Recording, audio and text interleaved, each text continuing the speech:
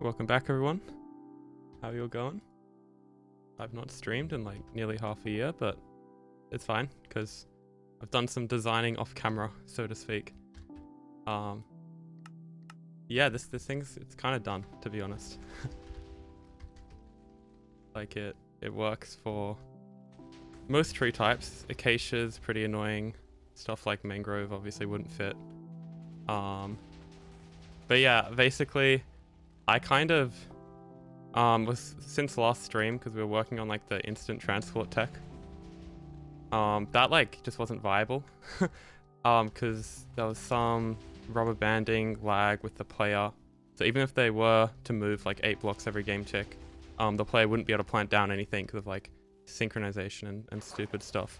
So that wasn't viable, and that was like really demotivating, and I didn't like touch this for a while because so much stuff relied on that bit of tech. But I basically thought to myself, the original concept still works, although it wasn't really reliable because we were trying to have 2 like modules next to each other. So you plant like in front of you and behind you, and then what happens is the block 36 modules from here, they push into the one over here, which would be next to it, and then it jams and then it breaks. And it was like just not reliable at all. It was like terrible. So I basically said, screw it, let's make it a 2 game tick Ncore, which basically means every 2 game ticks the player is planting at one of these cores. So they only plant in front of them. And this helps a lot with reliability because it means you can basically have 2 sides dedicated now to 1 core, whereas if you'd have 2 cores right next to each other, you'd only be able to like have TNT on one side. So this basically means we can use a system like this that I've designed off stream, which basically uses push limit detection to detect any overflow blocks. So say I put some here. If these blocks were to stay here, they would jam, but because I put them here, push limit detection system is like, hey, there's blocks here, that's going to break the farm. And so before this TNT even fires, this system dupes its own TNT and it clears out any blocks that would cause issues. Yeah, so these waterlog leaves, these are used to allow for like birch, spruce, all those types of trees to generate. Otherwise, if you were to put like an obsidian here, it would actually like restrict them from generating, so that's why they're waterlogged. These don't have to be waterlogged, these can be like top endstone slabs, which is nice. But there are still a lot of waterlogged blocks. Like, it now doesn't use any ancient debris, which is a big win. It uses these like 5 stairs here in this really specific pattern. I can like slow it down. So, just gotta wait for it to come around again. So essentially it like pushes that over, and then that gets pushed. And then the stair like keeps its water because it's been pulsed. It's like a 2 game tick piston or whatever. And then the water regenerates. But the issue I was having is that the water would like flow over from here and then destroy the lava. It would flow on top of this trapdoor and destroy the lava. So I had to do like some rearranging. And then like another issue is azalea trees. They grow their leaves like into basically into this blast chamber. So like you could have like a leaf generator here, and that would stop the TNT and mess everything up. So I have made a fix for that, although this version doesn't seem to have it. Yeah, and basically in the last 2 months, I've probably done more progress on this than in the past 2 years. So, for example, where are my folders? We're up to like version... Yeah, so I started out with it like this, and the short 2-minute video I posted like a month ago was like version 1.12. So since then, yeah, that was EmeraldBot's layout, and then it was auxiliary or externally processed, and then added this, so it's like debrieless as well. So it's like it's got all the fancy stuff now. But yeah, so since the video I made a month ago, I've made all of these versions, and then none of these are fully reliable. And I finally cracked it with version 31, and then from there I've just been like adding stuff, so making it debrieless, making it externally processed. So this is what we're going to be working on today. I'll get to this. And so yeah, there should be a version in here which has the new layout. So I'm just trying to get it to work with like as many overworld tree types as possible. Side. No, I'll be in the other world. Yeah, so that world I was just in is like a showcase world just to show you it working, because the version I have right now, it looks a lot different. Gotta catch up on chat.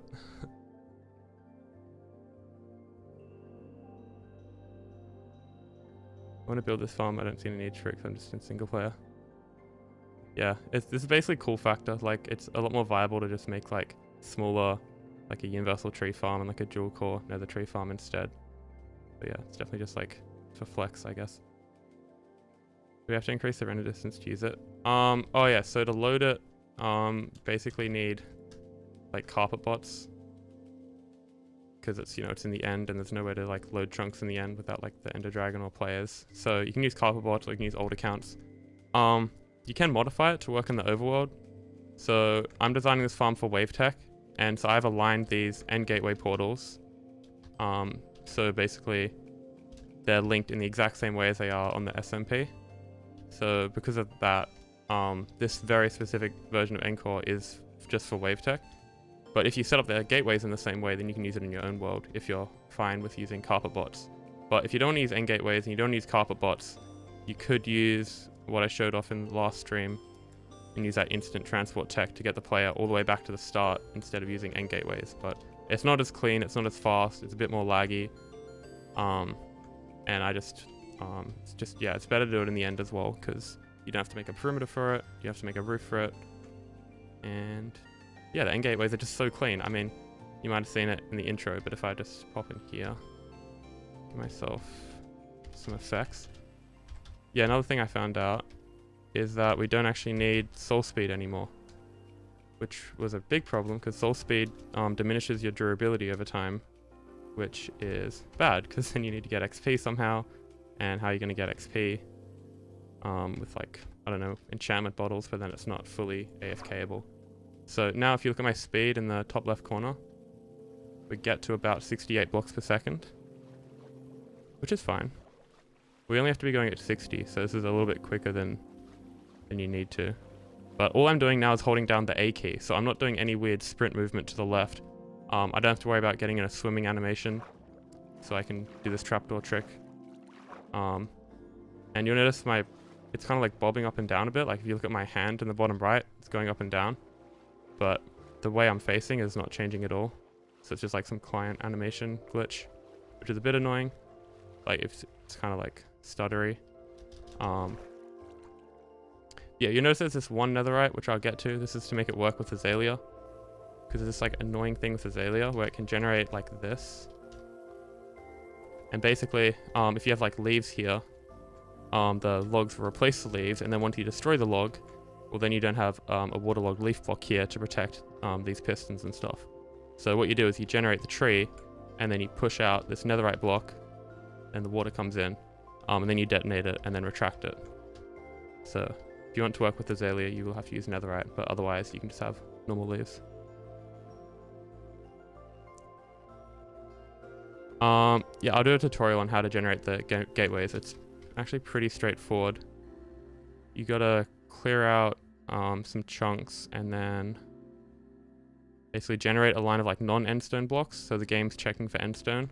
And it's like, well, there's no endstone, so I'll just generate it. I think it's like an end island it generates. And then it just plonks that at -4 in this case, which is here. But there's like a Desmos tool someone made, which you can use to calculate the position and what chunks you have to place blocks in. But yeah, if I ever get a tutorial out for this, then I'll definitely include like how to set up the gateways, because they're so powerful. Like it just saves on having to build like a 800 block long slime block mess, which is the instant transport tech.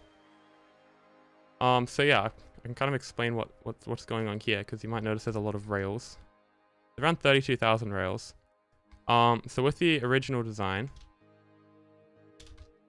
a major change since I released that short video is that these are no longer using any kind of push limit detection to detect when the tree grows. I have a flowchart or that one, there we go. So I have this flowchart, which basically, let's see if I can move this around. There we go. So we have like an activation signal, and then the player plants and the dispenser starts bone milling. And then after a certain period of time, the core just stops bone milling and the TNT detonates. So what this means is that each core has a set time where it stops bone milling, or starts bone milling and stops bone milling. And because of that, it also has a set time when literally everything happens in the core. So say I can just run it. Sure, this is off. Basically, it's like deterministic is what I'm getting at.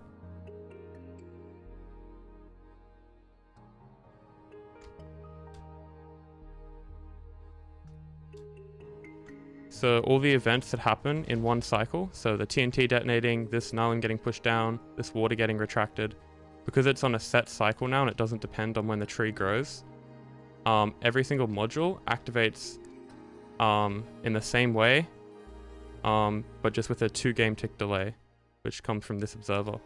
So what this means is that all this redstone you see here, basically like 90% of it is just to get the timings right. So if you get rid of all the redstone that's required to create the timings, and just leave the output blocks, so to speak, so things like the dispensers which output the snow, the TNT dupers which, you know, produce the TNT, this which outputs the bone meal. If you just leave those blocks, then you can create a bunch of rail lines which basically carry the signal from one global timing circuit to each of those outputs. And then because every module activates in the exact same way, but just with a 2 game tick delay, you can take the timings that are generated from one computer, which controls the timing and logic, and send it to every module with that 2 game tick delay, and it'll work in the exact same way. So instead of having like, if I just use a command block to represent the timing circuits, and a nylium to represent each core.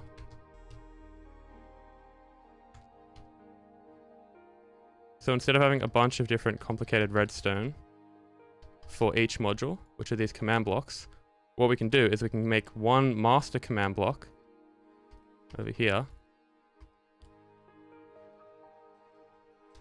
I know what I'm doing.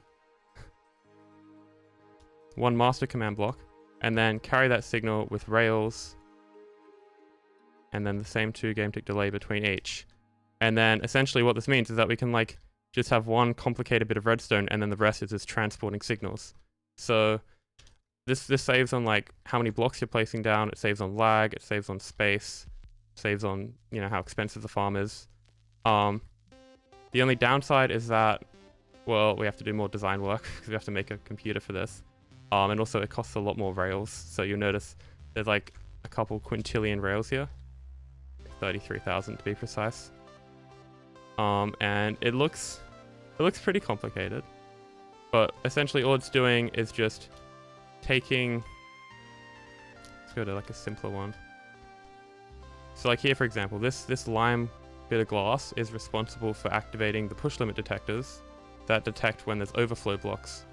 So if we follow this lime line, you notice it comes around here, comes around to the edge, and then over here, and then, oh, which look at that, trigger overflow detection only for nether trees. What does only for nether trees means? Well, because we now have literally every single thing that goes on in this core is individually addressable. There's 23 separate like functions. So a function, for example, could be, say we have a warped stem there. Let's come up here. Let's go to our input. And this one here, so trigger through dirt retraction. So if we activate just this, and we come down here, you notice, wow, the warp stem's gone. Because it was retracted. So I'll tick freeze and I'll show you it working.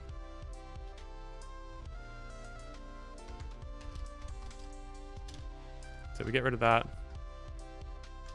And come down here. Which I can kind of, might be able to see it coming in. So that's the brown line there. And if I untick freeze, it does that. So we're able to control individual actions like that.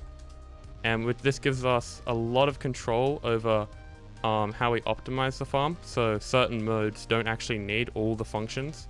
In fact, it's really just like nether tree mode that needs everything, because nether trees have a lot of blocks that don't decay. So for example, we can activate the TNT duper, which is this one, trigger TNT duper. So trigger that one. There we go. You see the TNT, and only the TNT detonates. So even for this module, which is already, this is hilarious, because these block 36 modules, you'll notice in here, there's no timing logic involved. You just have like these 5 observers that carry a signal. So this is already externally processed, but we can take it one step further and have like a second order external processing in a way. Kind of like how you can have arrays inside of arrays. And we can only like, we can make it so only the TNT dupes, or like this piston pushes out the cobble. Like there's just unlimited amount of things we can really do with this, and it just gives us a lot of customization. And I've just enabled a carpet setting. There we go, get rid of that. So yeah, at the moment, this is 100% manual. Like in theory, if I go tick freeze and I activate certain observers, and then I do tick step, which I'm not because I'm gonna break it. And then basically activate all these in the correct order. I could essentially emulate what one of those modules is doing and completely harvest a tree. So what I'm going to be trying to do on stream, this is going to take a long time, because the most I've ever done for external processing is, well, these block 36 modules, where if I come over here, you'll notice for these guys, we have this timing logic down here. So that's what these repeaters are. And these carry signals along here to this module, and then it goes up to this module. So it's not like I'm doing a timing circuit for each one of these TNT dupers. You just have one timing circuit. So basically the most outputs I've had to deal with for external processing has been 5. And what we have over here is 23. There's 46 in total, but these 2 cores operate in the exact same way. Actually, that's a good segue, because you notice this is like a mirror image almost. And this is because there's actually 2 separate Ncore farms in one. And in the very intro, in the intro cinematic, which is this one, I can just show you it. You'll notice that it's able to grow both oak trees or overworld trees and nether trees at the same time. And this is because it's literally 2 separate farms that have been like zippered together. So because of this, it allows us to run, say like spruce and nether trees, and the nether trees generate enough bone meal that it covers both the nether trees and the spruce trees. So you can have a self-sus overworld tree farm, which is kind of interesting. And yeah, it allows you to harvest both crimson and warped at the same time, jungle and birch at the same time, basically whatever you want. So it's really powerful. The downside of having 2 separate Ncores is that you have to make 2 separate computers, and 2 these are called like bus lines, like just observers rail spam. It just carries a signal. So I think in computing, something carries a signal, it's like a bus. So you have to have 2 lots of these. So if you notice, if I see how it's always in pairs basically. There's 2 there, 2 there. There's a white one there, and then a white one here. And that's because you have to carry 2 signals, and then each signal only activates every second module.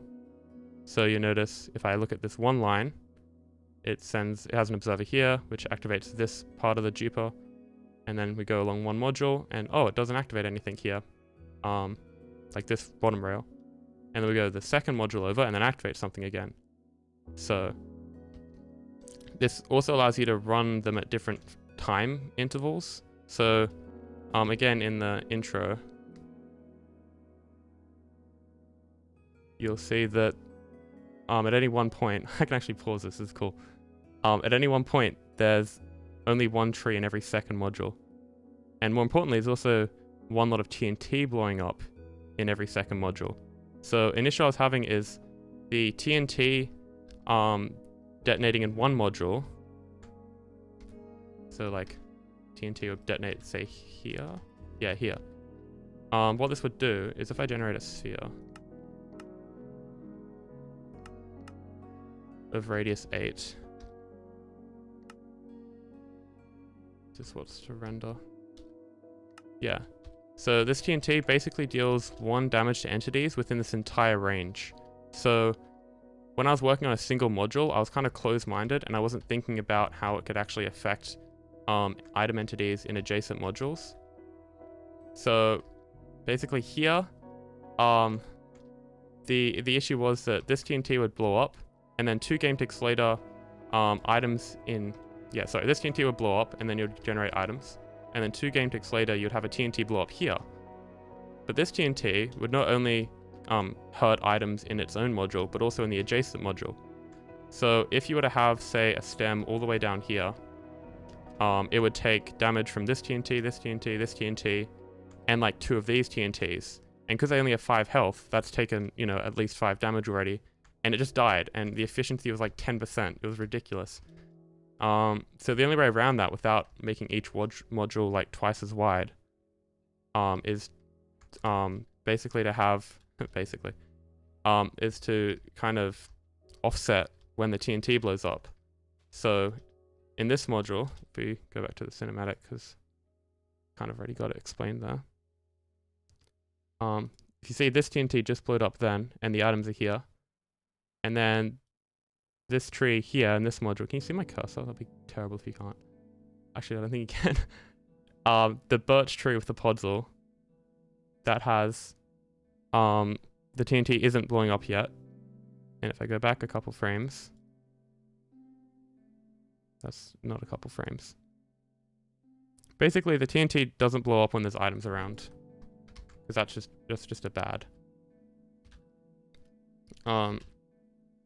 Because even though there's barriers / obsidian in the way, it still deals damage through the wall, which is annoying. But you know, I'm a bit nervous asking Mojang to patch bugs with like related to TNT, because what if they accidentally patch like block 36 TNT or something? I might just retire, you know. So yeah, I'd rather not try and get something like that fixed. But this basically like overcomes that issue, because the closest TNT detonates in adjacent modules is like this far away, and did I just turn that off? Oh, and you know, this sphere isn't even close to this module. So because of that, if I have an item here or a block here, the max amount of TNT that can blow up in a single module is 6 plus like 3, so 9. And very rarely does that happen. Something important to note is that these top 3 modules here, they only activate every like 60 nether tree growths, and they never activate for overworld trees. So we have a sneaky push limit detection here. So if you generate a really tall tree, then there's a chance that it also generates... Fuck. Thanks. OBS doesn't auto switch scenes. Shake my head. Okay, did I miss anything? So I was saying that the most amount of TNT that can detonate in one module is 9, because you have 6 here, and then you have 3 for the overflow protection.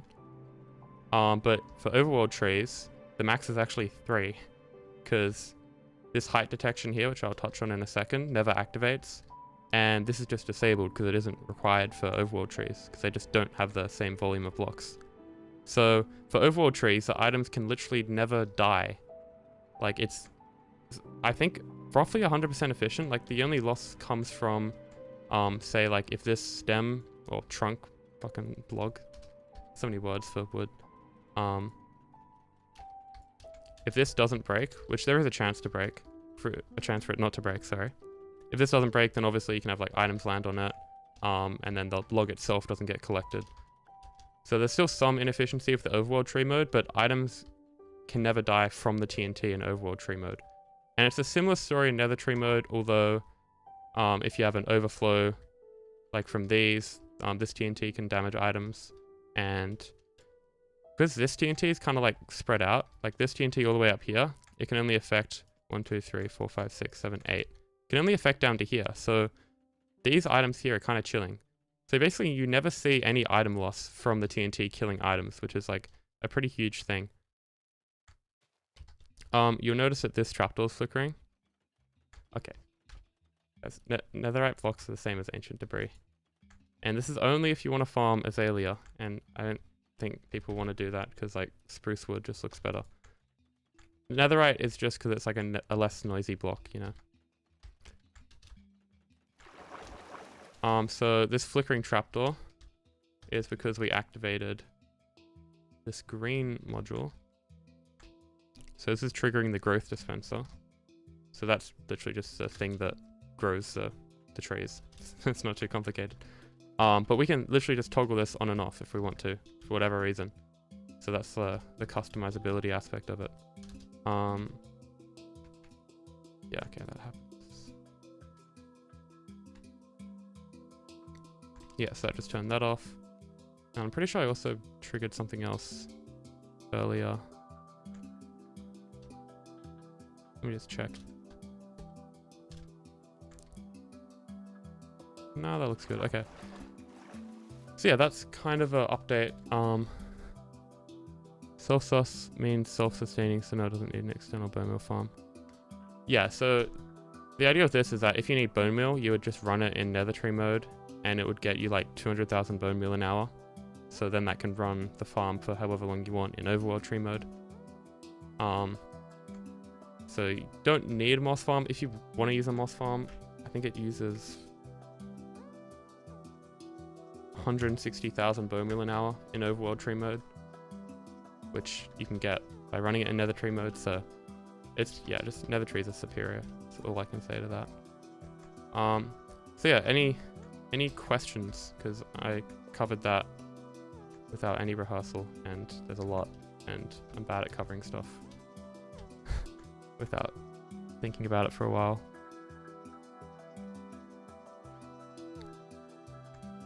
There's these gateways, which are pretty cool.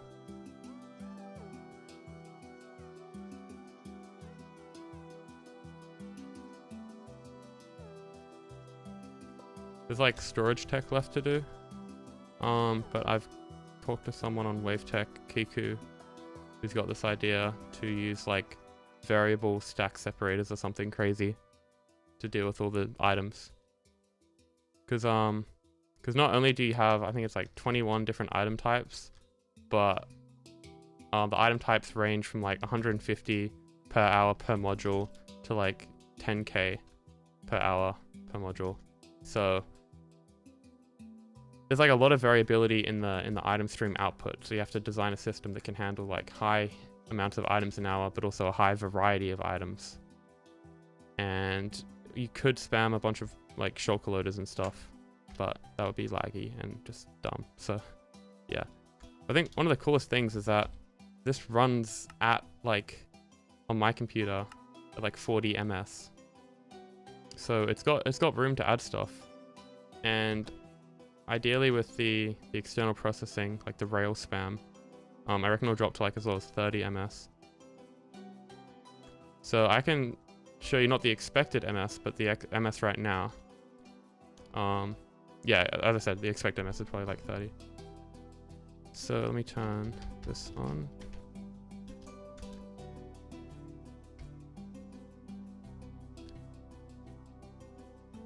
So if I just, doesn't really matter where I fly around. I'm force loading this area, by the way, so I don't have to constantly spawn in carpet bots. You'll see it'll slowly build an ms as all these modules activate. So it takes 23 seconds to get a signal to this side. Does it? That felt like less than 23 seconds. Anyway, if I turn particles on or off, it doesn't really matter. Yeah, it's sitting at 40 ms right now while I'm live streaming. It'll probably climb a little bit higher. But yeah, there's a lot of stuff we can do to optimize it. So I'll just turn it off again. And I'll show you the resting MSPT, because that is really interesting. So wait for it all to clear.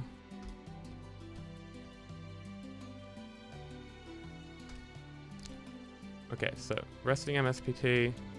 It's like, you can see in the top left, by the way. I can do log TPS. Should show a similar figure. Actually pretty low right now. It's like 8. If we load up the auxiliary process world, which basically is the same amount of stuff going on, if not more. It'd be funny if it's just higher.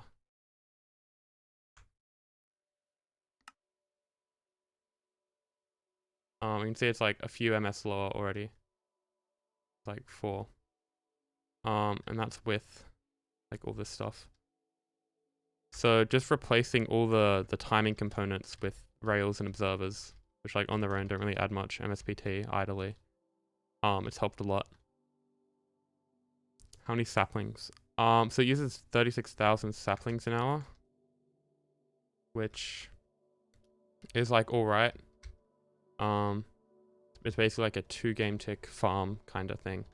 So if you think of like the equivalent of it would be having like an alien block and then a fungus, and you harvest the entire fungus 10 times a second.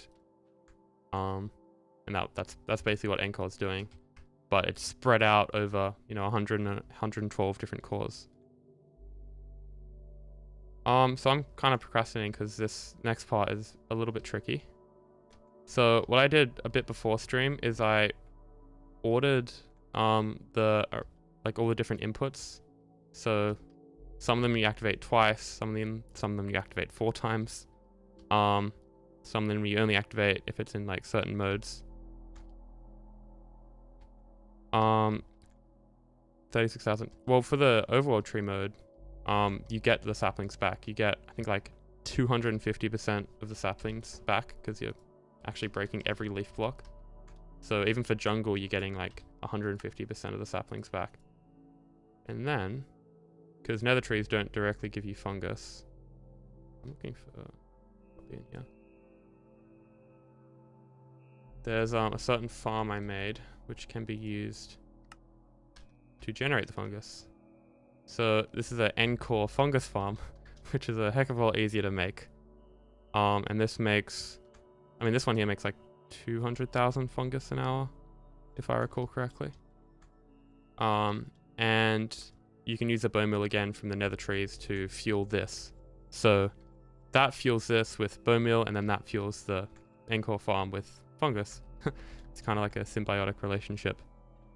And yeah, this has mode switching. You can activate a variable amount of modules. So say you're running this in half overworld tree mode and half fungus mode, you can activate, say, like 4 modules instead of 8.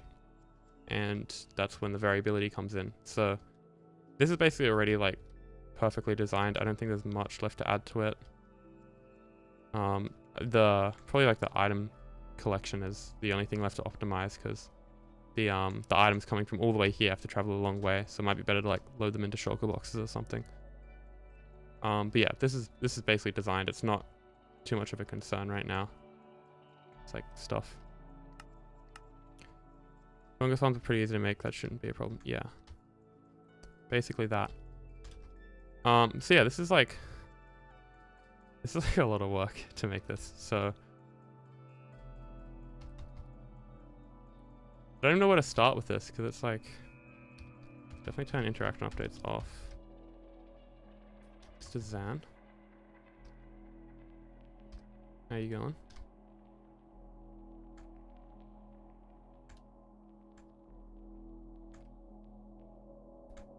I could just end the stream here and call it like a progress update stream.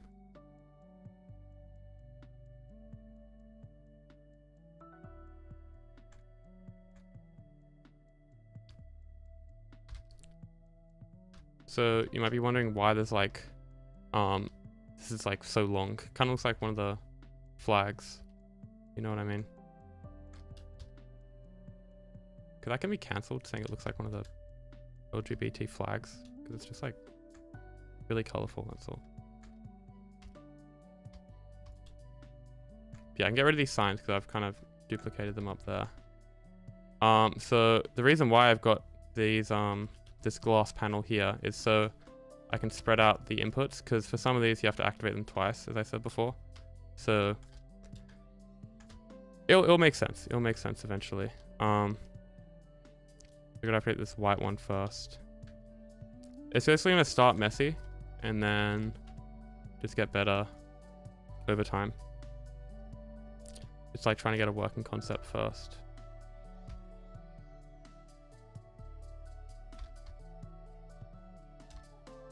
Don't know who Nathan is, sorry, but thanks.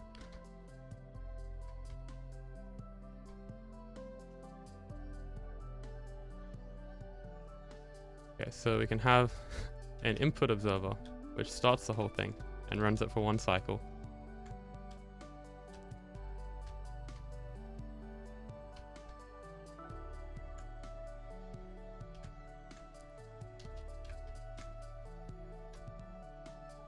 So if you were to just activate this now, the only thing it would do, which we can test, the only thing it's going to do is trigger the powdered snow for this bottom module, as you can see. And this is important because this stops any leaves or warp blocks from generating in front of the water. It's pretty handy. And then the next thing we want to do, basically in the same game tick as that. Actually, the stuff we got to do, yeah. I guess I kind of screwed myself because there's 0 kind of things we got to do, depending on the mode. So yeah, this is gonna be so messy.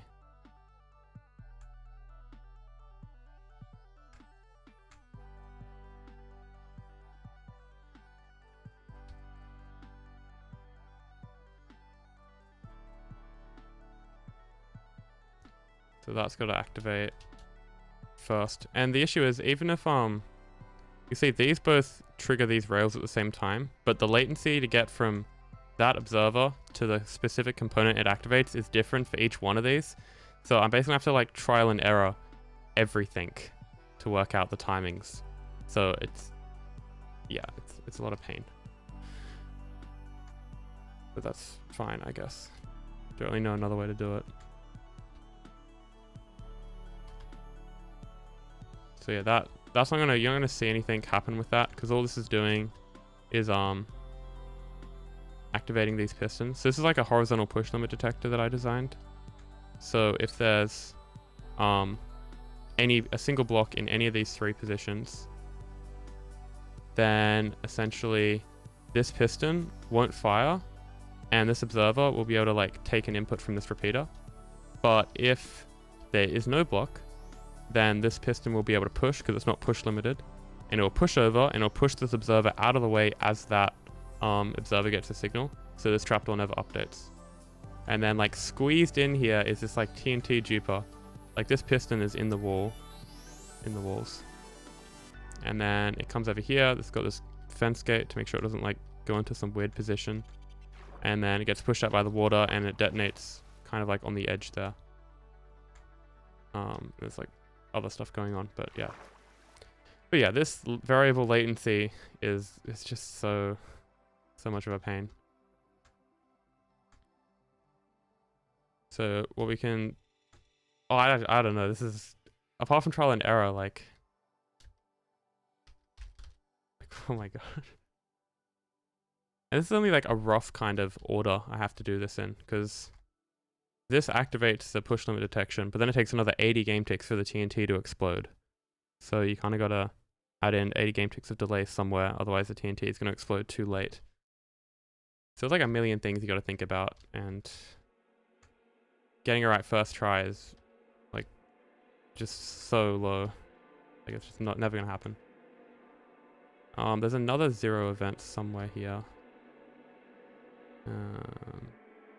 Pretty sure. Yeah, this one. So this gloss here is the try input. Yeah, so this is basically oh, this is, well, I kind of got an idea for this, like for the timings. You can have this as a Cartesian plane. So on the y-axis is the time interval. So for things that activate in the same time, they'll be activated by one of these branches. And then for, as you step along, it increments in time. So that way you're not like crossing over each other. And it's like an indicator as to what's activating at the same time, but it's still annoying.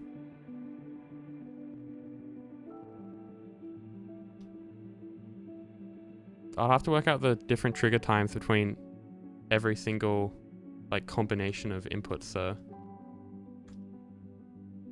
it's not just like the longest one. Yeah, best of luck, Doom. Thanks for tuning in.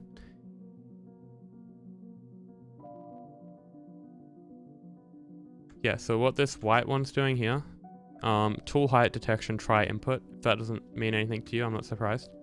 All this is doing is it's basically activating this observer here, which is attempting to power this piston. So if this piston powers, it will push blocks forward here, which will allow this observer to power the top 3 modules and activate the TNT there. And this observer can only power this piston if this gets pushed forward, which only happens if this is an RS NOR latch. So if there's an item in here, then this will activate, and then an item can only go in there if the push limit detection is successful in finding a block. So if there's a block there, then okay, yeah, let me reset this so I can show you. So if we activate that, you notice that triggered and it detected a block. And then because of that, the next cycle that occurs is going to activate the top 3 modules, which is kind of nice. So that's what the white one's doing. And it has to do that at the very start of the cycle, so it gets a signal to the top dupers, or it allows the signal to get through to the top dupers before the signal is actually created. Because if you think about it, if this happened halfway through the signal being created, then only some of these observers would get a signal, and you'd end up with like a completely all over the place module, and it'll probably like blow itself up because everything's activating at like the wrong time and that. So yes, that's activating that. And then what's number 1 now? Oh yeah, and these pistons here, these are basically to toggle certain inputs on or off. So for things like this height detection input, you don't need that to be activating while it's in overworld tree mode, so you can just disable that. And because you have 2 computers, you can disable it for just every second module if you want, and that's how you're able to run it in overworld tree mode and nether tree mode at the same time, which is pretty handy. So yeah, number 1 is, let's see, this white one and the green one.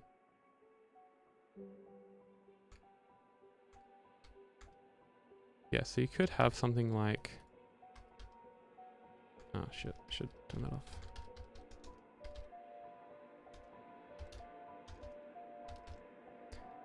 So you could have something like 2 game ticks delay between each action, but there's not always 2 game ticks delay. Sometimes it's 2, sometimes it's 1, sometimes it's, you know, like 60. So this isn't really going to work for every different action, but yeah, trial and error. Trial and error. So yeah, next up is this one, which is yeah, this is a growth dispenser that, you know, bone mills the tree. It's pretty important. Without it, you'd have to grow them manually, which is an idea I have for a stem farm, but it's pretty obnoxious because it uses like fast right click and stuff. So yeah, if we want to trigger this, we can go like that. Wish there was a keybind for activating carpet rules. And you can tell that this dispenser's firing even without the particles because that's flickering. Then we also got the powdered snow. Cool.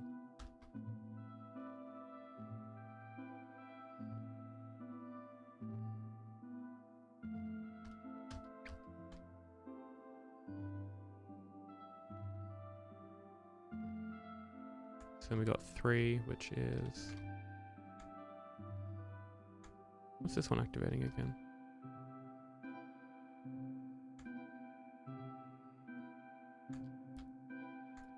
I should move this over. Also, like, world edit is absolutely amazing when I set neighbor updates to false.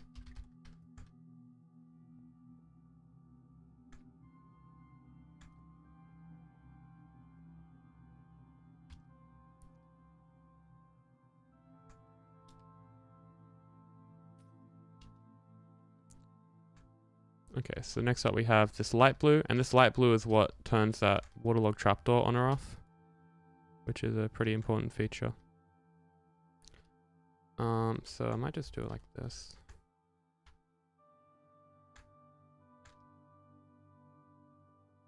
When doing like comp redstone, like computer redstone, you want to try and like be consistent with what you do. Like here, there's probably like a more optimal way to wire this. Like you could do like a door here and then like, or something. Like there's probably like more lag friendly ways to optimize it. But if you just stick to like, you know, redstone dust and repeaters or rails and observers, then it's just a lot easier to like, it makes it a lot more readable to analogize it with code.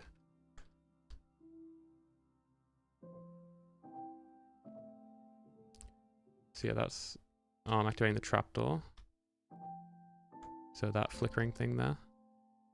And that trapdoor, I think that's new. I don't know if that was in the video. But that trapdoor basically controls the flow of the water. So if there's no tree that generates here, the water would flow. It would just flow. Oh my god.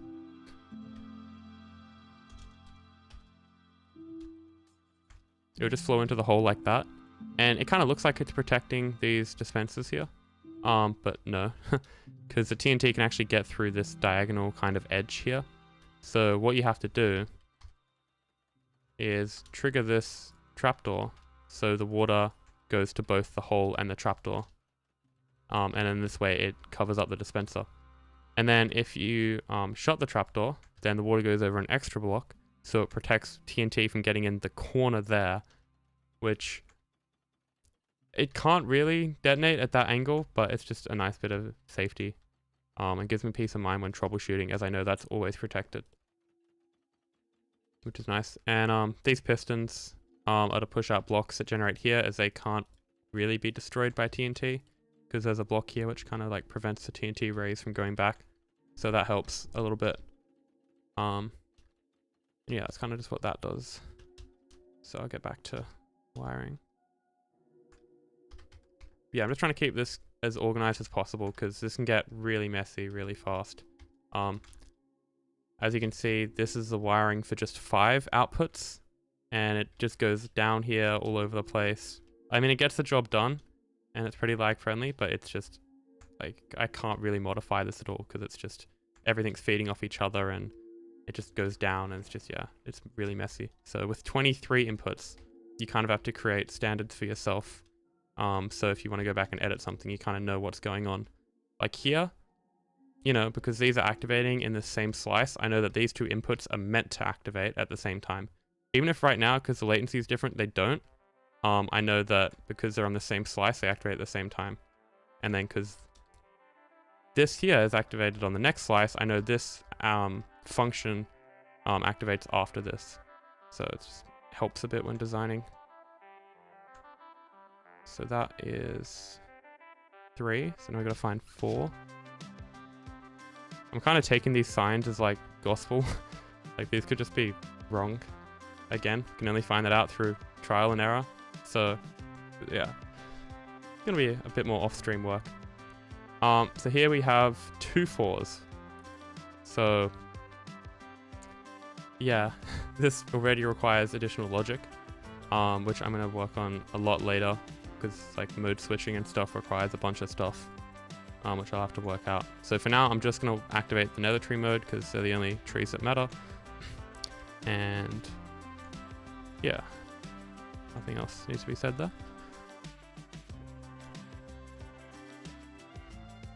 So that is this orange one.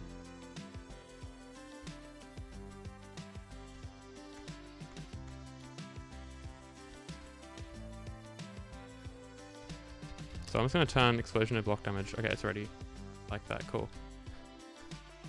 That just can devastate you at times. So if I activate this observer, you should see right exactly where my cursor is. That one should activate. Yeah, and only that one. In reality, all of these observers in this line here would activate here.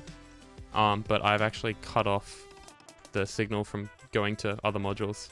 So that way, if I really mess up, I only mess up 1 or 2 modules instead of 111. Which is, yeah, peace of mind. So yeah, that's 4 done. Done, in inverted commas. Oh, this copyrighted shit. And then there's 5. Ah, okay. Yeah, 5's a bit of a mess. Because there's 5.1. 5 part 2, so to speak. Because this is, you'll notice these are all red. So this is like, if you know like computing and like CPU architecture, there's like layers of abstraction. So you can basically like make a system that's really complicated and has certain inputs and outputs, and then just put it in like a black box and then be like, I don't really know how it works, but if you put a 4 in there, you get like 12 out kind of thing.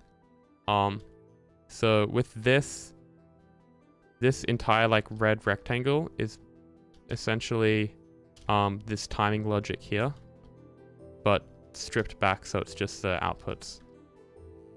So for now, I'm probably just gonna do something like this, and then we can make the black box for that later.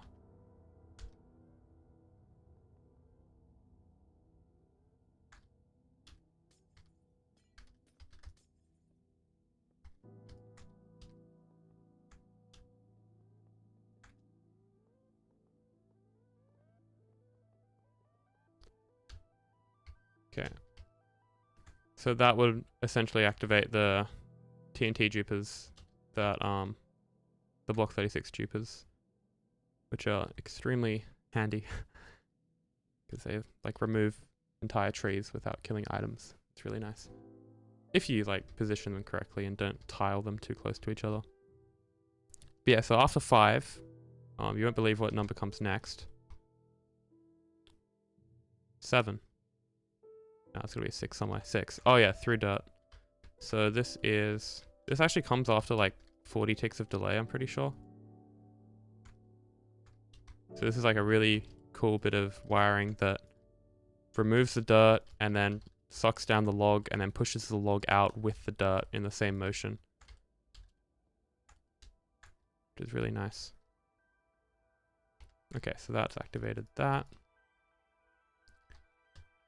And then, of course, after 6, we have 8, which is this one here. So we have to activate the growth dispenser again to toggle it back off.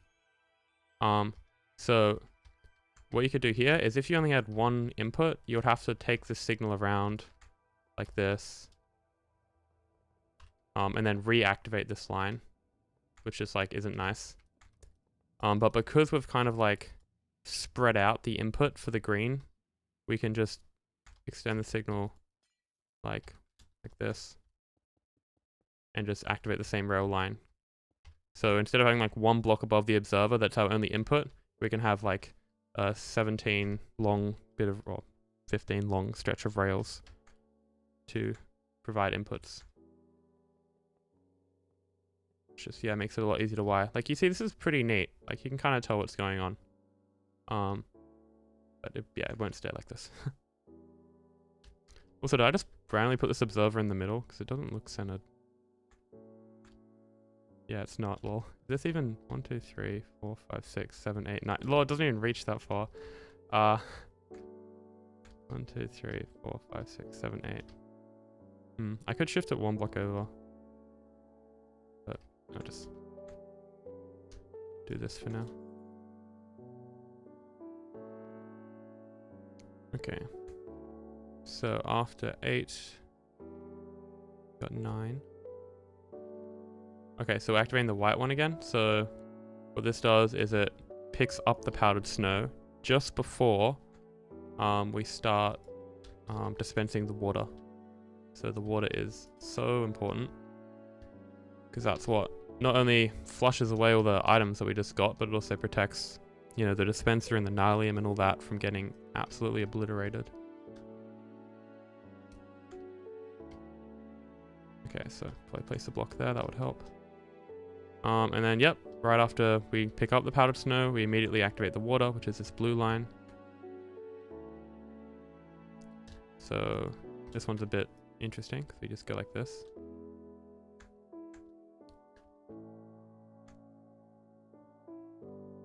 Ah, yes. And then we have this. So this yellow line, you know, like, what's yellow doing? Yellow's kind of chilling. If we bring up the flowchart, you will see we have a bunch of yellows here. Wow, color-coded, who would have thought? And this is a piston action. So this is pushing up the placement block. So like the nylium or the dirt or the podzol, it just pushes it up or down for various reasons. It mostly does that so the water can like flow across an even surface. But then if this is a terrible module to trade on. So like when you activate one of these modules, like one time out of a million, a tree won't grow. But apart from that, you're always gonna have like a log block there. And this means the water can... Is that gonna update it? No. This means the water can flow around it like that and it doesn't get stuck. But if this tree breaks... Well, not only if this tree breaks, but if you have a nether tree and it generates blocks like this, and the tree breaks like that, before the warp blocks here break, if this nylium is down, okay, save like this. Wait, did that just come back up? Well, what's going to happen is the water isn't going to flow over here because it's like, oh, I can already flow here. I don't have to stretch my legs anymore. And this presents a significant issue because if you have any warp block tree or any warp blocks that generate here that stop the water is not going to flow there and you're going to end up with item losses. So to mitigate this, you can extend nylium at just the right time. You kind of see it happening there. So first of all, if you have the nylium like that and a log there, the TNT can break the log and then also the nylium below it because there's no water in between it. But if you have the nylium below, well, down there, there's enough of a gap that the TNT like dissipates so it doesn't kill the nylium. So if... Let's see. So if you break that and like take step and then extend that, then the water's going to flow across it and there's going to be no hole. And then say the next, say this module here, because we have TNT that detonates here first, and then the block 36 TNT detonates. So if you have the TNT from the block 36 detonate and it takes out these, then you'll see the water's going to flow evenly. There's only one water source, that's why it didn't work there. But essentially by kind of moving this nylium up and down at the right times, you can control how the water flows across this platform without getting stuck. So this moves up and down a lot because we're blowing up TNT at different times. So it's important to have the nylium retracted when the TNT blows up, but then extended just after so the water doesn't get stuck in this hole. This is what helps make this like 97% reliable instead of like 90% or something. But it does mean that we have to have an entire yellow line devoted to just pushing up one piston. So if we follow this yellow line, it goes all the way down, along here, and then ducks under here, comes back up, comes over here, hits this trapdoor, yellow glass pane. Just look at that, I've labeled it. Comes up here, and then pulses this piston, which then pushes it up and down. So yeah, it's doing a lot. I'm gonna turn this off. And then this powdered snow. Yeah, whatever, I'll just leave the powdered snow, it's not doing anything. Yeah, so that's kind of what that does.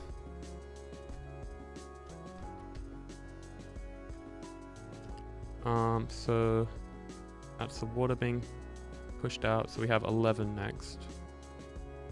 Yes, this is 11.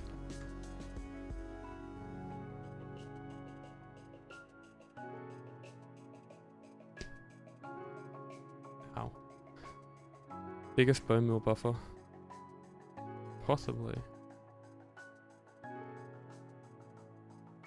I wonder if this is better than like the same amount of moss farms. Probably not. Moss farms have gotten like really optimized now.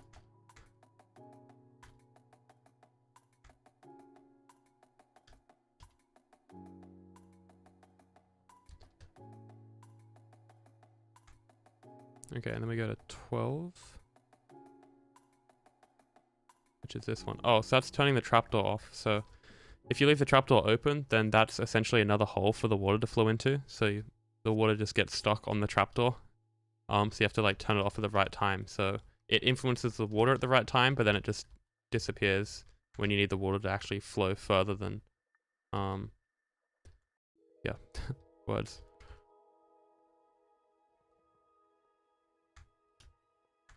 Okay. And then 13 is this again. 13 and 14.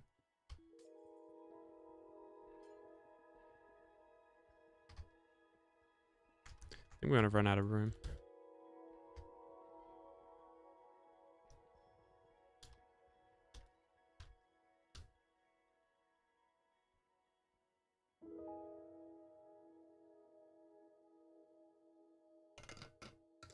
Wasn't that not self-sustaining though?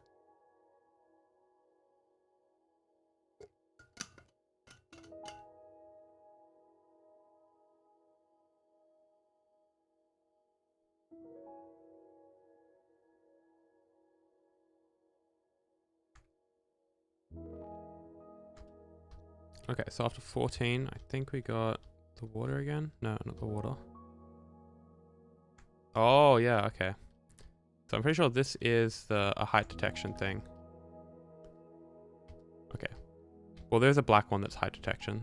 I have two. I ran out of glass colors, okay? So I had to use some glass colors twice. This one pushes out the cobble. So this is another new thing, I'm pretty sure. So since the previous version, I think I can just show this. I'm trying to like replicate it with blocks, but I'll just come over here. So you'll notice there's like leftover cobblestone. You might be like, yuck. But this serves a crucial role in the farm's efficiency. So if I open up carpet again, I should really make a macro or something. Do you have to use glass? Yeah, glass has 16 different colors, or 17 if you include clear glass, 18 if you include tinted glass, fuck me. And it's less laggy to place rails on like a non-conductive block because they don't check for like if they have power or not on the block they're resting on. So it's slightly more lag efficient. Leaves aren't... First of all, can you even place on leaves? Yeah, you can't place on leaves. And also like leaves are annoying to render and they have like a persistence thing, and I don't know why you'd use leaves.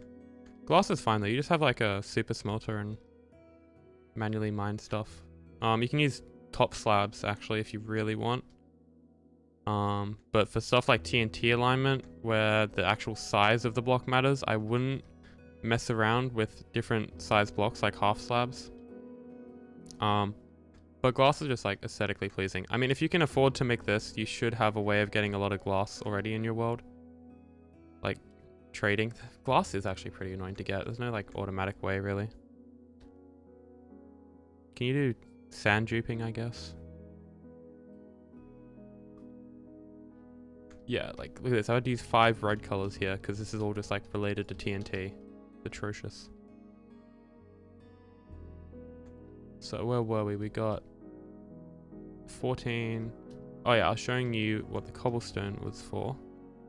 This is really cool because I've scratching my head for a long time about this because the issue that this solves is, let's see if this works now. Oh. Okay, so we got a tree grows here. Oh wow, it's a pretty cute tree. It's got a fringe of like 1, 2. Okay, say an item landed there. Oh, okay, I'm not quick enough. Okay, yeah. So we have items that land there. Oh wow, they got pushed off. There we go. Video speaks 1,000 words. Oh, we got warp blocks there. We're not going to collect them. Oh wait. Yeah. So the cobblestone literally just pushes out the items that get stuck on these overhanging leaf blocks. Why do we even need these in the first place? Well, this is because we're pushing the TNT out by 2. And in that time it's getting pushed out, it falls out of the block 36 and blows up outside of the block 36. And it's just like a normal TNT, and it doesn't, you know, have the special properties that block 36 TNT has. So basically we have the block here, so the TNT doesn't fall and it blows up in the correct spot. But this then means that's an overhang block for TNT to detonate on, or for items to land on, sorry. And yeah, it's just really handy to have that. So that's what the cobblestone does. Wait, what is this whole thing for? Like the entire thing? Oh no, it's also a cobblestone farm, a stick farm, a weeping vines farm, shroomlight farm, bone meal farm. What else do we have? Azalea bush farm. It's pretty diverse actually. No, it's mainly a flex farm, to be honest, if you want to build it. TPS farm. It's not actually as much of a TPS farm, you know? It was running at sub 20, which is better than most main storages. Yeah, it's mainly like, there's no real like scenario where you'd like, where this is like better to build than something else if you're just after like logs per MSPT or something. It's more like of a like design project for myself, and if anyone like really wants to build it for the challenge, or it just like looks fucking cool. I don't know. Like initially this thing was going to be 12,000 blocks long and use like 1 billion TNT, and it was just like I wasn't even thinking about making it possible for survival, and now I've got plans to build it on an SMP, and so I'm trying really hard to make it like build friendly. So that's why I'm you know doing external processing, so I don't have to make a timing module for each, a timing circuit for each module, because like half of this is just placing rails and observers. Like if I was to build this with easy place, like I'll just be like running in a line like this. It'll be way easy to build. Like imagine trying to build this circuit here, but 112 times. Like all of this, 112. Like look at this. Look how messy this crap is.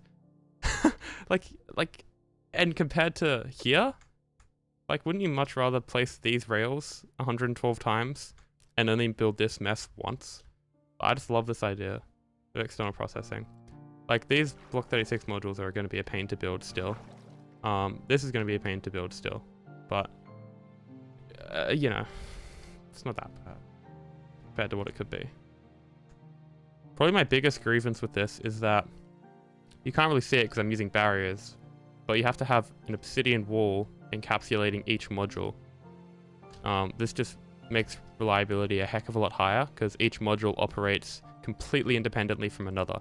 Like there's no way for water to overflow here, there's no way for items to jump across, and the TNT can't blow up stuff on the other side, so it makes it independent. It reduces the amount of edge cases by like a lot of orders of magnitude, but it does mean this farm uses like 70,000 obsidian, which, you know, you can get with an obsidian farm fine, but it's more actually placing it is the issue. So like the materials list, I can show you it. It's pretty chill. Probably this one. This is it. It's 30,000 observers, barriers. Like what's that? You know, not even 4 shulkers of like sticky pistons and stuff, but it's just placing them in a specific way, and all the waterlogging you have to do, which is like the main annoyance. And like the netherite, that's only ancient debris. That takes like maybe 2 hours to get. Yeah.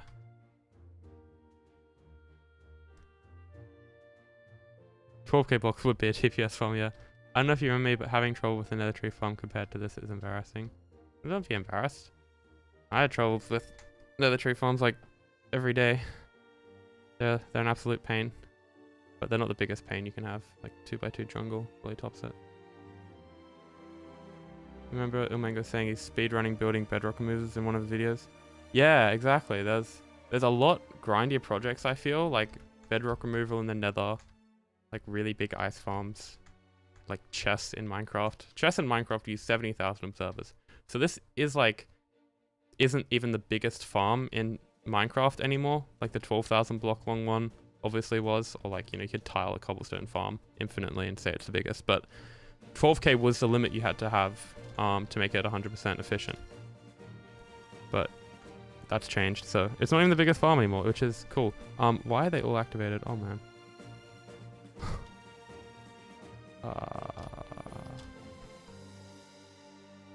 That's funny. I guess.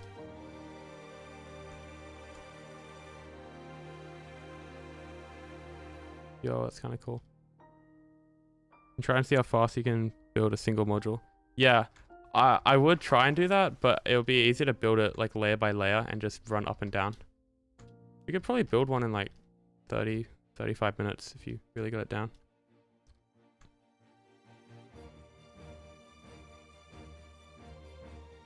How are saplings planted? Okay, so are these all empty? So I want to try something with a carpet bot. So first of all, I'll show you how a player could plant. So what you need is you need Dolphin's Grace, Speed 2, and Depth Strata 3. We don't need Soul Speed anymore, which is really cool because now you can have glass and you can see like the inner workings of the farm, which is really nice. And also you don't have to repair boots, which is a huge win. So what you do is you get Fungus, you turn on fast right click, you aim, and you can like line up your cursor like this. I haven't got this fully down pat yet. There's like a way to automate it. And see if this just works. Normally it takes a few tries. Okay, so you can't hear it.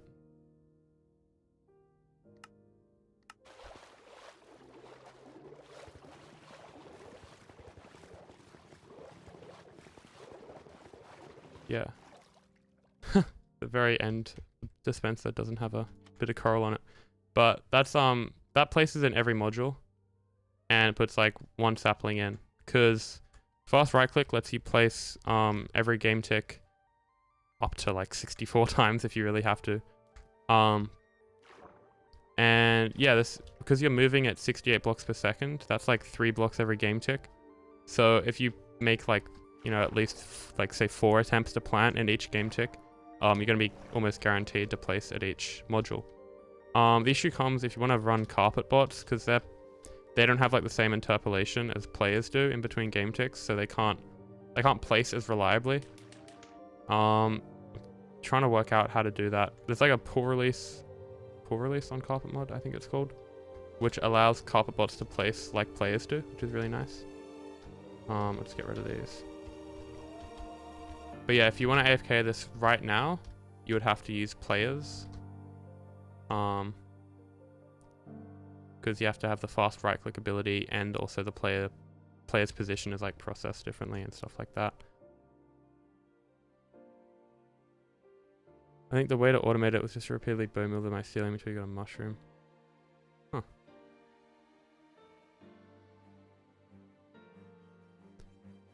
Yeah, frames. If you want to get high frames on this, you turn particles off and you just have like a bunch of good CPUs, I guess. Bunch of optimization mods help, of course. But like, I was running this before, and I was like, you know, getting like nearly 60 or something. So it's kind of chilling. But yeah, if we get a carpet bot, so what's the command? Player, original name, spawn. Oh wow, I have to type it in 3 times, that's cool. Okay, so you notice he's been pre-prepared with a fungus. That's the wrong one.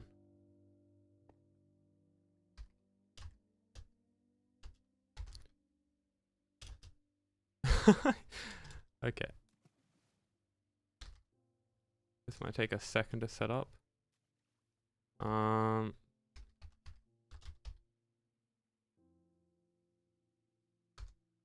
he's still flying right now, which is an issue. Player, subscribe, jump. Let's put him in survival and back again.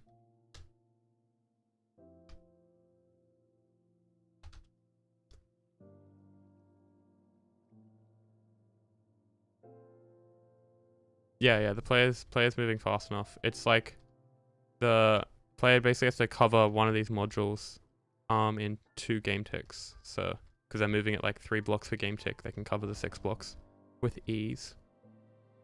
And the time it takes for the player to get from one side to the other is the same time it takes for a module to harvest an entire tree. So by the time the player does get it back around here, it's ready to be planted again. No, it only does 10 per second. Player, subscribe, look. Okay, so if we give them these boots. So they got the boots, effect, give.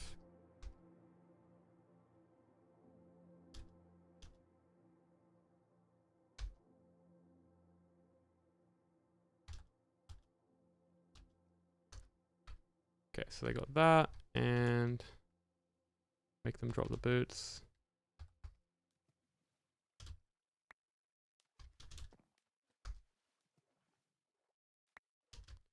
And then give them the bit of fungus. So there's a command, player subscribe, use per tick. So it's a carpet TIS thing. It hasn't come out yet in the main release. But this allows you to like emulate what you can do with fast right click. So it would mean a little over 3 modules a tick.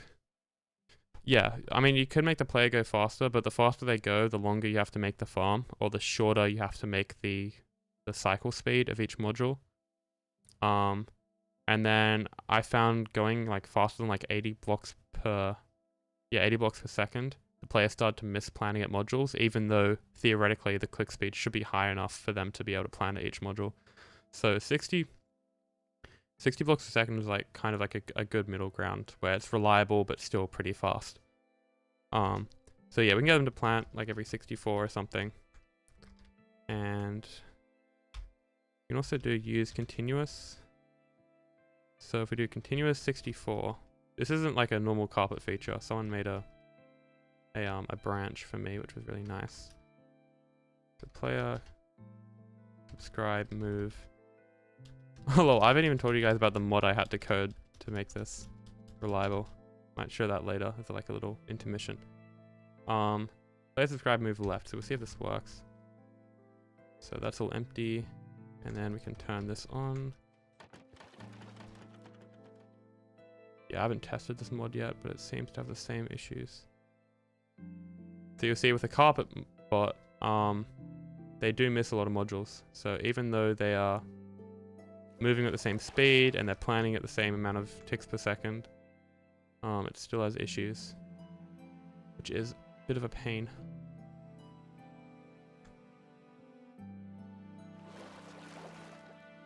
What if you go like 12k blocks a second? You wouldn't be able to plant. The interpolation isn't that precise, like the player would miss modules. And like client desync and stuff. Yeah, see a potato.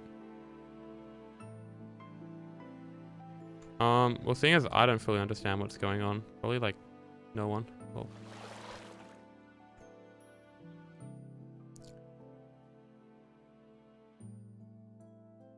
do you at least get what's going on with like the player planting? Cause it's a carpet bot, so they work differently to normal players.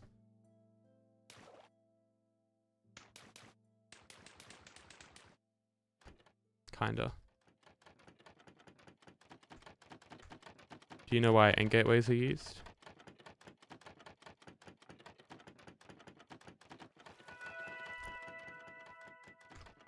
Actually kind of annoying. I thought they would be able to plant. Cool. Yeah, end gateways are used to teleport the player back. And to make the farm 2 game tick, so what that means is that the farm is able to process a tree every 2 game ticks. You have to be able to plant a sapling every 2 game ticks, because if you're planting, you know, a sapling every 4 game ticks, how is the farm supposed to be working at 2 game ticks? Because it's not being given enough saplings to, you know, run at that high speed. So because each module is 6 blocks wide, if you want to get from one module to the other in 2 game ticks, you have to be going at fucking math. You have to be going at, you know, 60 blocks a second to be able to cover that distance in enough time to be able to plant every 2 game ticks. So that's why a combination of Dolphin's Grace, Depth Strider, and Speed is used to get to just that right speed, where they're going fast enough to place at each module, but not fast enough so that they encounter desync issues and go so fast that they get back to the start of the farm before this module is ready. The cobblestone part.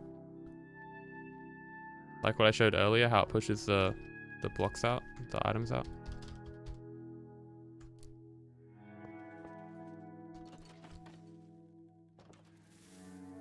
It doesn't have to be faster. We're not trying to make it... It's really loud now. We're not trying to make the player go as fast as possible. We're just trying to make them go sufficiently fast. And the faster you make them go, the less reliable it is. So there's two, like, kind of lots of cobblestone. So you have the cobblestone that traps the TNT inside of it, so it becomes a block 36 cobblestone. Block 36 TNT, sorry. And then you have the cobblestone that gets pushed out at the end, which clears the items. So here we have warp blocks that landed. Normally these will be destroyed in the next cycle, but because they get pushed out, we're able to save them, which is really nice. Yeah, you have to find a sweet spot. And a sweet spot without soul speed is so important, because if you're forced to use soul speed, you have to find a way to get XP to the player to repair the boots, which is just, you know, like the player's moving all over the place, so you can't have like an Enderman XP farm or something. Yeah, have you seen one of these before? Because if you've seen none of this tech before, you're kind of coming into like a movie in the third act, so there's a lot of like characters which you have to like know the backstories of. So in this case, there's this cobblestone generator which generates cobblestone, crazy. And this sits directly on top of the TNT jeeper, because you have to have a TNT every 4 blocks, otherwise you're not able to take out a good portion of the tree. It's not as easy as you think, trust me. Because the player's despawn sphere is moving also at 60 blocks per second. And you could use bottles of enchanting, but that isn't AFKable, because you're going to run out eventually. Yeah, that's not... You gotta think about lag as well, because we only have like 15 MSPT maybe max to work with. And also if you find a way to not use soul speed, you can avoid using a player launcher entirely. So, or whatever other convoluted solution there is to get XP to the player.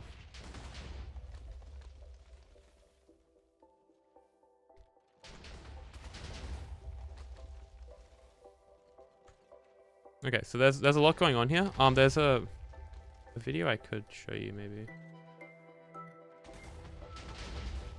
Or like just not show you but recommend quickly. Put it in chat. It's like a it's the wrong screen.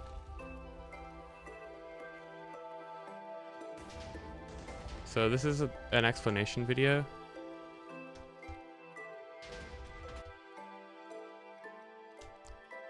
That one there.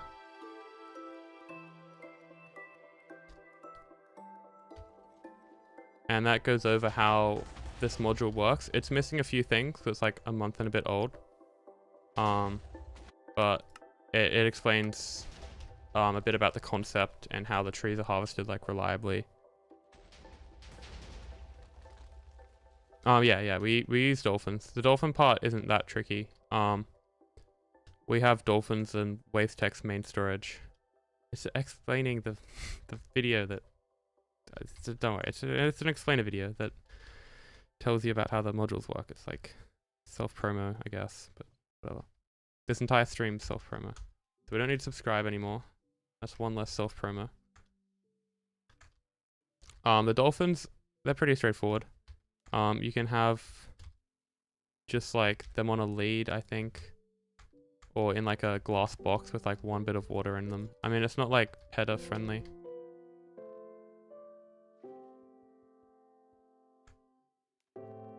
Yeah, what other emojis? So something like this works pretty well. I mean, I've never tried this before, but this isn't like a major problem. It's across that bridge when we will get to it problem. Yeah, see, I got Dolphin's Grace like that.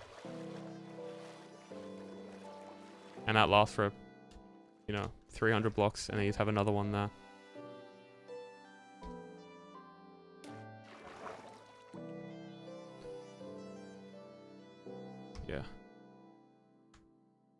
So dolphin is no problem.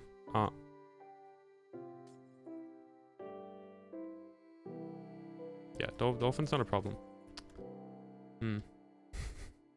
Where was I again? If you run out before, you have another dolphin, pretty much. You can just like have like 4 dolphins if you want. And also the turtle helmet as well to get water breathing, because you're in water like 95% of the time, so you might eventually drown. So the turtle helmet will give you water breathing every time you exit. So that's kind of chill. And yeah, so put this back on. Could use beacons. Yeah, oh yeah, use beacons to get speed 2. Use dolphins to get dolphin's grace, crazy. And use villagers to get depth strider 3. Is how you get the speed effects. And then use water buckets to get the water that you swim in. Kind of crazy.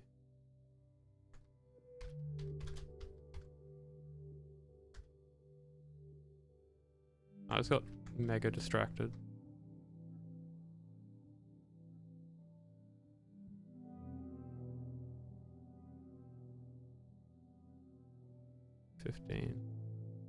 Oh, yes, this is a cobble that I was explaining.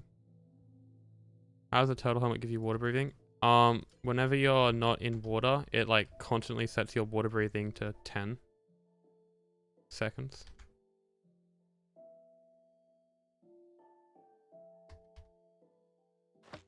Yeah, or you could use conduits like that. But then if I go in water, it starts ticking down.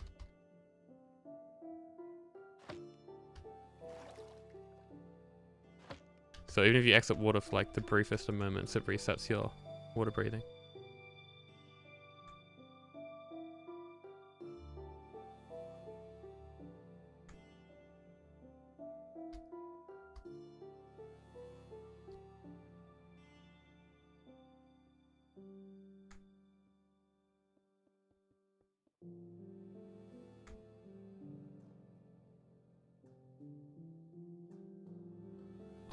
Yeah, but the farm naturally has that air gap.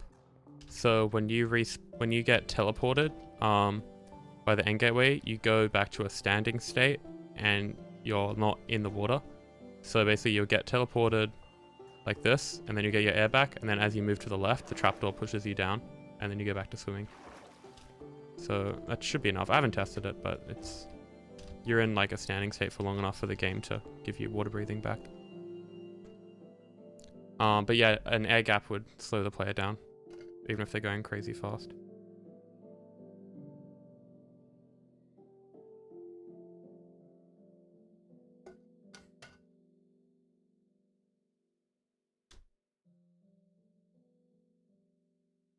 Yeah, so here I got a bit of an issue because I've ran out of space. And we still got 17 up to 21 to do. Anyway. Oh, 17's right here. Cool.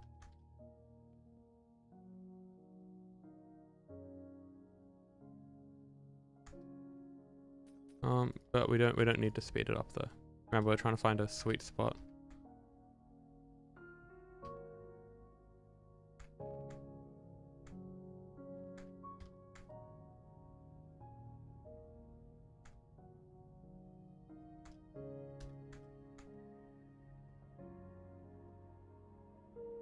Okay, so we can just move this back. It's not like the end of the world.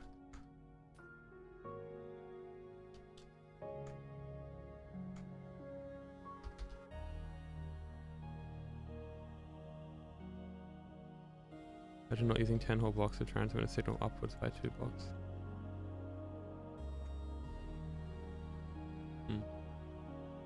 Not sure what you mean by that, sorry.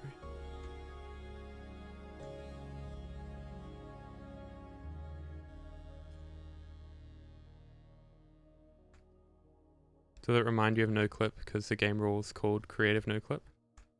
Perhaps.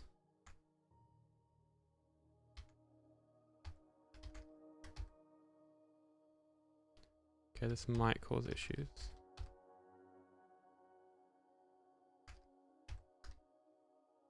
No, okay.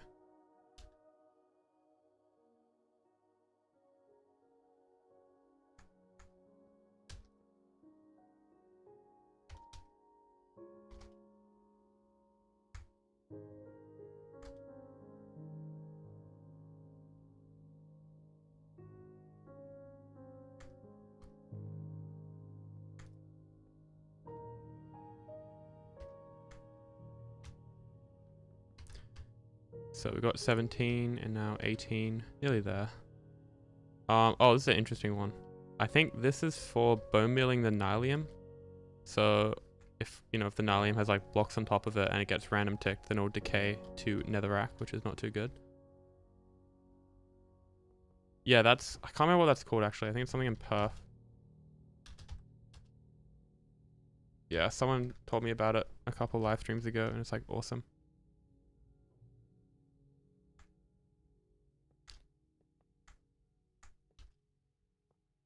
Yeah, so this, I'm pretty sure is what it does. Let me check again. 18. Yeah, okay. So this pulls back the nylium block. Or, well, it would be netherrack if it died. So over here, we have a space here and we have space here. So this piston, it does a couple things. So it pulls this back like that, so this dispenser is able to bone mill it. And a new feature with this one that wasn't in the one shown in the video that I self-promoed, is that a way to, say you don't know if a nylium has converted to netherrack or not. And you get some stuff out for the demo. So if you just have a nylium and you don't know if it's netherrack or nylium, what you can do is you can bone meal it. Because if it's already nylium, it's going to stay nylium. And if it's not nylium, well, it's going to convert to nylium. So that's how you can always know that you have nylium. But the issue is, if you start with nylium and you bone meal it, you actually waste a bone meal, which is really bad. If you put a like transparent block that doesn't like touch the bottom of the nylium and isn't waterlogged, then if you bone meal it normally, then it converts. But then if you try bone milling it again, it doesn't use any nylium. So this is like a way to get the netherrack to nylium or get the nylium to nylium without wasting any bone meal. If you try and do this with like glass, okay, this is really interesting because glass works, but leaves don't work. So leaves don't work. Also, a waterlogged slab. I didn't realize I had that on. Anyway, a waterlogged slab doesn't work. It just generates seagrass. So there's some blocks that like don't work reliably, and it's like just weird. Wait, what? I don't have fill updates on. Anyway, I guess the bone milling kind of updated the water. Interaction updates. True. Hopefully I didn't break anything. No, it did. Okay. I'll chuck this back here. What mod texture pack are you using for connected class? Yeah, it's like, I don't even know. A vanilla tweaks even. Yeah. Pretty chill. This requires second player. It requires, how many players? What's the loading range of a player? It's like 16 chunks, right? So it's like 512 blocks diameter. So it would require 2 players to load it, and then 1 player to run it. If you really can't use carpet bots to load it, then you can make it in the overworld, and then instead of using end gateways, you can use instant entity transportation to move the player black. That is a tongue twister. You can use cool thing, which I'm about to show you, to move the player back to the start instead.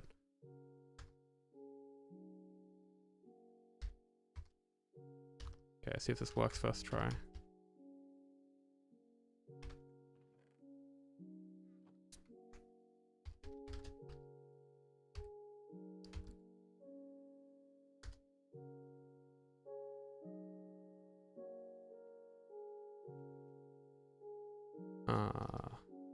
There we go.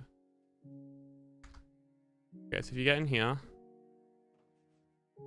it just moves you in one game tick to the other side. It doesn't look like one game tick, but it's because of some stuff that the client does, apparently. But server side, you are moved. I think a way you can show this is you go tick freeze. Hey, Techly. Does the loading range not depend on the render distance? I mean, on servers, I think it's capped at like 16. That's what most people are going to be running this on, I assume.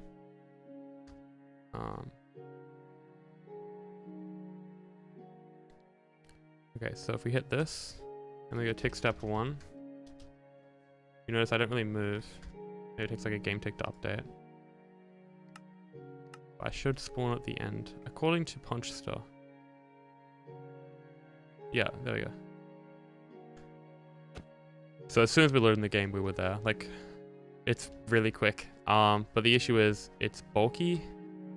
Like, this is incredibly compact, and this took a lot of work, because you have to move like 8 blocks back and forth, in a certain order, even. In the same game tick. So there's a lot of like butted pistons involved. And the issue is, if you were to update any one of these pistons at like the wrong moment, if you're building it in survival, it would break the entire thing. So it's kind of a hazard to have this in survival. So if you really can't use end gateways, or you can't have carpet players, you can build this in the overworld and use chunk loaders and that. So there is technically a way to do it, with just one player. But because I'm making this on wave tech and I know we have carpet bots, I'm just going to take advantage of that and, I mean, yeah, use carpet bots. This is interesting. It's just missing a barrier. I must have broken that on accident before. But yeah, so we can continue with our computer.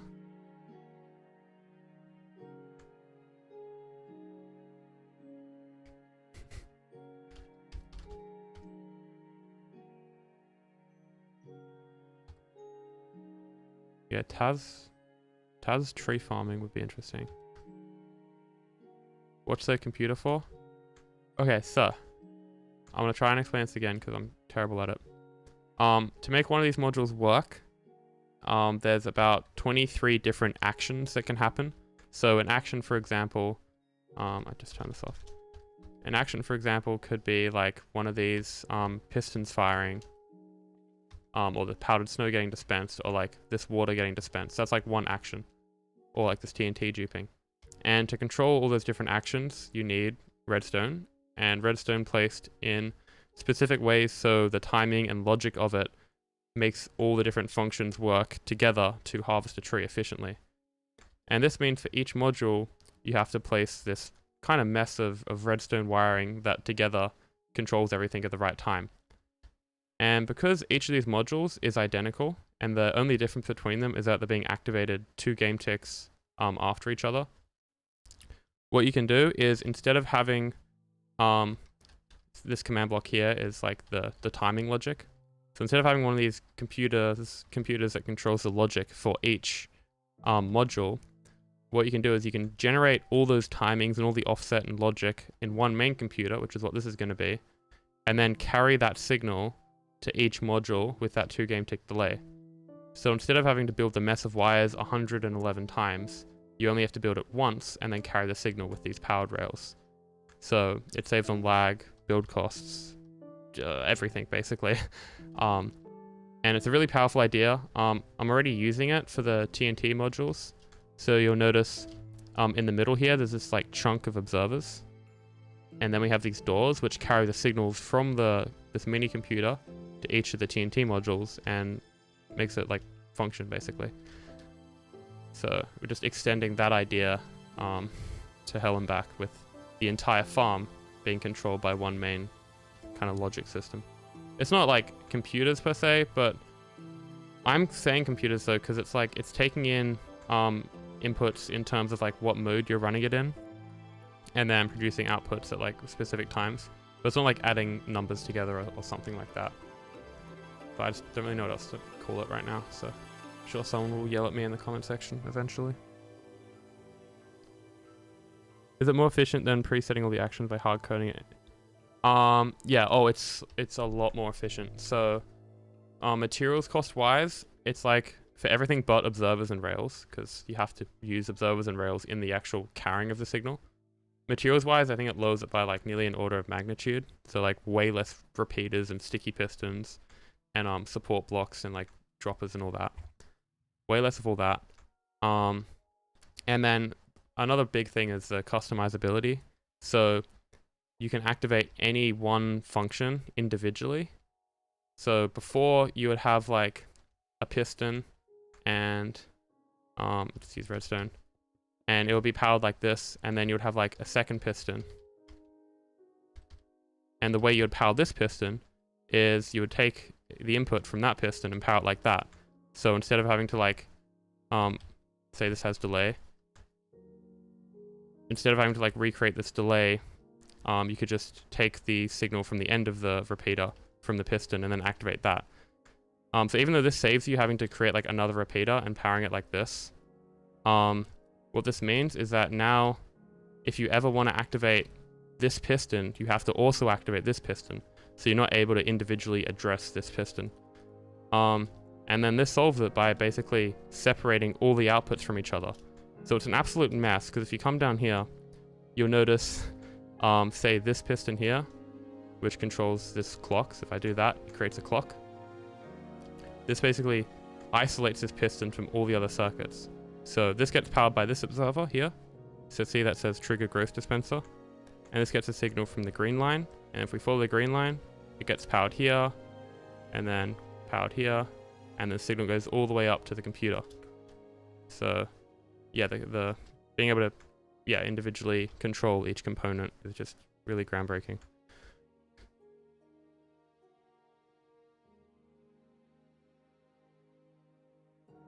I think that chat reporting because of like the EU or something, they changed like game standards, so Microsoft were kind of forced to implement something. And then they're just like, Minecraft's popular, people get used to it, and then people have kind of gotten used to it. And there's like mods to get rid of it as well. It's not that much of a big deal. Hot take. Sorry. Okay, so what's this one? This is 18. So 19. Oh, 19 is the actual bone mealing itself for the Nylium. So when the block gets retracted. So in this step here, you can actually kind of like show it. In this step here, the netherrack or Nylium gets retracted. And then in this step, it gets bone mealed. I also need that. And then this step here, it gets bone mealed. And then in the following step, which is, actually I activated that one.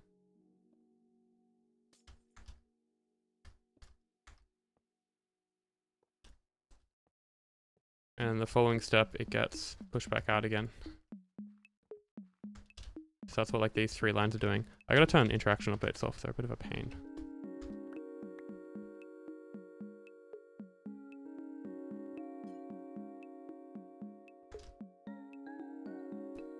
So yeah, this line retracts the Nylium, this bone meals it, and then this pushes it back out again.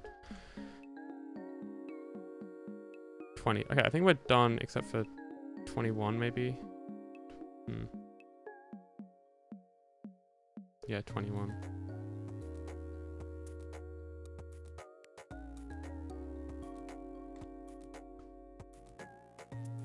Ah, yes, you assume I don't get tired. Yeah, I haven't been able to like just do anything for the past 2 months. I've had glandular fever. If any of you know what that is, you can just Google it. It just gives you like fatigue, and then if you try and do anything about it, you just get more fatigue. So it's like, okay, I'll just become a lump of flesh for the next 2 months.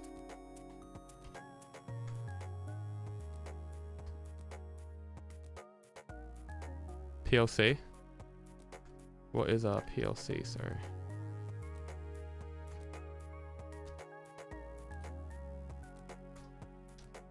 Printed laser cutter. Is this the right one? No. Why does that say 20 though? Because that also says 20. Hold up. Okay, what is black doing? This is height detection, right? Yeah, reset. Why are these happening? Okay, so the input happens at 0, and then it resets, and then it tries to do height detection again. Interesting. I guess I can just fix that if that's an issue.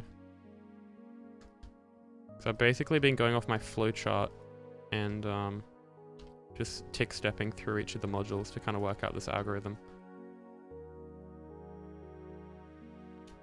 Logic controller programmable. Okay.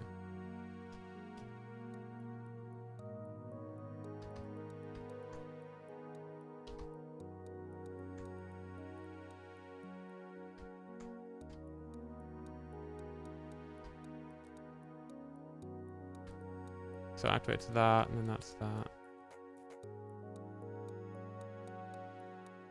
And I'm pretty sure there's a 22 somewhere. Okay, that's for overworld tree mode. That's something really interesting, actually. Actually, yeah, this needs to be turned on at the start. This one's interesting. So this is a netherite block, or ancient debris. And you only need this if you want to farm azalea, so you can save on netherite and just not bother about getting oak logs. So if you're just harvesting nether trees, this actually isn't doing anything whilst you're running it. Just at the very start of the farm, you'd have to push it out like that. I wonder, oh shit. I haven't tested this actually, but I wonder if having that gap there lets the TNT fall might cause issues. Anyway, I'll just test that now, to be honest. I need to finish another tree farm design. I want to get done by day 1000. Which nether tree farm design? Okay, let's see if this causes issues. So you have the netherite there. That. I reckon it will. I reckon the TNT is going to like fall here and get stuck. I really hope I'm wrong though, of course. Because then it won't be able to work with azalea.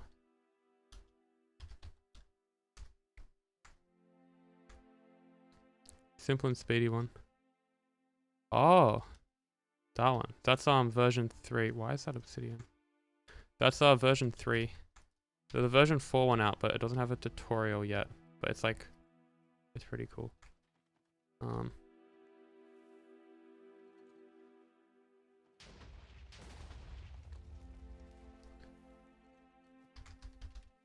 Okay, this water isn't flowing because interaction updates. Wait, does that make a water source because of that water there? Surely not. It can't. It just looks that way, right? What? Oh, okay. Really glitchy. Yeah, it's not. That's so interesting. It's a still thing, but it's not a... Wow. Okay. I think I construct one on the tutorial. Yeah, that's like the next video I'm working on. But there's a lot of mechanics that I want to explain, so it's going to take forever to make. This isn't activating. Okay, let's see. Does the TNT get stuck and blow up everything? Place your bets. Yes, it does. Fuck me. Oh well. Rip azalea. Explosion of block damage. True.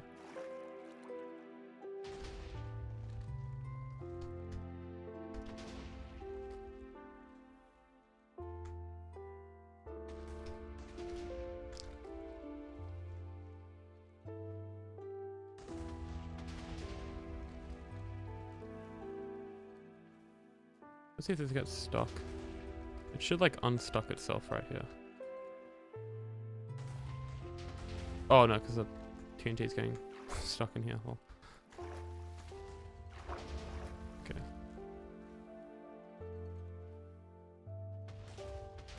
Yeah, there we go. That is unfortunate. I wonder if there's a way to fix this, because you have a sticky piston here. Oh, actually, there might be. I need to turn this off though. Okay. So, the default state for this is you have a netherite block there, and then after the azalea tree grows, this pushes out and moves out any logs that are there, and then the water flows in so that piston doesn't get broken. But the issue with the water is that the TNT itself can, like, you know, as we just saw, get stuck. So if you have the piston extended fully, then let's see. So say you have like some redstone block that gets powered, or like goes next to the piston and powers it. The TNT, oh, can it drop down in this gap? Maybe. Surely not though. This could end in explosions. Because the issue here though is that the TNT blast can get through this corner, so it's basically guaranteed to blow up this piston. And it's probably going to mess up this little thing I got going on.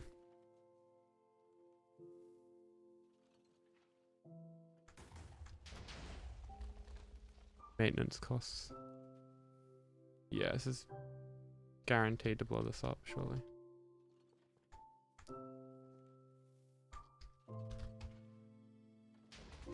Okay, first of all, does it get stuck? Okay, so it didn't get stuck, but this piston's still gonna break. So maybe what you could do is, if you retract it though. Let's see, if you retract this now, like once the TNT's passed, if you retract it just the right time, then the netherite gets retracted. Does the TNT stay in a block 36? That is the question, which we can test. Oh, what the fuck?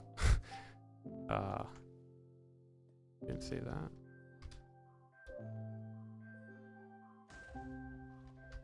Yeah, it's gonna drop out of the bottom.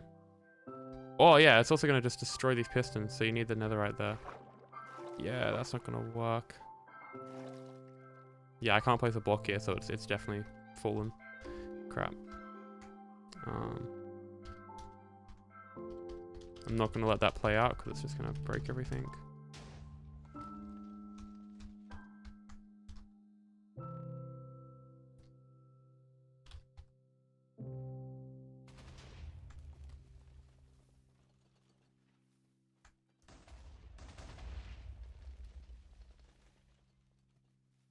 I love that feature. Okay, so we can't suck it back in at the correct time. And then if we do this, you'll see that the piston's just gonna break.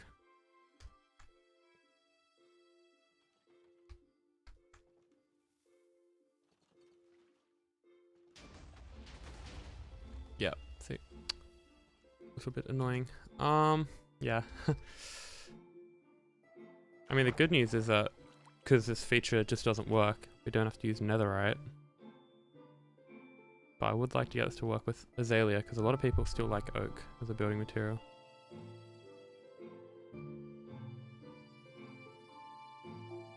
Okay, I might come back to that, or...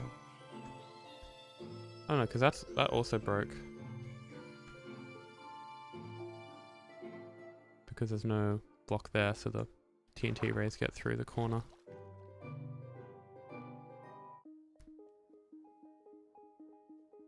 Yeah, I have to leave that on the drawing board for now. I mean, who needs an azalea though, right?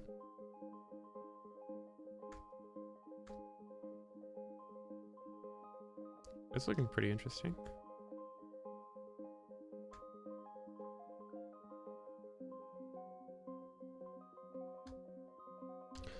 Okay, so that means this isn't a feature. The problem with making changes this late in the development is that because this pink thing isn't a thing anymore, this entire pink line is just doing nothing. So if I was to get rid of it, there'll just be like an air block here. So what I might do is kind of future-proof the design. And I can have this as like a spare function slot, I guess you could call it. So say I want to add something in the future, I have like a spare ROM line for that function, I guess.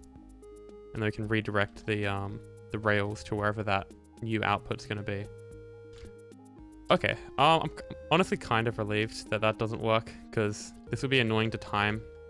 And it also means it uses ancient debris, which, you know, saying this doesn't use ancient debris is awesome, because the original design used like 8 ancient debris or something stupid. So yeah, and that looks a lot cleaner.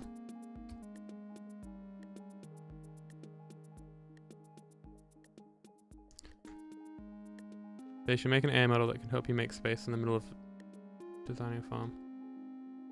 My favorite's blue, yeah. It's a lot less like aggressive, I don't know.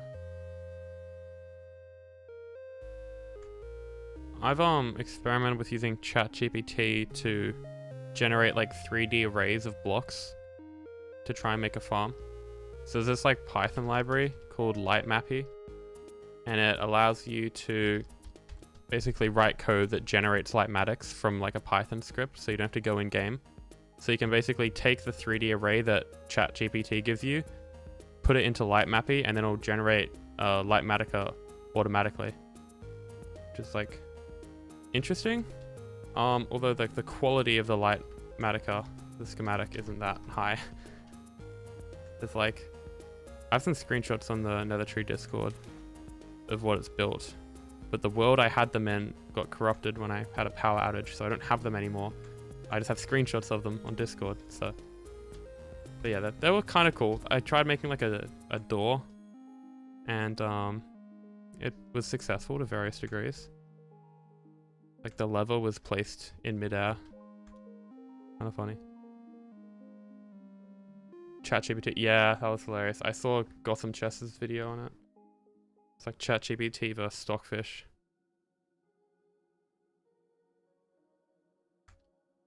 $21. Okay, so there's no 22, so that's it, actually. We're done. Yeah, that was kind of too easy, wasn't it? So what this would do if I was to run it, and I might run it just for fun, this would activate all of these 2 game ticks apart, but then the difference in latency for each of the modules would mean they basically activate at random times, and it'll just be a complete mess. Not to mention, some of these wires have an extra observer here, so this actually activates 1 action later. Same as this one.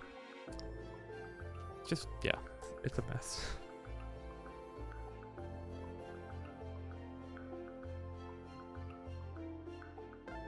What motivated me? My motivation comes in like waves with this. Literally every time I stream, so I've done like maybe like 7 streams on this new design.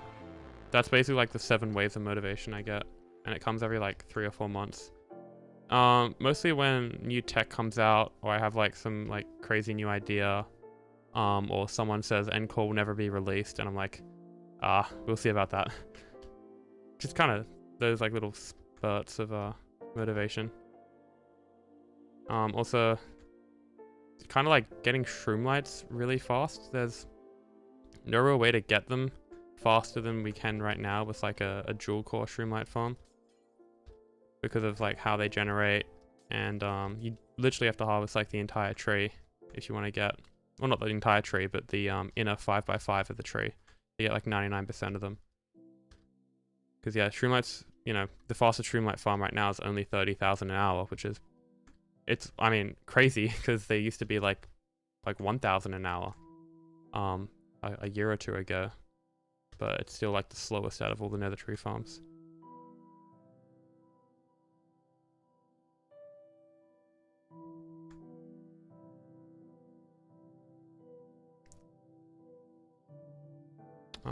Yeah, I actually don't want to break any of this glass yet. Okay, so that, I'm pretty sure that was the easy part.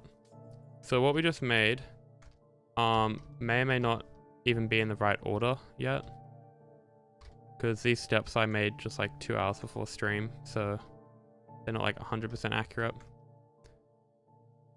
But I think I might just make a backup for this world, because I don't want to make like a schematic for this every time. Although I probably could make a schematic just for this area. Yeah, I might do that. Okay. Give me a minute.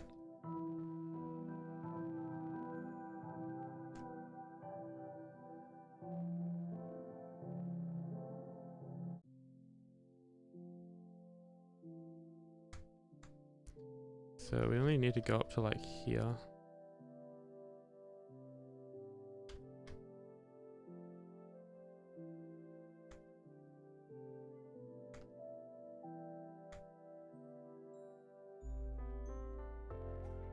$3K ELA.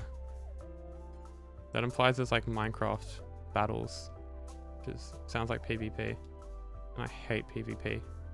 All the PvP servers I play on have like so much ping, so I just die instantly or like get pushed off the map.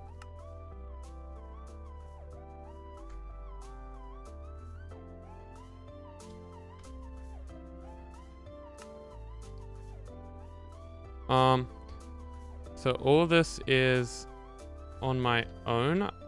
I'll go through the parts that I've kind of used from others. So the layout for this Block 36 TNT duper is from Emerald Bot.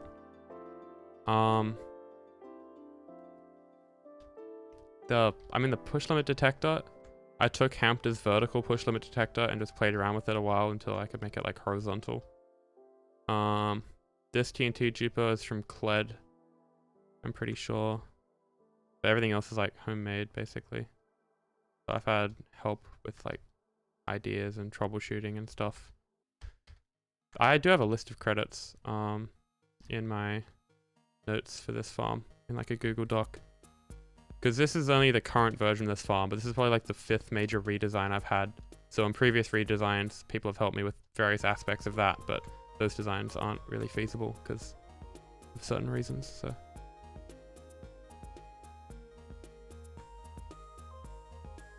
But yeah, basically everything you see here was done in the last like month and a half or so. In fact, all this auxiliary stuff I've done in the last 2 days. But it's like a lot of just like rail placement, and it's like the idea is straightforward. You just like connect like a piston here to like an observer up there, and how do you do that? Lots of rails and like woolstone and stuff. But yeah, it's just this timing logic here is the tricky part. I mean, this looks so cool. Like, I really hope someone in like, you know, the edited Discord could like hire them to make a cinematic of this. I don't know, I feel like there's potential. Because like this would be running and like these things would be activated and all that. Yeah, I'm gonna paste this over here. The problem with working in the end is you have like this circle you're kind of restricted to in your head. With like in a flat world, it's like an infinite plane that stretches out, but here you're like on an island. Kind of feels claustrophobic.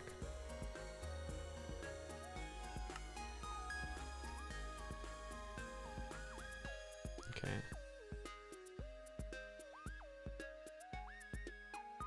You gotta like move it without looking at it because it's that laggy.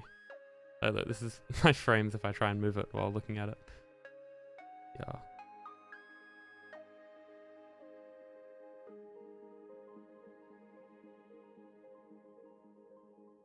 Yeah, no, the rails make it.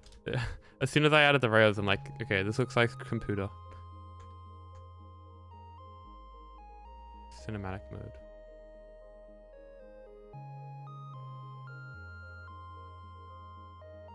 Design the blast chamber. No, because that person's me.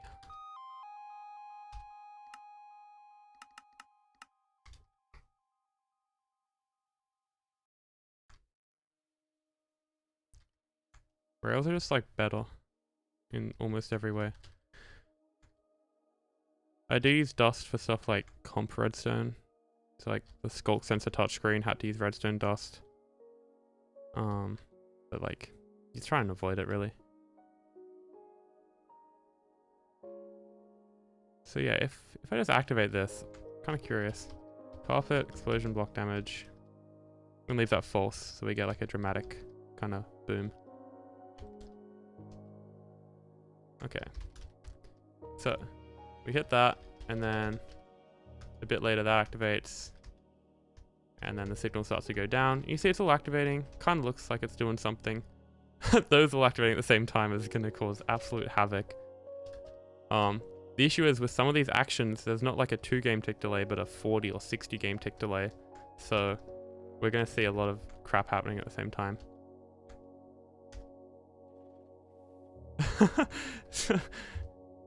That was kind of funny. So we have the water being dispensed before the powdered snow is being picked up. We have the cobbles being pushed out before the TNT is dropped into the cobble. It does not look like the TNT is going to be getting pushed out, so it's going to get blown up. There we go. And that pulse once. That wasn't as bad actually as I thought it was gonna be. But yeah, a bit of a mess. This is still extended, which is really bad because that means. Wait, is this not hooked up? Oh no, that's a separate thing now. Okay. Yeah, I made some changes to this layout, so it's actually different to the working one I showed at the start of stream. Yeah, like a seizure. If I... Okay, so what you mean is like, if I build this in survival and then something goes wrong. Because the idea is, you make it so nothing can go wrong. What you can do is you can put a sign up that says, only I can run this, or message me if you're about to run this. And then if it breaks, then it's on me, and then I have to fix it. But that's only on WaveTech. If you were to build this on your own world and something goes wrong. The issue is though, if I add in a safety system, if you build that safety system wrong, the safety system itself is not going to work. So all I can do is make something that works, takes into account edge cases, and then provide you with a schematic and a tutorial. And then if you follow that perfectly and you verify it and you run the farm as I describe, then you shouldn't encounter any issues. Of course, with a farm of this scale, you could have a stuff up, but again, schematic verifier is really good with that because it, you know, looks at all these blocks and then tells you what you've missed. Yeah, I mean it's the same with like most massive projects. Like think of the TNT cannons, right? Like if you misplace like a slime block and something gets stuck and the TNT doesn't go where it's supposed to, boom, the whole thing's gone because there's TNT everywhere. So, you know, the bigger the scale, the bigger they are, the harder they fall, pretty much. So yeah, just gotta be careful, and I'll do my best to make it reliable and make sure that doesn't happen. Because, yeah. So, kind of glad I actually made a schematic for this. Can I recommend a song? Yeah, I mean, it's not copyrighted. I just play Minecraft music right now because it's the only... Like, I can play non-copyrighted songs, and then I get false claimed for them, and I just can't be bothered to fight and dispute it. So I just let the copyright thing sit, unless it's on like a really popular video. So like 3, 4, and 8 is kind of like the only music I haven't had any trouble with. Someone else on WaveTech is working on a storage. Hey, one day.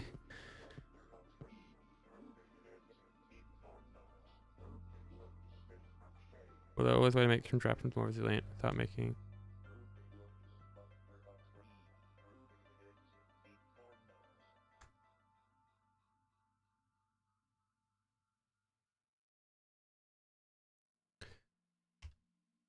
Okay, so I think a good way to trial and error this to get the timings right is to like cut off certain parts. So you like just get these 2 working and then the next 2 working and so on. So I'm not activating the whole thing every time. I think I might set up a command block as well to teleport me back and forth.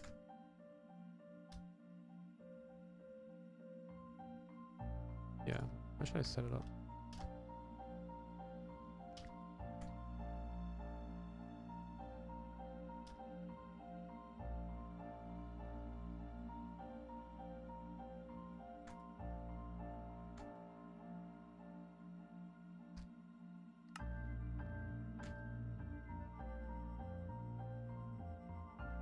I want to apply for WaveTech, but applications got closed the day after. Oh, we were not too lazy. We have a bot that sends them in, but I think the bot goes offline or something. I don't know. I haven't looked at applications in a while.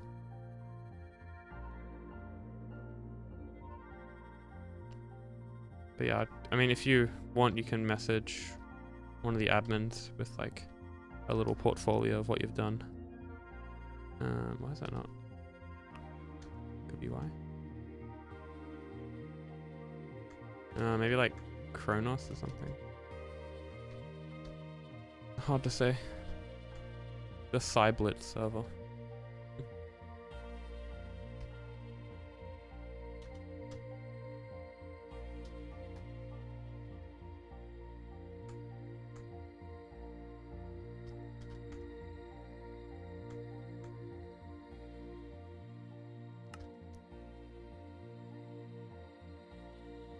Very nice. Okay.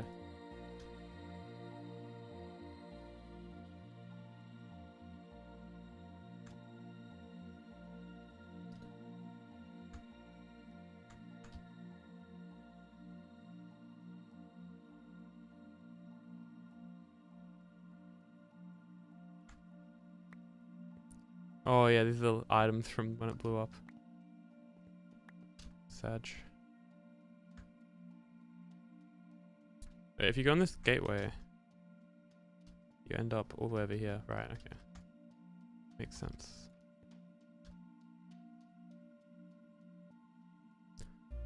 The expected rates depends on the mode.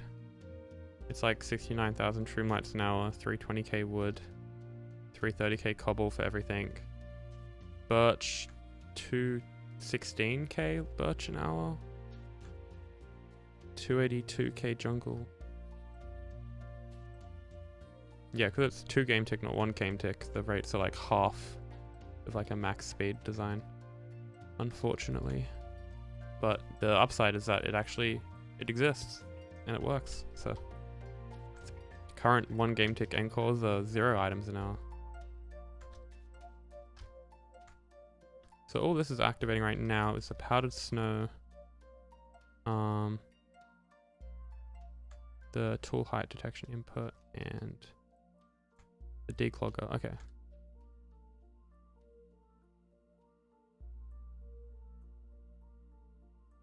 What are you looking up for copyright? Okay, so if you activate this again, it should get rid of the powdered snow. Yeah, so that's fine.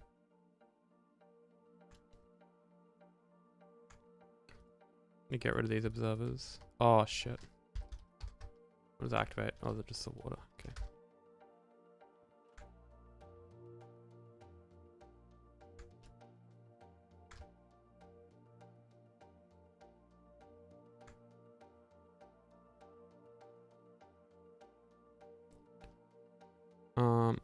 Oh, okay, of the song.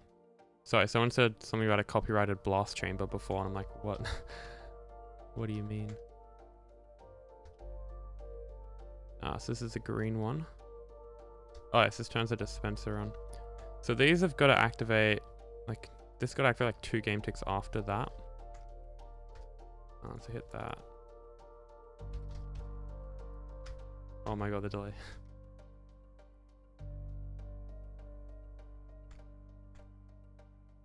So we can kind of follow these signals, because they should come out here.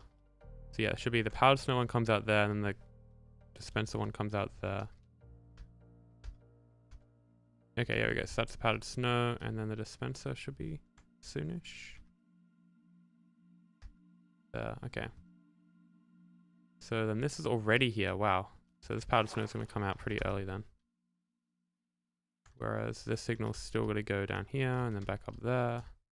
Powder snow's probably going to dispense in the next game tick. Yep. And then this activates. 2. Turn this on. 4. 6, 8. 10. Is there no boom on this? Why is it not? Okay, it's about like 6 game ticks.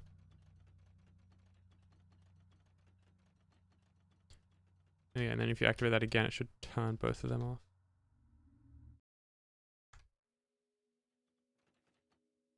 Yeah, cool.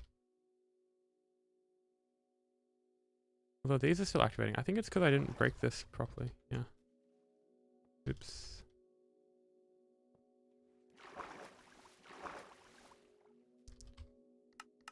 Turn block sounds back up again. It's just the TNT is so loud these days. Not too loud.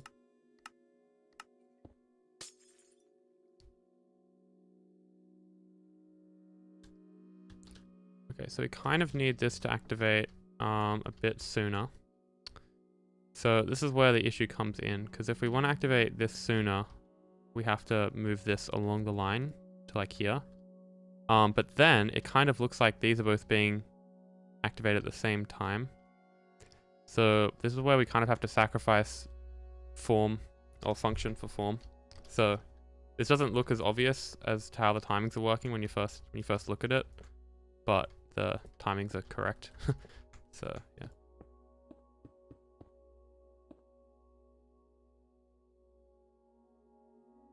I cannot say I've had a dream about this. Daydream. I think the closest is probably like the shower is where I actually get most of my ideas from. Like literally shower thoughts. Because like in the shower you just have constant white noise and no one to disturb you. And like what else are you gonna do in the shower? So you can get a lot of thinking done.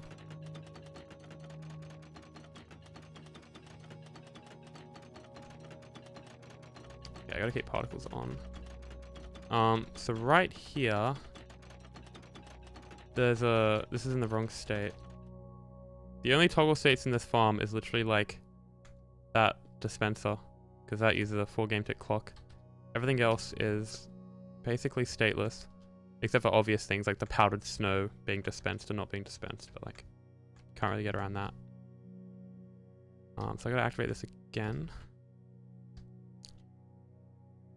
Okay, now we check the timings, and ideally the dispenser should fire like 2 game ticks after the pistons and the powdered snow is dispensed. We go forward a bit.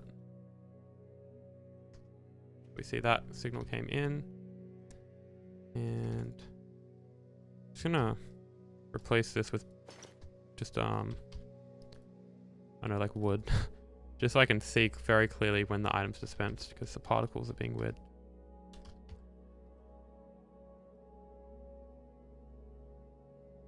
Yeah, I'm so sorry. I made a mistake in the tutorial itself, which was annoying. Yes, of course, there's a 4 game tick delay from the dispenser. That's awesome. Okay, I might do that again because I didn't get the exact offset.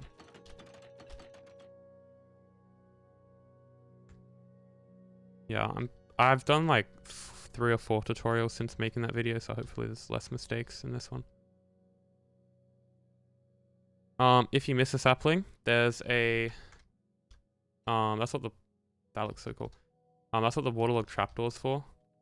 So if say you miss a sapling or a tree doesn't grow, what happens is the water, it gets stuck in this hole like this, which is really bad because the TNT can then break this dispenser through the block. So this trapdoor, if you unlock it, and we get rid of the water, what happens now is the water is tempted to go over here as well as there. So this protects the dispenser. And then if you or you shut the trapdoor again, then it moves all the way across.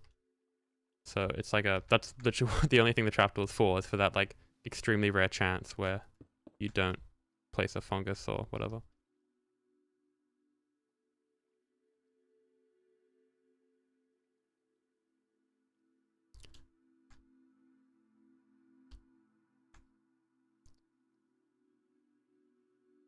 Okay, if you figured it out, that's all good. See, I was a bit clumsy. I was like building it, and I'm like, because it takes so long to film, like these things, like block by block tutorials, you don't know how hard they are until you try and make one. And for continuity purposes, I couldn't like just reshoot it. And I think it was like 4 AM or something when I'm filming it, so it's fun. Which tree farm? You guys gotta be more specific, come on.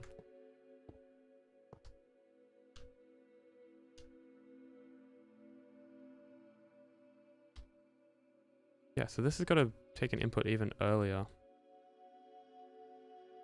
Which I was going to measure how much earlier.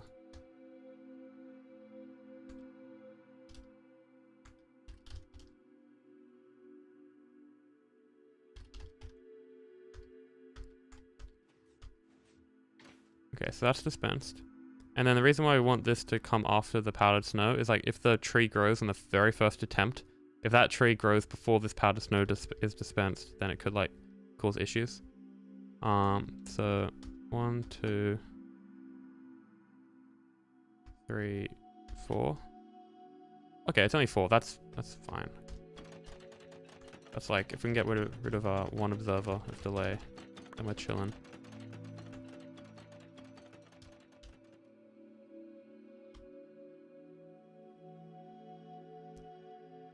Or we could just add one there like that.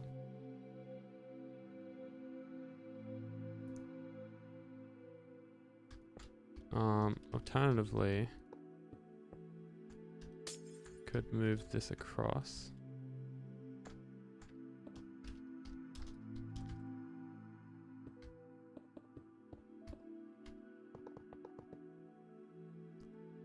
Like that. And get rid of this. Okay, so that's two of the functions done. And there's 23. Fun. Okay, there's just nothing here. What the heck?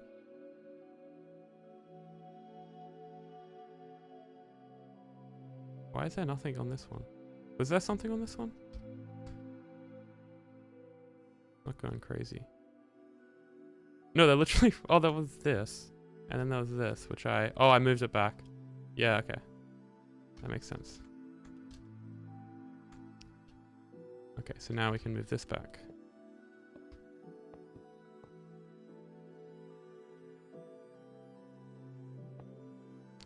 So this is the waterlog trapdoor, which can basically occur at the same time as this.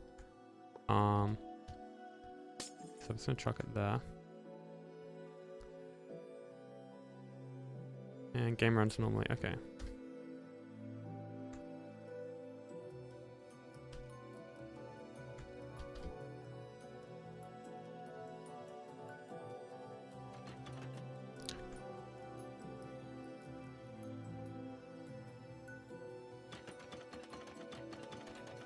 Okay, that's interesting.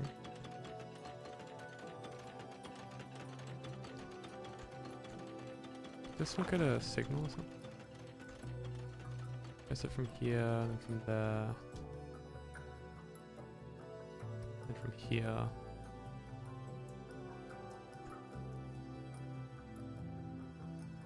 Oh my god, I've interaction updates off. I need a toggle for this. That isn't like typing out the command every time. Okay. Okay, so that's the default state, and then we go back up here. We hit that, we hit that. There we go, okay. So that's looking alright.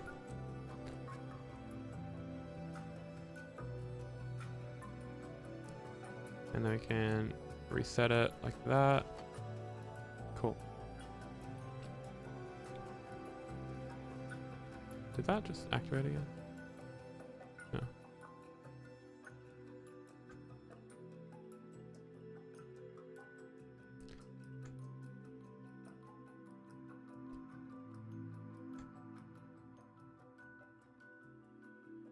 Okay, and then... Oh, this is a TNT, so I might turn TNT off. Because otherwise it's gonna like just blow up stuff until we get the timings right. So this does need precise timings. Yes, where things start getting a bit tricky.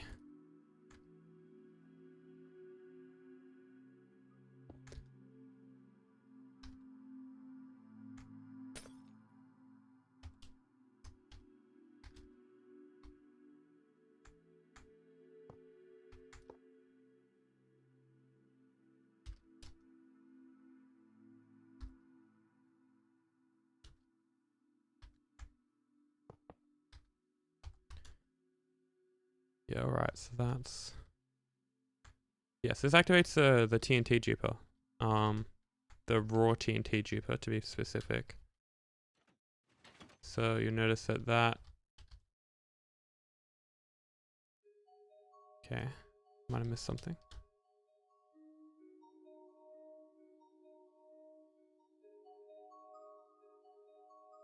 Oh yeah, it's probably 10 blocks, right?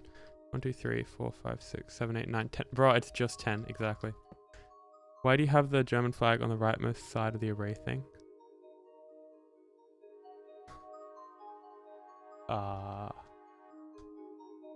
What do you mean?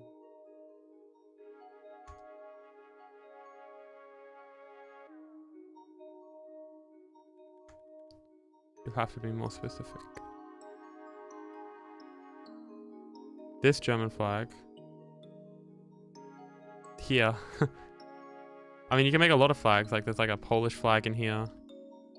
There's like the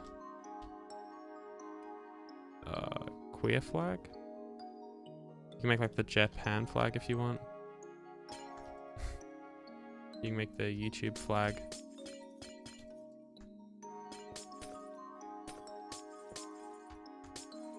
That's a terrible play button.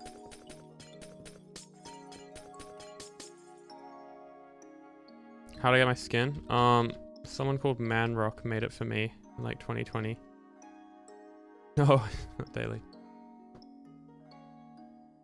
I work on it like a bit before I stream and then don't really touch it for a couple months and then come back. But very recently, there's been a lot of things that have gone right with the design and the end is in sight. To speak too soon.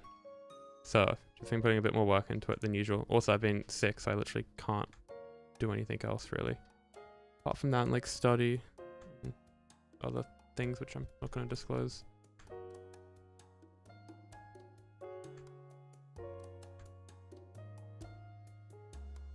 Yeah, so that just was not the right delay.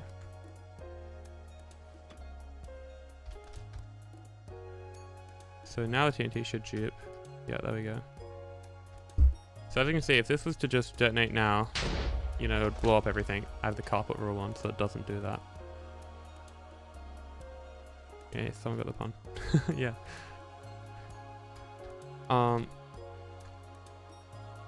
So we need to dispense water as well. But I don't think water comes until like step 9. I did not say that a year ago. The most I've said is I'm roughly halfway through this project. German flag's fine. It's the other flag that's an issue.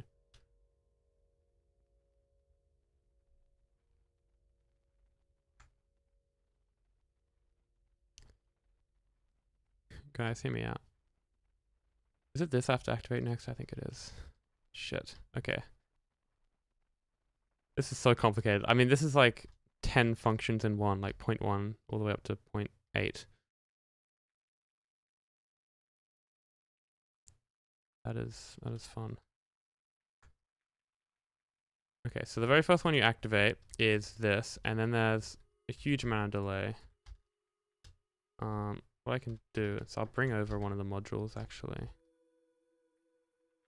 Over here.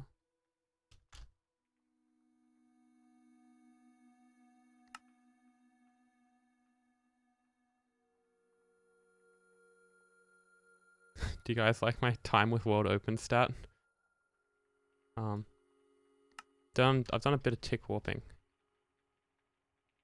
Roughly like, well, 3.4 years worth of tick warping to test this thing.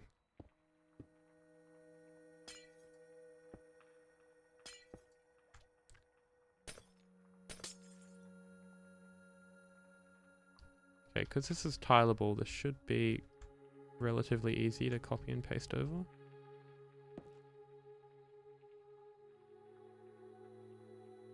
Be funny if I'm streaming at 360p on accident.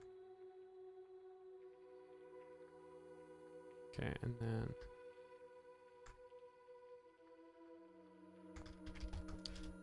I don't think this is in the correct orientation though, is it?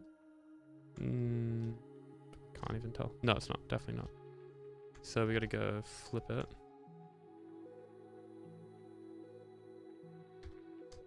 Cool.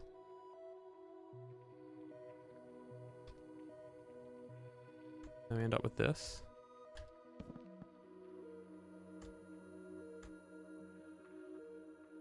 Yeah, okay, so that's the outputs. Yeah, I mean, look at this. You'd have to build this for every single module, which is like pain. This stuff up here is just for height detection though, so get rid of that. Oh shit.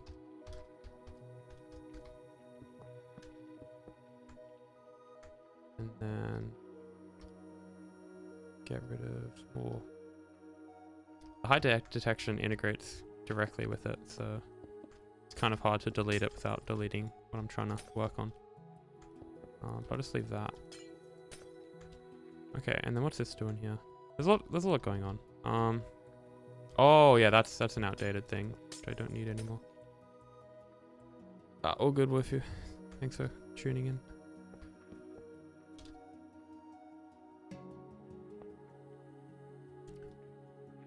In fact, I think this whole design is slightly outdated, lol.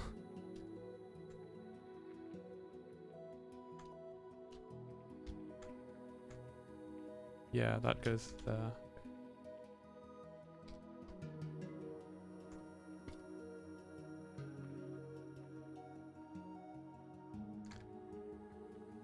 Should I just keep it like it is? So yeah, we basically got to replicate all these repeaters and observers and the 2 scaffolding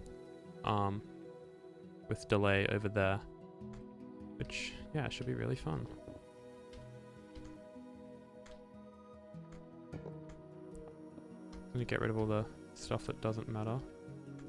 And also there's 1 note block, like that's just so jarring. But I needed 2 game ticks less delay, so replacing the observer with a note block just made it work.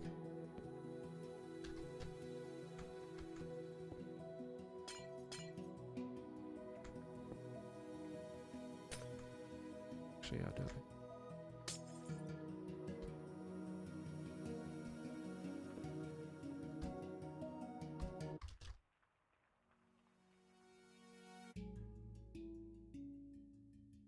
Filling up water.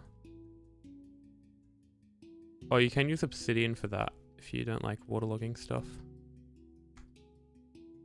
I just do the leaves because some people just find it easier to get buckets and do that instead of mining obsidian.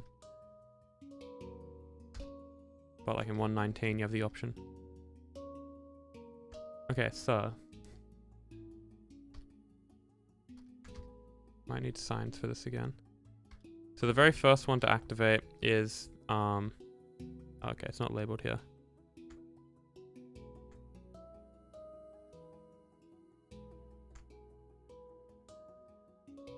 I'll have to Google that later, sorry. I don't really look up things while streaming. So this activates first, and then... So 5.0? No, 5.1.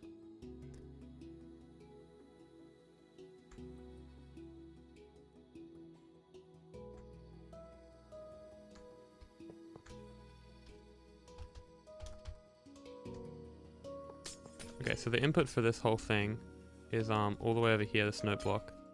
So if you do that, you should see, there we go.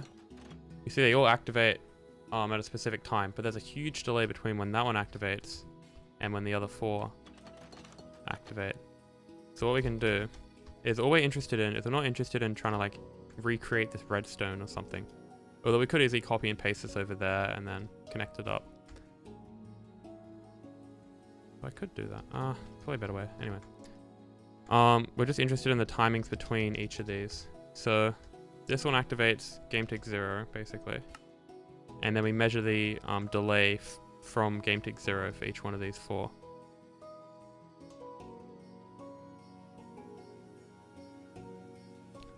So...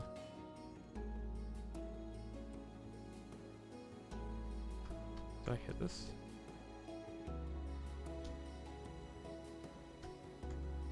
Okay, so that's activated then. And then I think if we tick step like 60 game ticks.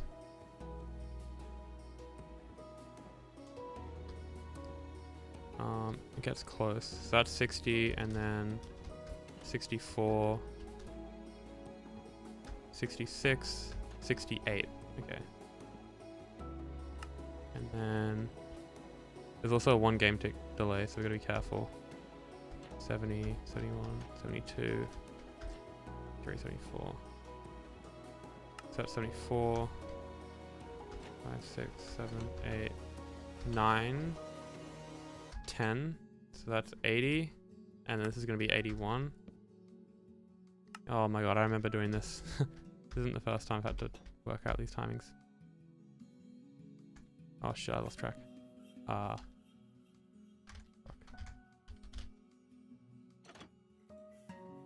Oh, welcome. Congrats on making it. You've come at an interesting time. I'm putting numbers on signs. Oh, is now a good time to mention channel memberships? Probably not.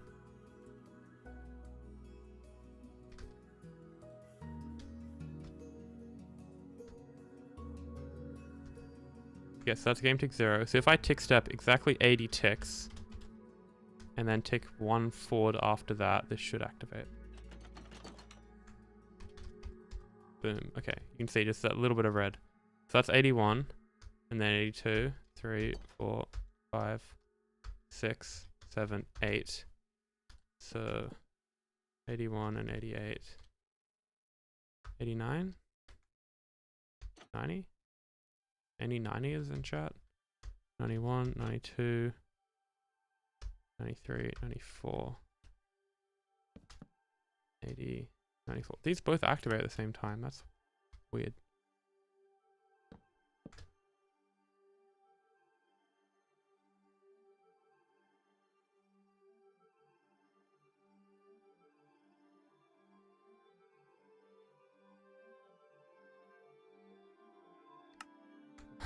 Why is that off center? There we go. And then I believe that's it.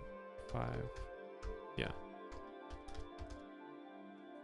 Alright, so that's kind of like the delays between each of the different outputs. So it's not as simple as just like 2 game tick delay or like 4 game tick. It's like 0 and then 68 and then whatever that is, 6 and then like an odd number. Like, yuck. So let's further get rid of this.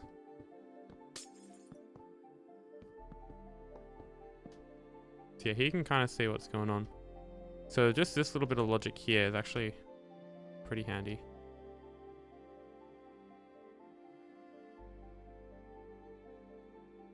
Why'd you have to do that?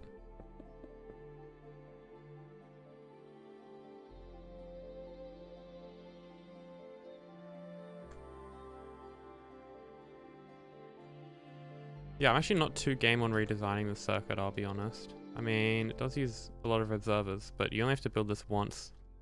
Like, I'll be more worried about optimizing this if I was, like, building it for every single module. I mean, it's pretty clean. Like, look at this top part. It's, like, got stuff going on. And then you'd basically hook up each of these to that, I think. Yeah. Yeah, you would. Okay.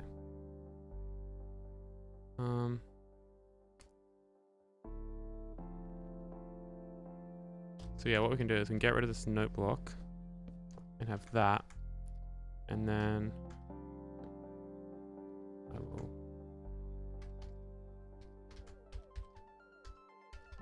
save these signs over here. Get rid of this.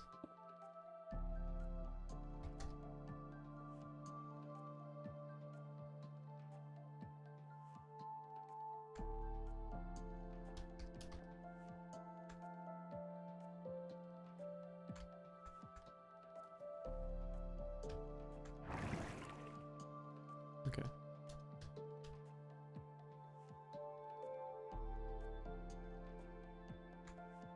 So we got to precisely position this over these rails. So, what did that deactivate? Oh, just the TNT jupers. That's chill.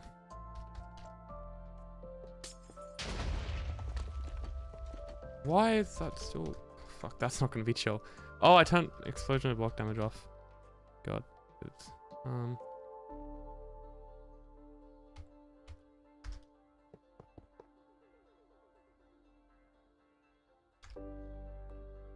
Yeah, video editor's like not good. Oh great.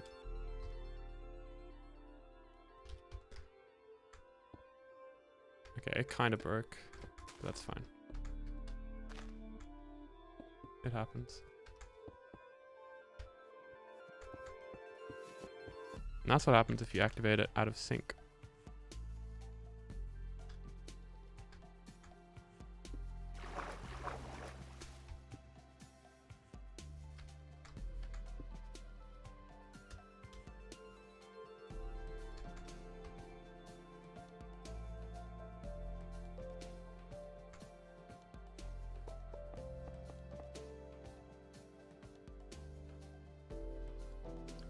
Okay, so we need some doors.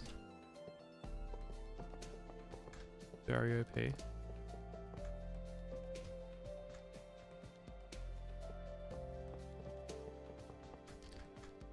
And that's not going to fit, is it? Because that goes down there.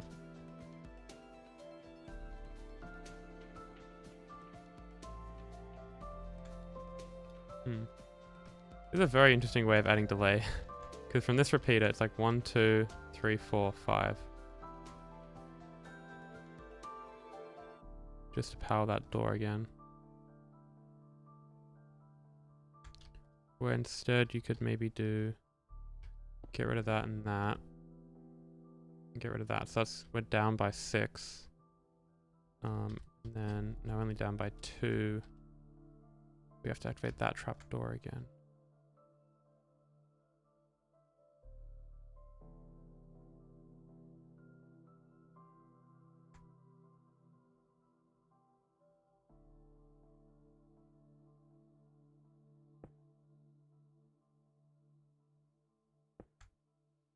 We do that. Because then that's adding the 2 and then that's powering that.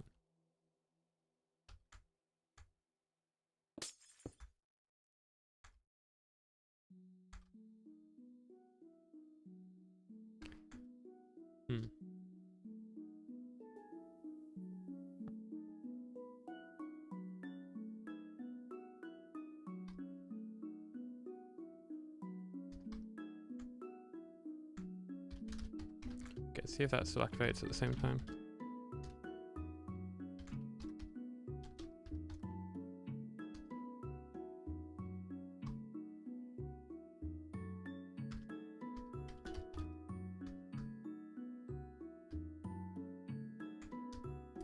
Okay, so game tick 0, and then if we go tick step 70.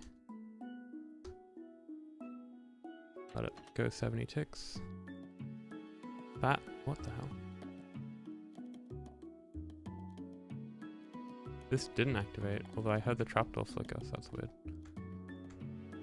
Oh yeah, because I replaced that block. Yeah, that's fine. Okay, so that's 74, so 71, 72, 73, 74, so that's fine. And then we go forward 40, 16, that goes to 90.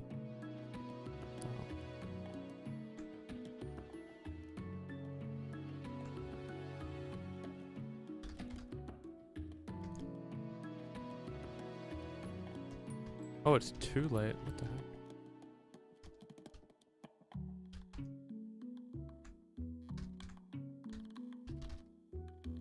That doesn't make sense. So that activates then, and then I go forward 73.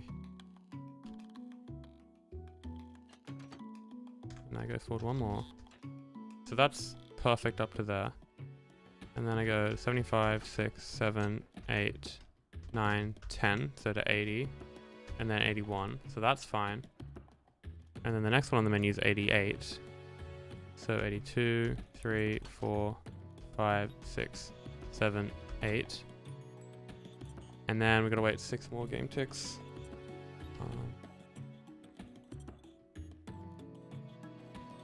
1, 2, 3, 4, 5, 6. Okay, so that didn't activate because that's disconnected. That makes sense. And this activated 4 game ticks too early.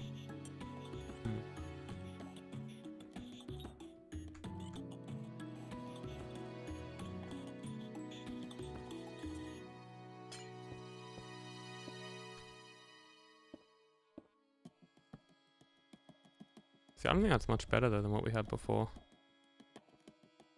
Alright, actually, I guess it looks a bit cleaner. Yeah, it still like droops down a lot of blocks. You can't really avoid that because you need like the scaffolding here, and then you needed a supporting block for the... Oh shit. For the repeater. Unless you want to go like...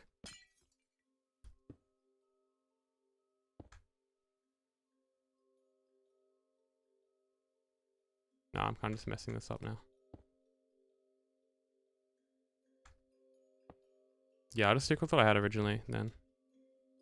If I get any complaints, I can just change it later. But I don't remember what I had there. Oh boy.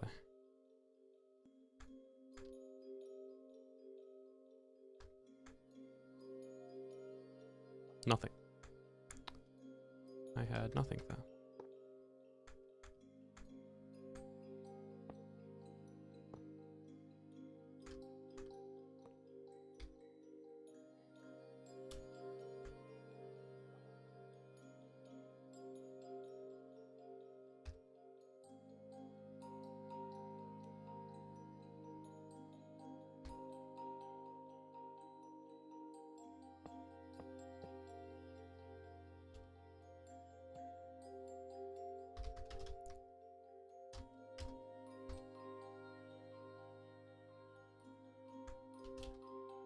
This should fix it.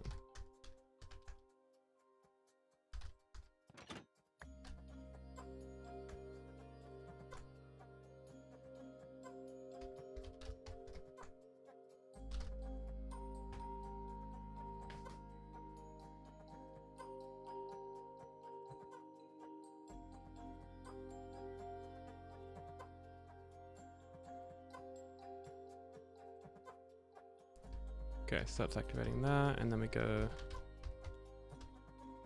let's just go like 80 forward.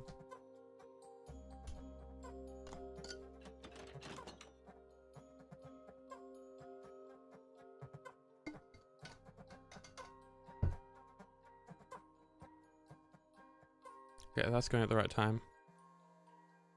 82, 3, 4, 5, 6, 7, 8, 9, 10. And 91, 92, perfect, okay. So yeah, we're just gonna take this, I reckon. So...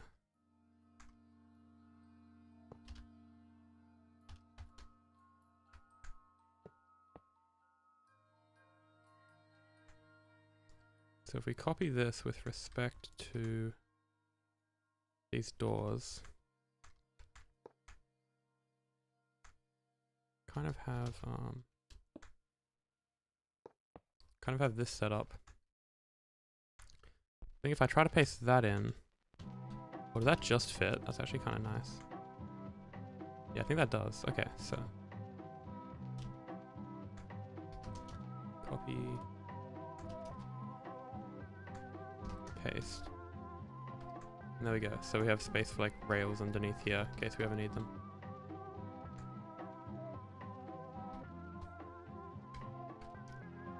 Now I forgot. Oh, that's gonna be an issue.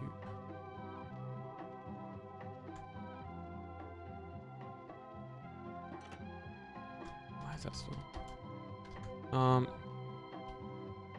Where the water is, because the farm's asymmetrical. Pretty sure you can just do that. That fixes it. Oh, but then you have that powering it. Yeah, I see. Well, then you can just do this. Oh my god, why didn't I do this to start with? Because then you save an observer. Oh, wait.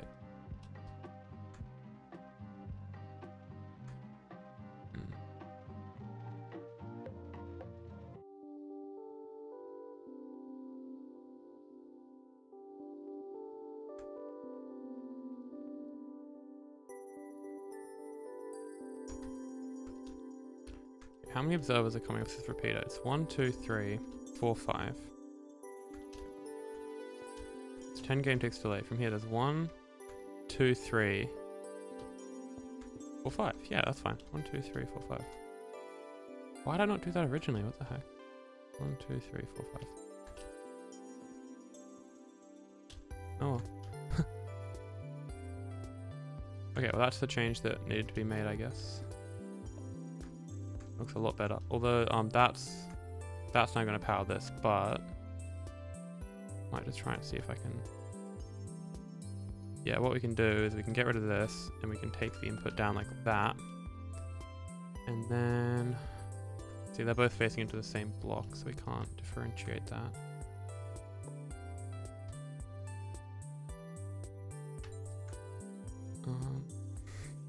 I could put a door here, but I don't really want to touch any of this down there.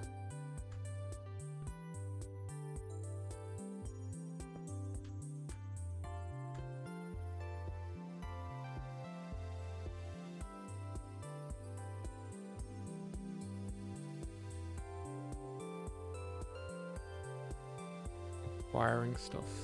It's fun. So I also got these pistons here I can't like trigger, you know.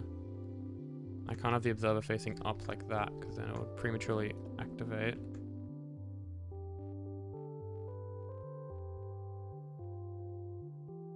Okay, what if I just have it like that and then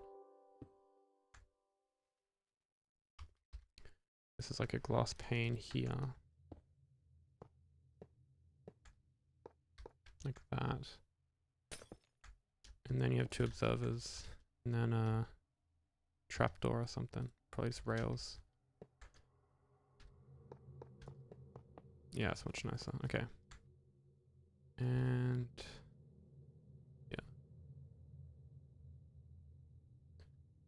Okay, so that's that. And then the input is, of course, all the way over here.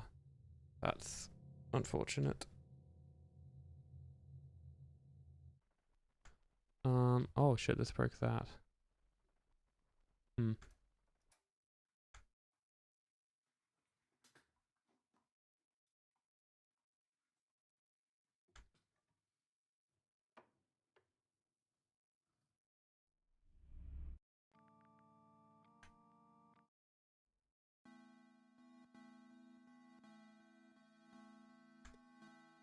Okay, so we've got to get a signal to that observer, which is fine.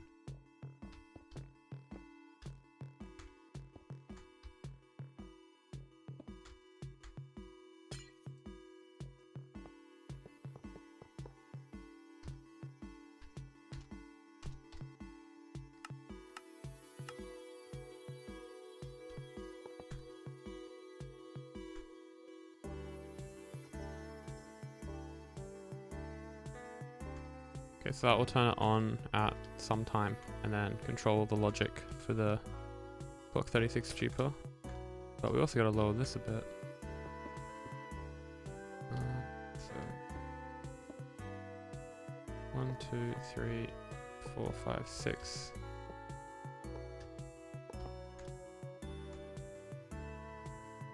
Yes, that's 9.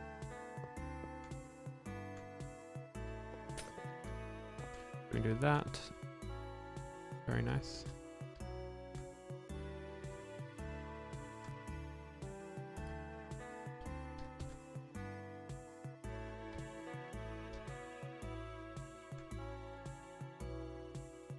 Okay, so we can now test out the 2 TNT dupers now. See how awful the timings are.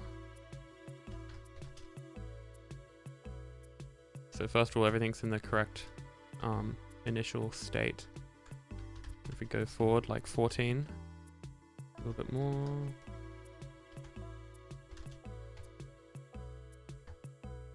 Interesting.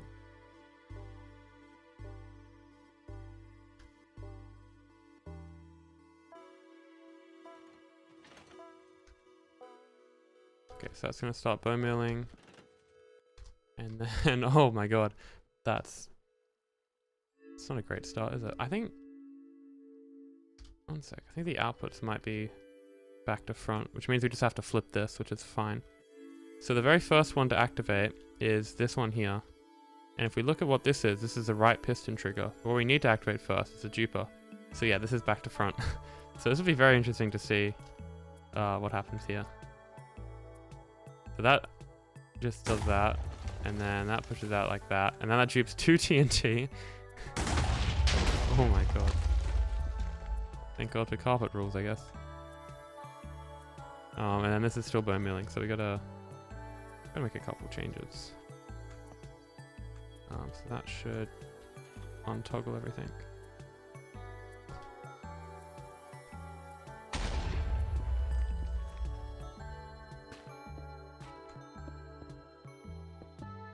Get rid of the water. Sweet. And then, yeah, we've got to fix this up. But the good thing is it like re-waterlogs, because if you get rid of this stair, it faces away, so it doesn't generate a water source in here. It's only when a stair is placed that it waterlogs it. Like, if you were to place a glass pane in here, it wouldn't get waterlogged. Or if you were to put a stair in the wrong way around, but it only gets waterlogged if it's the correct placement, like that. So this is just so a water source doesn't get created here, flow across this piston, and then like mess up the lava.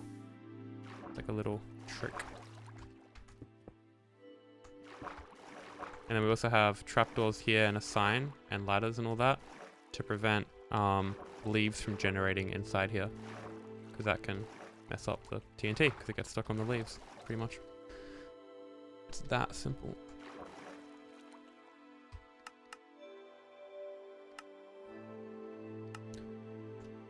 So those two are fixed. Ah, this one's still messed up. Okay. So yeah, this one's a pretty simple fix. Ideally, we should just be able to go like boom, boom, copy, flip, north, paste. There we go. And then move this input.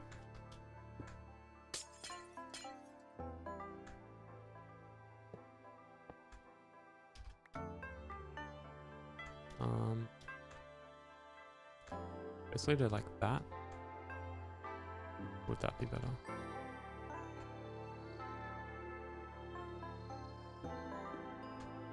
It's kind of an awkward spot, not gonna lie. You need like this. That's really ugly.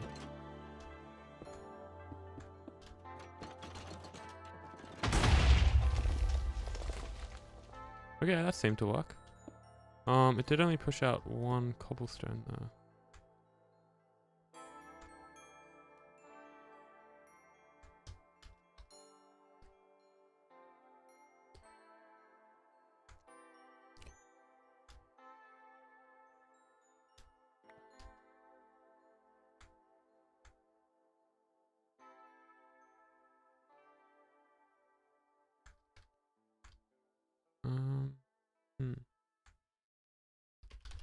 Have to see what's going on.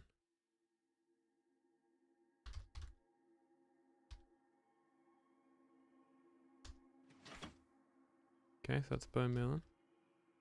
And then we should start to see the signals from the dupers come in soon. So this one here specifically. There you go. That's actually coming pretty late, but it's fine. That's going to dupe one TNT and then wait quite a while. So the first thing that should happen is this should push over the cobblestone to entrap or encase the TNT. So that should happen any second now, otherwise it's busted. So that was the initial TNT that blew up, so there's definitely a massive delay going on here. Yeah, okay, so this isn't activating for some reason. That seems to be the only thing wrong with it.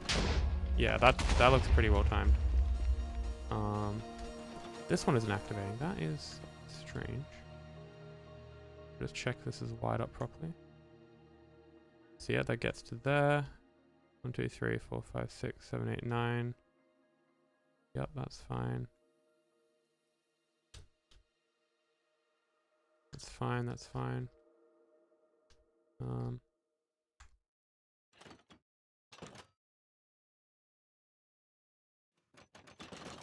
Yeah, that gets triggered there. 1, 2, 3, 4. Oh, this looks like it's 10. 1, 2, 3, 4, 5, 6, 7, 8, 9. No, it's not. Trigger right piston waterlogged stair. Oh no, it's this one that I gotta worry about, yeah.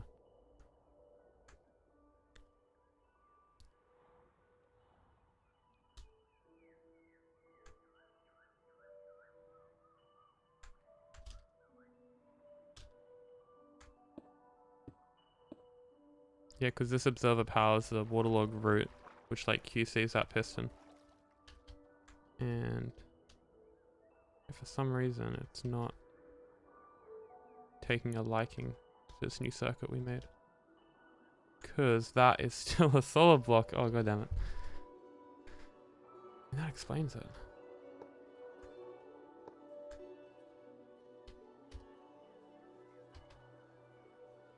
There we go. Okay. So now we should be in business. I always get worried when something doesn't break first try.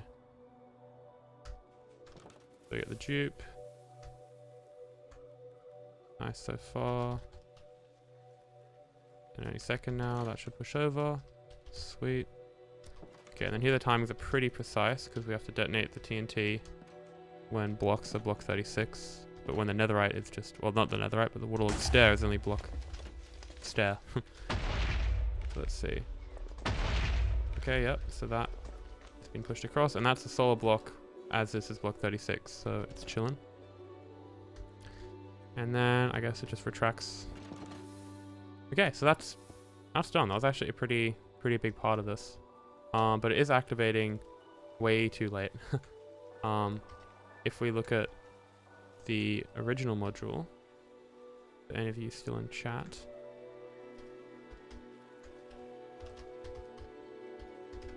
If you look at this original module, you'll see that the TNT, I gotta fix this up.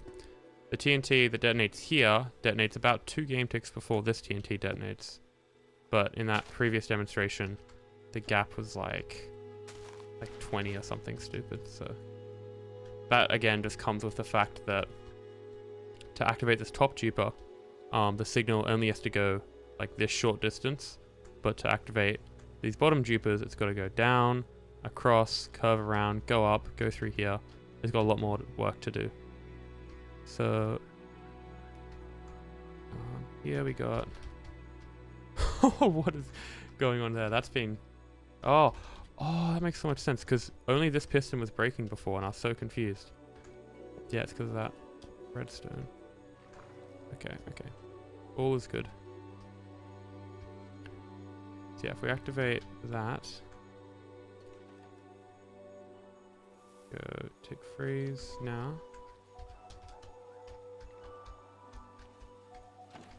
Actually, I'm not sure how big the delay is. Let's see. That's kind of why I'm running this. So that's then, and then we have this TNT. So let's measure the difference. So we got 1, 2, 3, 4, 5, 6, 8, 10, 11, 12, 13, 14, 16, 17, 18. Oh, okay. That's a good sign. It's actually 18. I've done so many iterations of this, the timing always changes. It used to be like really precise, but now it's just 18, so we're chilling.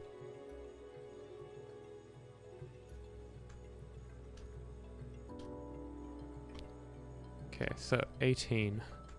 So basically what we can do now is we can run this and we can compare. So trial and error. If it's 20, then we take away 2 game ticks somewhere by like moving this observer over, or if it's 16, then we move it 1 to the side. And that's more or less how we're going to like fine tune this entire thing, is just look at what it's supposed to be, look at what it is, and then the difference we can work out up here. And then there's like edge cases that might arise, but yeah, just overcomplicates things. So we can run this, we can go down here. And we want to look at when this TNT detonates and then add that delay. So it'll take a bit before the TNT gets down here. So let me turn this back on. Holy shit. I haven't made a save in a while. Okay, I believe something's up because that should have detonated by now. I got rid of... Yeah, that's right. This broke. That makes sense.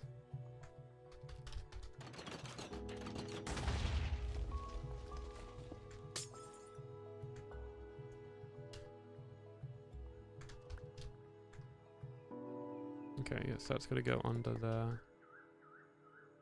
Yep, yeah, we should be good now.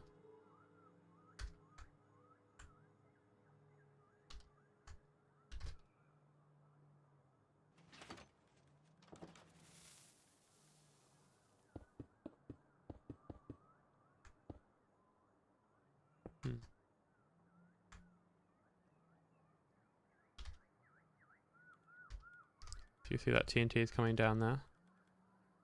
And we go forward. Okay, so let's measure it. So we're looking for 18, but this looks like it's going to be about 14. 2, 4, 6, 8, 10, 12, 14. Okay, I was wrong. 15, 16, 17, 18. Oh fuck, we're 2 off. 19, 20. Okay, I got a bit excited then. So we gotta actually take away 2 game ticks. Cool. Too easy. So to do that, and get rid of that. To do that, there's a really cool trick you can do. Where you can either, I was gonna say you can do a rail like that and then have a observer. Kind of cool. But alternatively, you can power it like this, because that activates it 1 earlier. And then have, although that's kind of impractical. Honestly, I think this is the best way to do it in this moment. So that's gonna activate it 2 game ticks earlier, and that timing will be perfect. So we've got up to stage 5.8 done. So hopefully the next one isn't as demanding, because that took like half an hour to do, if not more. Oh, okay. So next up we got stem retraction. So this should be activating pretty close to the water. I might just have a look at this myself and just see what's happening. Okay, I'm not flying fast.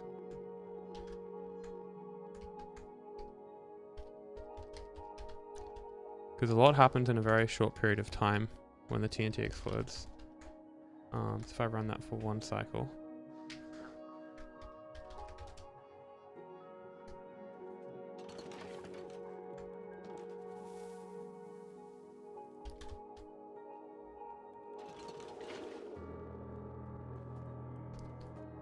Okay, so we have the water gets dispensed, TNT comes down, and see, this stem has already been retracted.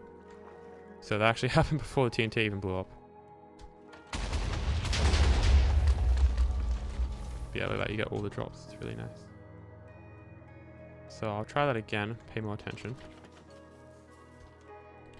So maybe if we get glass, what we can do.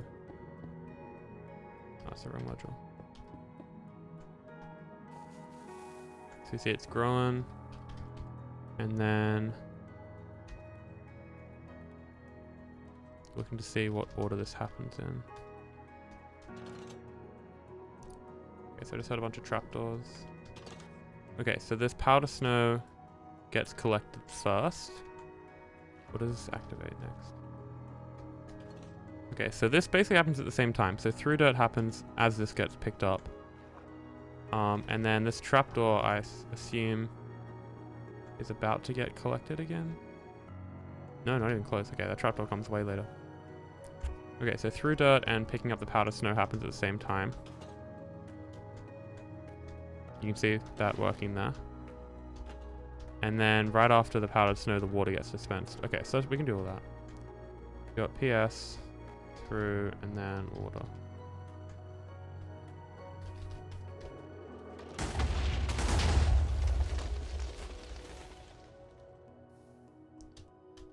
Okay, so that order is actually different to what I had written down, so I guess lucky I checked.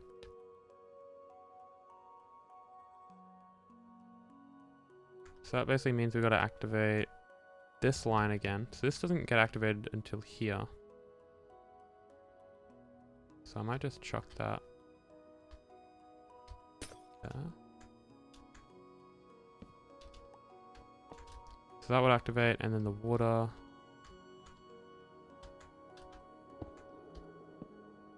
The water can activate a bit earlier, I reckon.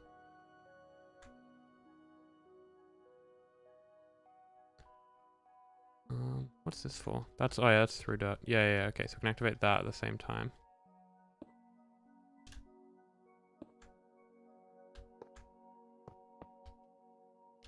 Like that, and then that. Oh, that's turning that off. Yeah, actually that's gotta happen as well. Just extend this out.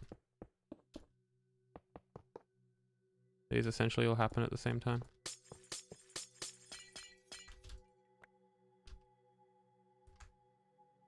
Okay, so I gotta be careful what I break here. So break that, and then that. So I can place an observer there without triggering anything. Oh, I just triggered something. I think that's fine.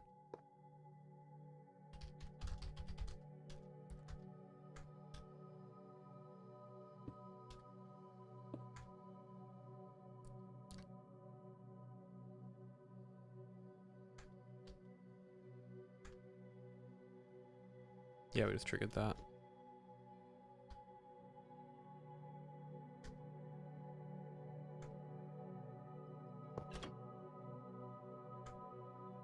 Cool. Okay, so now we're activating a bunch of stuff at once. Probably too many things. That's fine.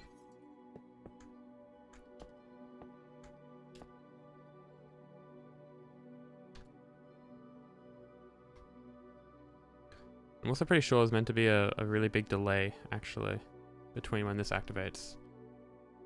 Yeah, if you get the flowchart up, you can see water is dispensed after 15 game ticks. And there's like a 40 game tick delay. Okay, that's not too long.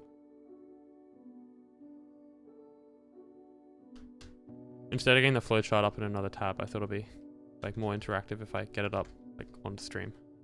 Literally. Okay, so actually this should activate a little bit later. So if you think about it, this right here is taking like 94 game ticks, I guess, to get through its cycle. So if we're activating this as this starts to activate, this is going to activate like, you know, 90 game ticks too early or something. So this is where it gets messy, because this water has to dispense. I think I might just guess the timing and then fine tune it. That normally works out pretty well. So yeah, everything I just did I gotta remove. Nothing new there. And I think what we could do, because you know we can only fit in like that much delay in between each activation, is we could take an output here,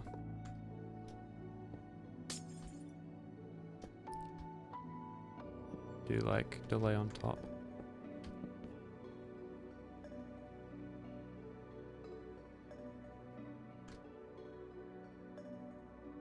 Now the issue is this is going to give a rising and falling edge output because it's greater than 4 game ticks. So it's going to activate twice basically. But we can use sticky pistons and stuff to get around that. So it's not too bad. But the very first thing we want to activate is probably... God, it's all a bit confusing right now.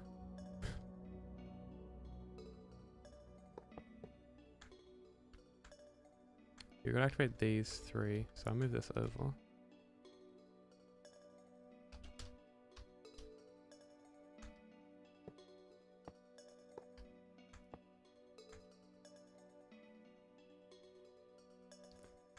Tricky part though is we got to activate this white one somehow.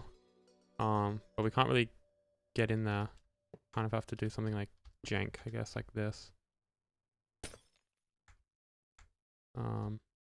Trapdoor.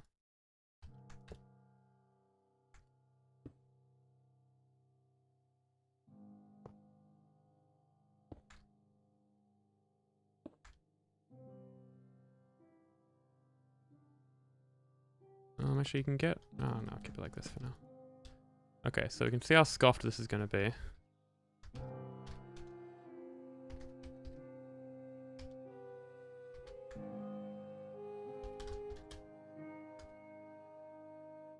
Does that want to teleport me? Oh, yeah. Oh, actually it's not going to do anything.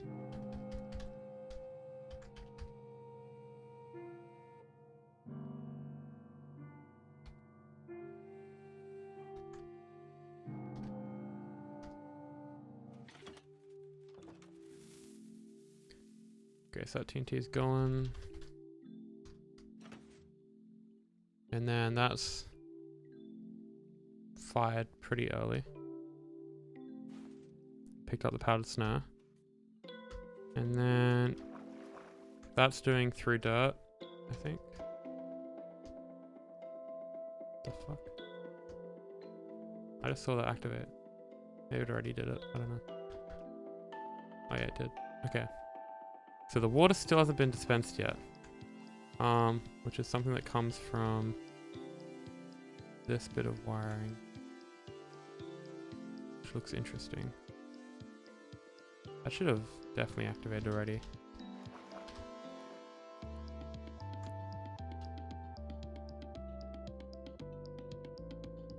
Yeah, that's why.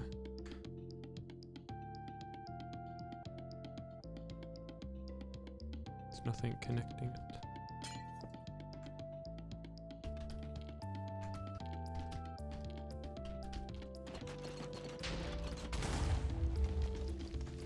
Okay, so we really got to go.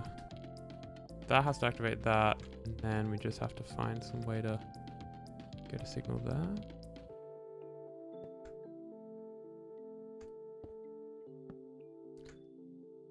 Actually, if you think about it, if these signals come after this signal, then this should really be on the main line like that.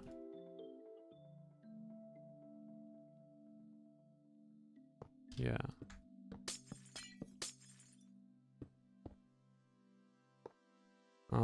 Although that said, bringing the signal up, so undecisive. Bringing the signal up like that allows us to use a sticky piston to bring it back down again. Just have to place it correctly. Okay. Then you go like that, and then that can be a note block.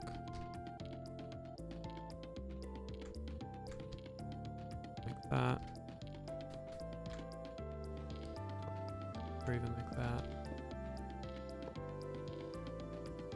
Okay, sweet. And then that way we can have kind of like back propagate the signal this way. And then that activates the powdered snow, that activates the water. I guess we don't need that anymore. Yeah, it's all well and good.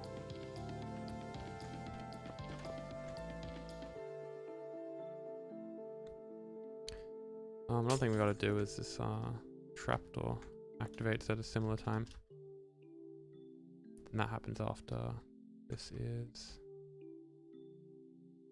I might just move this a block over.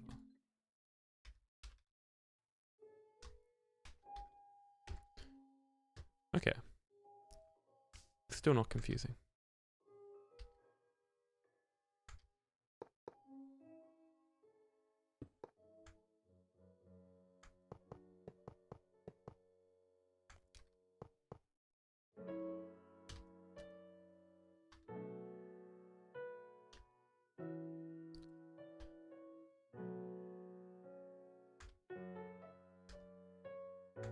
Okay, now let's see how messed up this is.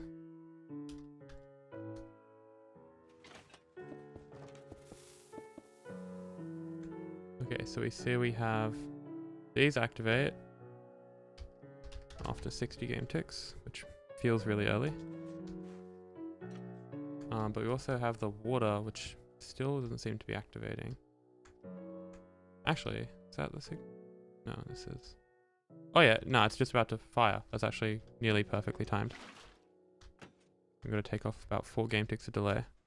That's the through dirt, which activated. And you'll notice it's kind of... kind of working. A lot more to go. But yeah, we're getting there, you know? We're getting there. This is doable. This is like the last like brain racking thing for this farm. The other brain racking thing, storage tech, but luckily I have beautiful comrades who are helping me fix that, so don't have to worry about storage tech as much. And yeah, I guess this water isn't going to pick itself up, so let's do this for now.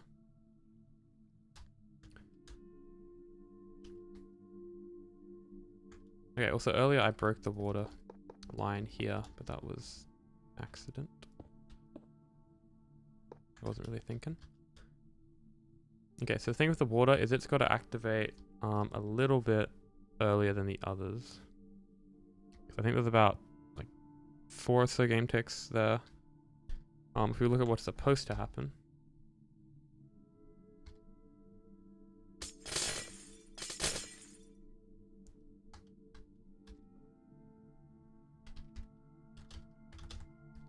Yeah, if we have a look at what's supposed to happen, we have a tree that grows, blah, blah, blah.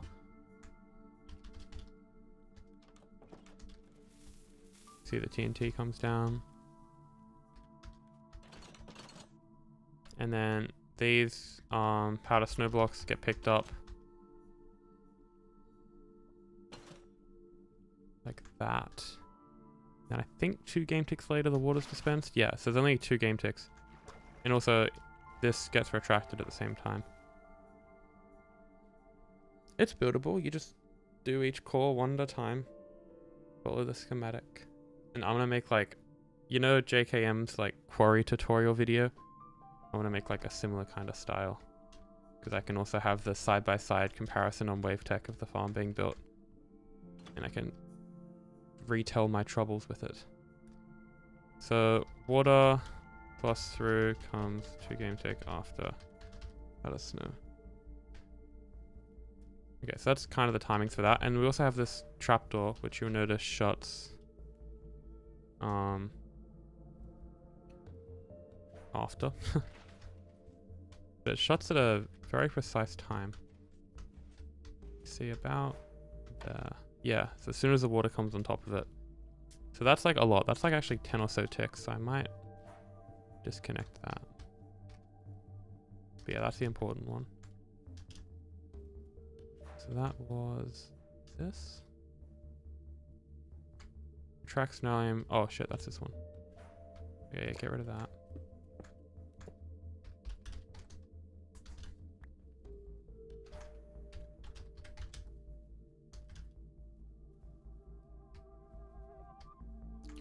So this activates, and then we can add in delay basically to these. So for example, this can instead go. Let's see, it would have to go for 4 game ticks. I'd probably go there. Yeah, that's reasonable. And then that way we can get rid of a note block as well, which is always nice.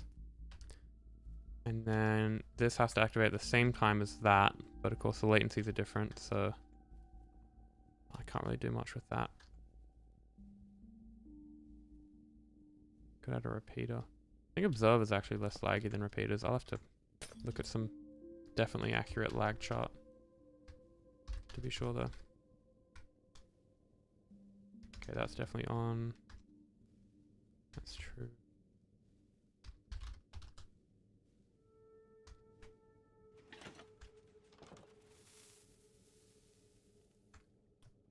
Okay, so that's the powdered snow, and that should be getting picked up any second now. That happened later than I thought.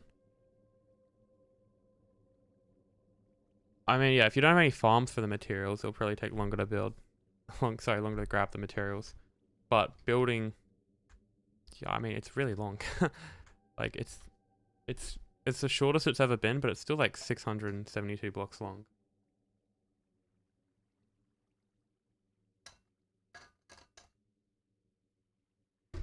So that's kind of an issue.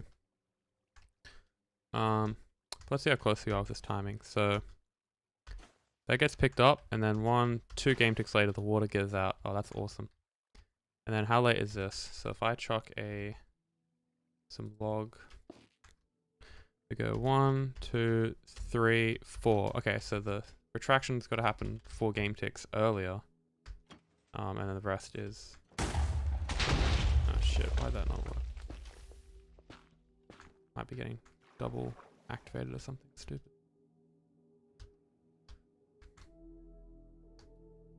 Okay, so that timing's cool. Except for this, which has got to activate earlier, apparently. What are the rates? Are you on the Nether tree Discord, like the huge fungi huggers one? Because if you go to the Ncore channel at the bottom of the Discord, there's a pin message which has the details for like every mode that I've tested so far. So I definitely recommend checking that out.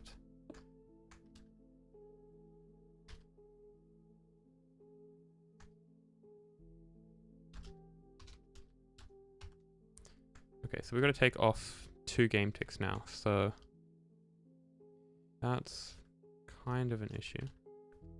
We're going to keep this delay the same, but add 2 to that.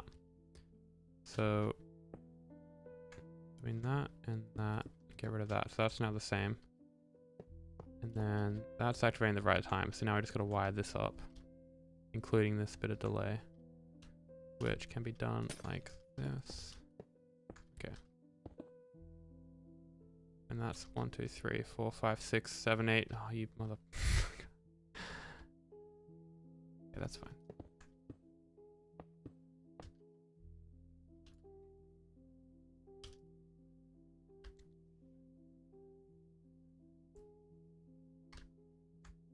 Yo, Typho Gaming. I saw the message you put in chat before stream started. It was nice.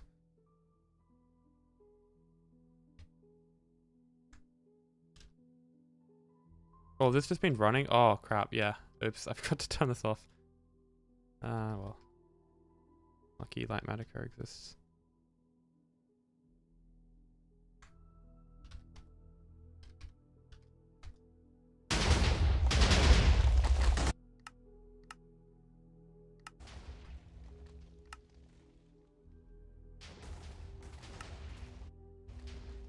Oh my god, it's lag.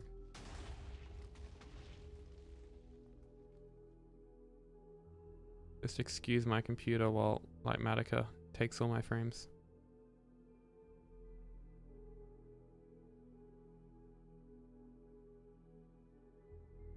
Okay.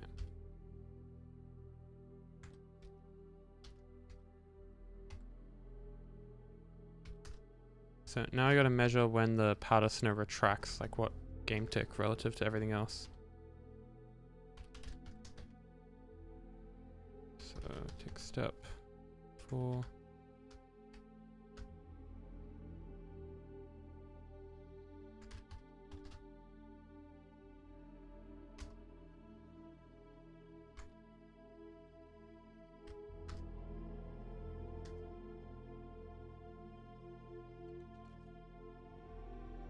Okay, so get rid of that overlay. And what are we doing? Get rid of that because that's gonna make a mess. Thank you, actually alive. Not really a master though, because I haven't done like the 0 tick course yet. But you get into that if you do like overworld tree farming. A lot of like block event delay stuff. It's a whole new world. It's just a lot harder to debug because stuff happens like in the same game tick, and that's like pain. So we're 64 game ticks. 5, 6, 7, 8, 9, 10. So 70 game ticks after the powder snow gets popped out, it goes away again.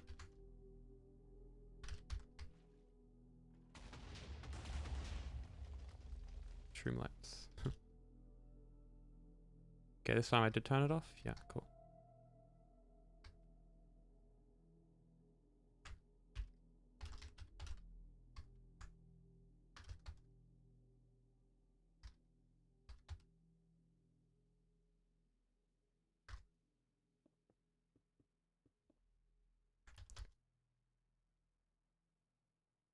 Yeah, you can see the signal coming in.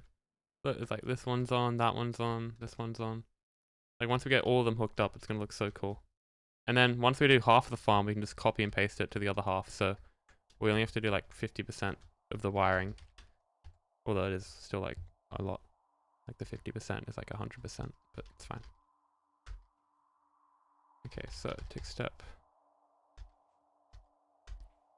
So now if we go, not 70, but like 50. Actually, no, it's going to update then. 30. Because yeah, it activates really soon. 30, 35, 36, 38, 40, 41, 42, 43, 44. So we actually got to add like 26 more game ticks of delay. That's a couple. Right.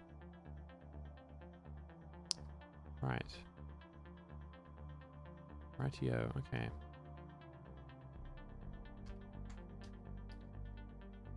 Well, we can... This is where the mess starts coming in. Where you gotta add in this delay.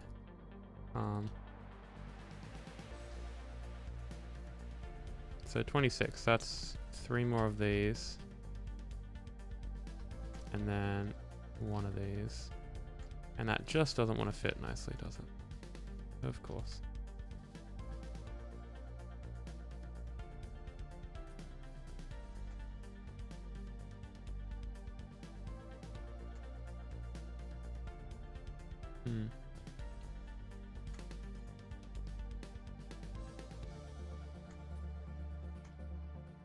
What we can do is this little trick where if you do the falling edge of the piston as the output, it allows you to take away 1 repeater because it stays on for that amount of time and then goes off, so it's like acting as another repeater, I guess.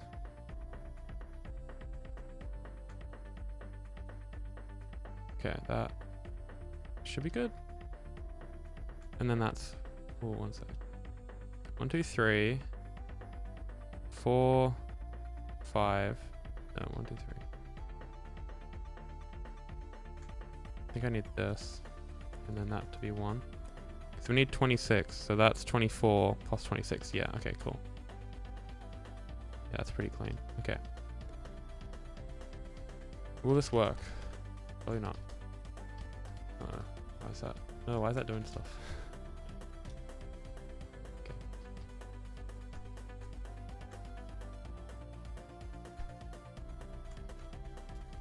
And then I also got to fix this through dirt retraction because it was like a bit buggy for some reason.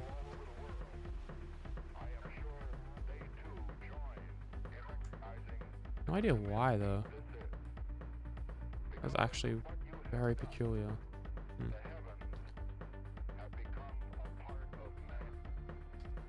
Okay, so again, take freeze, hit that, hit that.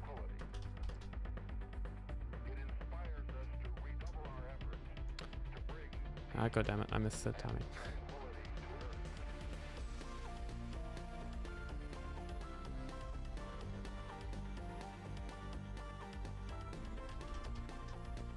So that was 70 game ticks, but I don't know if I paused it at the right moment. Also, that picks it up and drops it off way too fast.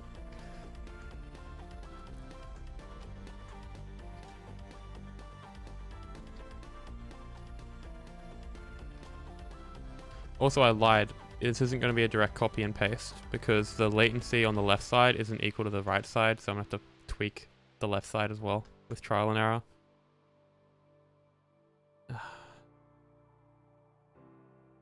Might actually be easy to just go in for every single one of these lines and just add or remove delay to make it equal to the right side, because that's... I don't really want to make a second computer, you know? Or PLC, as some people call them. I already forgot what PLC stood for. Someone told me it in chat before. I think name. Also, this is kind of like a bit ugly, don't you think? You can go like that. But nah, I'll keep it like this for now.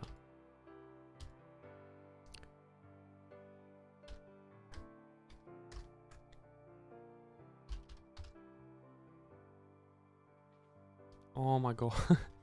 I'm hopeless.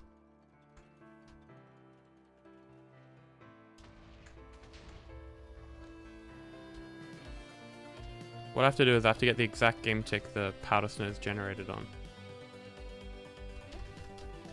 But I'm just tick stepping a bit too far. Okay, so it's generated, and then we go tick step, say 68. And we go 1 more. There we go, 70 game ticks. So that's timed. which means the water should also be timed.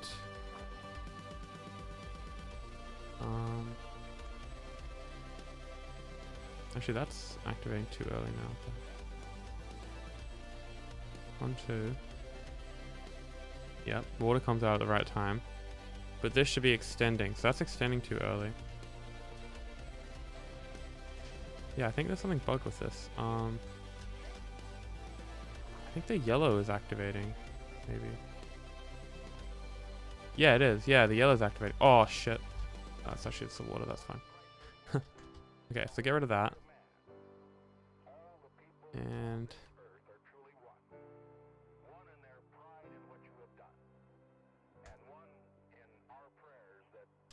okay, so that reset. Yeah, when you don't have the TNT damage on, you gotta deal with the excess cobble that's generated. Oh, lol. Who's gonna tell him we don't need this anymore?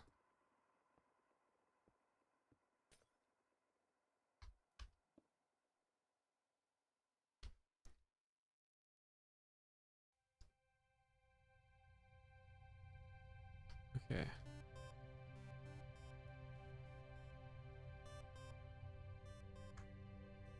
That's in the wrong state. How does that happen? There we go.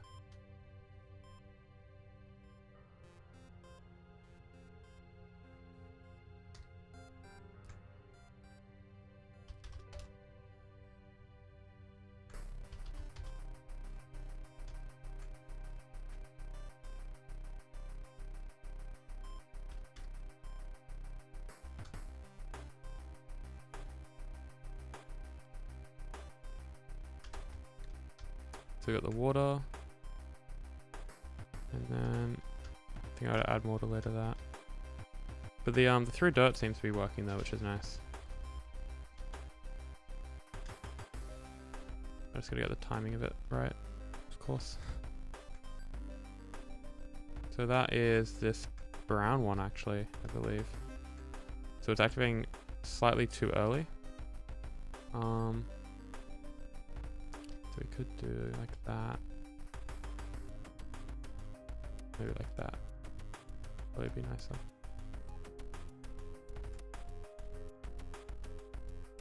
I'm not sure if it was just 2 game ticks off or longer. It felt like longer. So much trial and error you gotta do with this.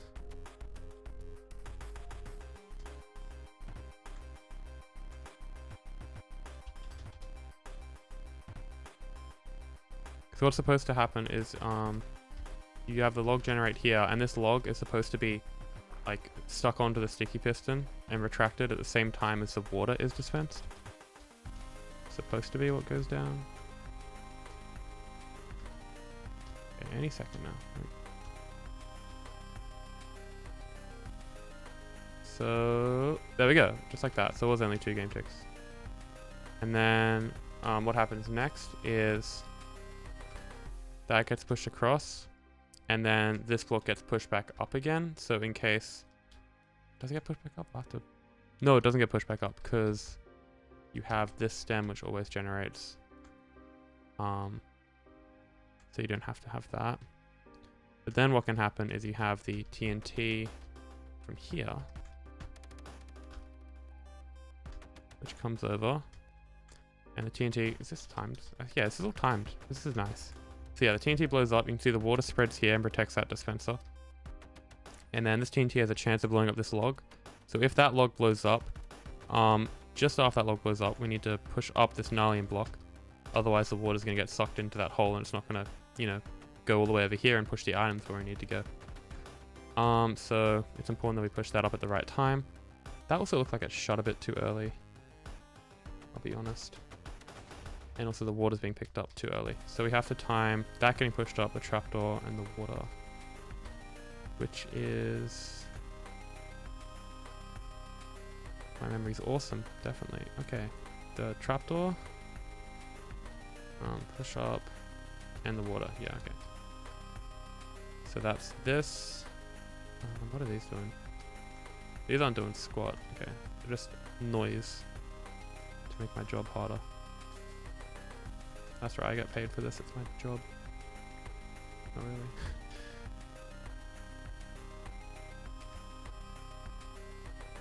This is a waterlogged trapdoor, and this is... Oh, I see what's going on. Okay, so the trapdoor's not being activated too early. What happens is it only gets activated once at the moment, so it just toggles between on and off every time I run the farm. So we have to have a... See, what state is it now? So it's currently closed, which is good. I don't know, that has to activate... So the water gets dispensed here. And then that's open, and that's gonna close 20 game ticks after. So that's kind of coming over to this territory almost. This is activating too early, by the way. So what we could do is we can make that 2 game ticks. And then the problem is now that we've made this 2 game ticks, the signal's always going to be 2 game ticks. Like we could add a sticky there though to monostable it or whatever it's called. That's good progress. The dupers, oh, actually, are you following the schematic, right? Because in the tutorial, there's outdated TNT dupers, which I didn't really show because I knew they were going to be outdated. There's new ones, they only use dust, they don't use any like slime or anything like that. So it's a lot like cheaper to build. Fudge, I just activated that. Oh well. So it's like a lot nicer than that to build. Yeah, if you're following the tutorial, good luck. It's not my best work, to be honest. The duper I use, I'm pretty sure it uses a sticky piston. Like not slime blocks, but slime in the sticky piston itself. You know what I mean?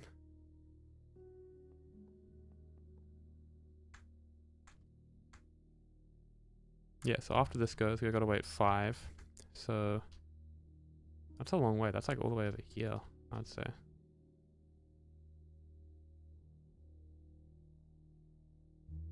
That's fine.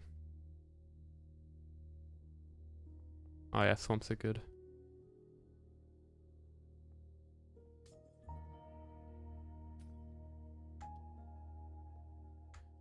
So we can trigger that.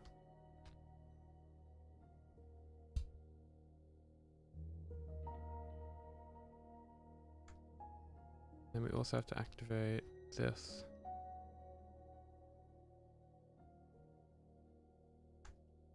What, like a honey farm or something?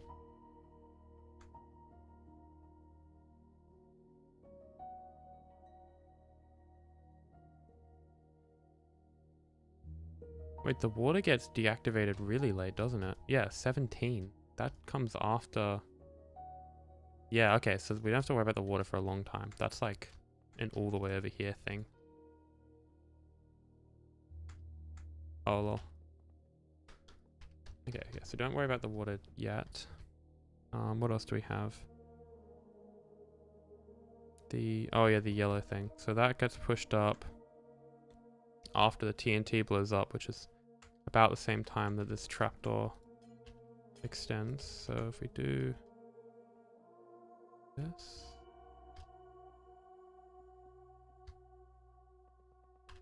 Yeah. I'm just trying to get like the rough timings off the top of my head, and then, oh god, what is that? Then we work from there. So yeah, it's looking a lot more compact than I thought. Like this isn't even optimized yet. It's just kind of working-ish. It's nice to see. Oh, I just can't wait to see how much lag this saves, man. Like I'm like so many people, they see Ncore and it's so big, and they make the miscalculation or whatever, the assumption that like the whole thing's running at once, but really only one component is running in each module at once, not each module is running continuously. So in reality, there's like only like maybe like 5% of the farm is ever operating at one point, or at least I've made it that way. And now with auxiliary processing, that 5% is now like 5% of 5% because it's all just here. So unless like powered rails suddenly become insanely laggy, I wouldn't be that surprised if this runs below like 30, especially on like some good hardware, like Wavetek's server or whatever. So it would be cool to see. I like building it. Like, it'd be so fun to build it because you just like build the computer and then you just like wire it up to modules and then you're done, you know? It's too easy. I know, I'm excited by it. Get to make another update video eventually. I could just like go straight to the showcase video and not do another update video.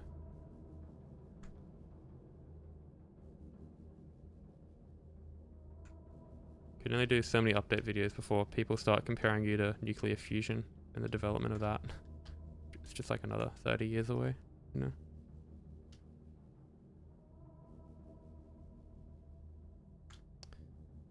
Be like, for example, you could actually no, not do that. Oh yeah, IRL computer building. I find that like my first time doing it was pretty stressful because it's like, this is very expensive and I have no idea what I'm doing. Prepare to screw up, but like kind of chill.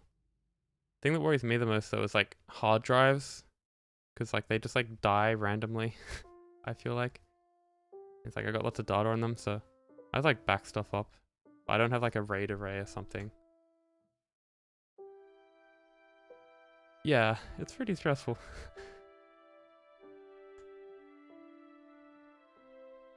Oh, do you have a AMD one with like the pins that come out? I've not used those before.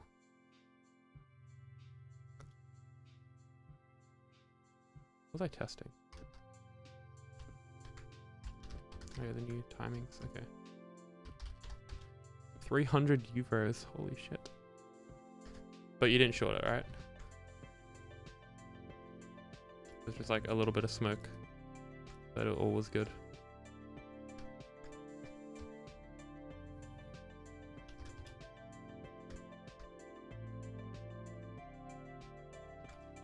Whoa. What happened there? Did that activate twice? Wait, what?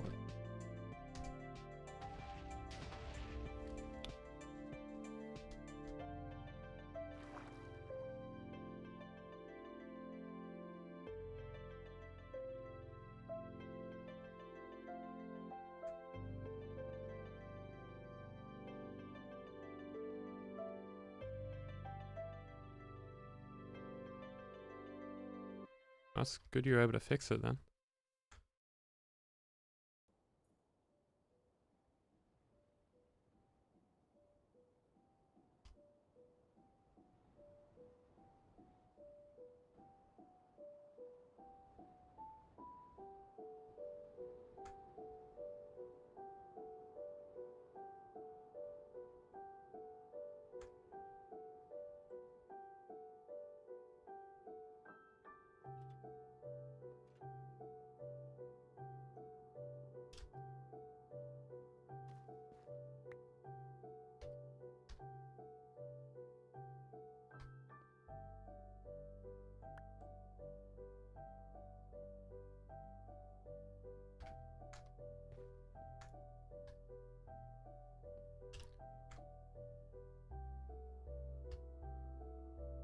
Okay, that's behaving really weirdly.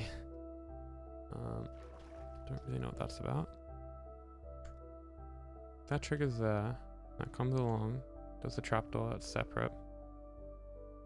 I get it's only activating the water once. I think I might just add in this for now.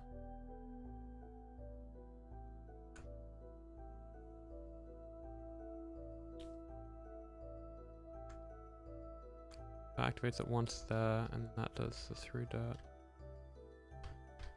Okay.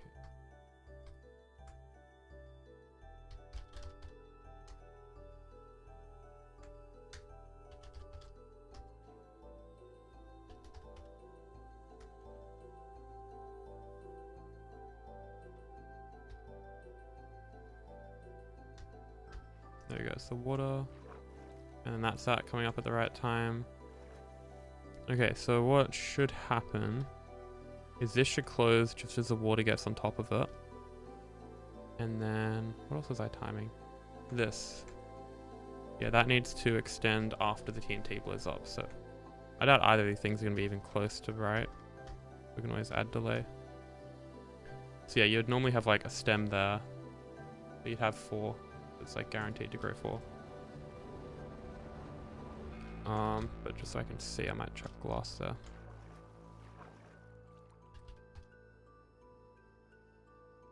Okay, so this trapdoor, how close is it to having its signal?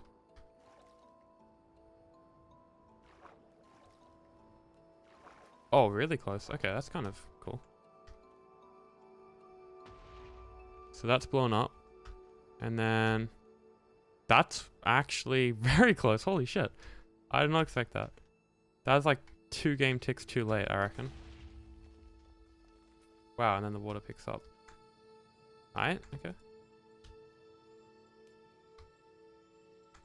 Surprised to be sure, but a welcome one.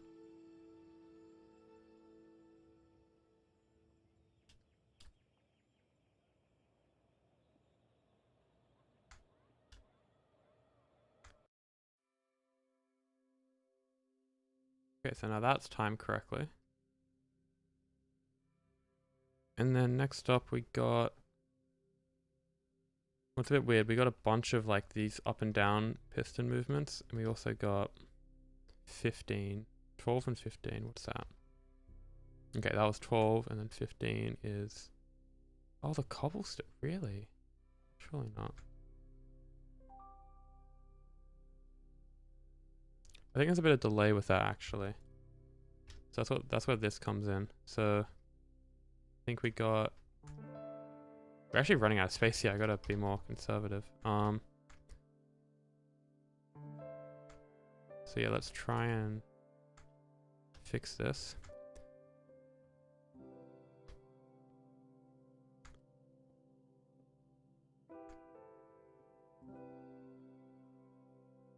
So that's 1, 2, 3 of those.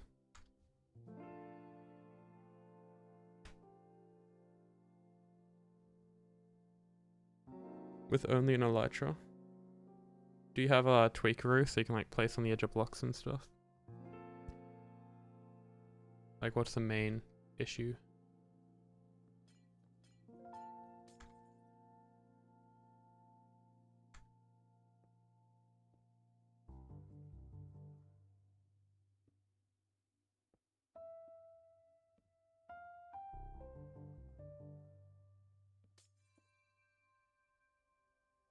Actually, like this.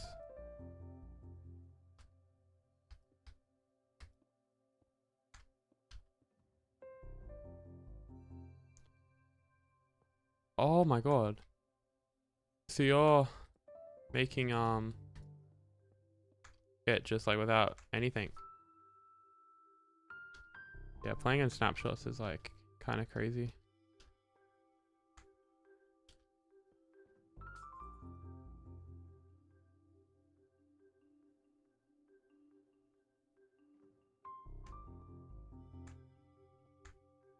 MC Craft Gamer, hi. Is that a request for me to credit, or are you doing the crediting?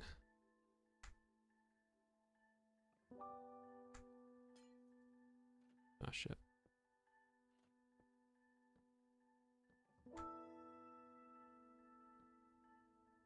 Okay, well we gotta redo the timings now because I just added a bunch of stuff.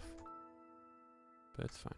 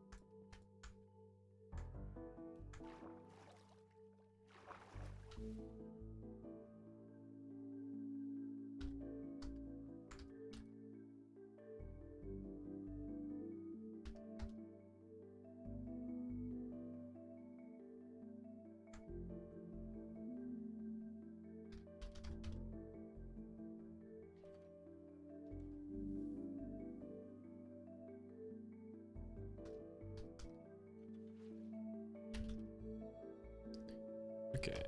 I reckon it's gonna activate a lot later now. Aw, thank you. I appreciate your appreciation.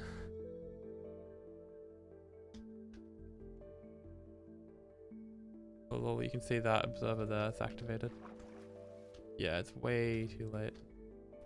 It's basically supposed to go there. I actually think that TNT is activating a bit too early as well. So we go like 2, 4, 6. Okay, it's not that bad. Yeah, I'm gonna delay that TNT by 1. So that TNT is this orange here. So what we can do is we can just add another observer.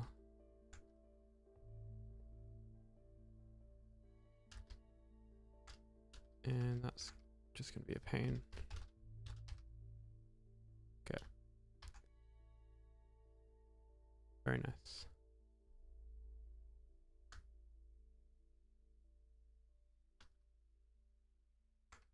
Okay, so now that Jeep is synchronized. And then, oh, that also means, maybe that also means I have to delay the, oh shit.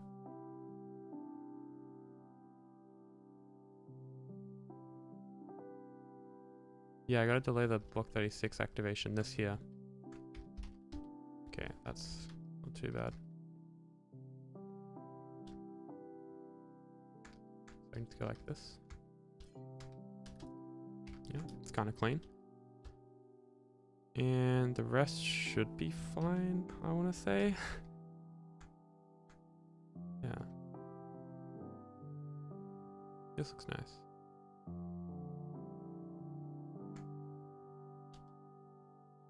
I like how there's just this block of redstone timings. Like cut and pasted. And the rest is just like strings of redstone, I guess.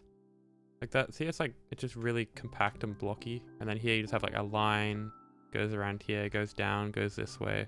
It's all like spread out, kind of like well planned. And you just have like this. An absolute mess.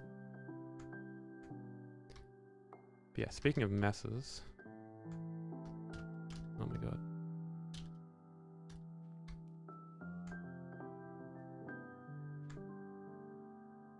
Got that.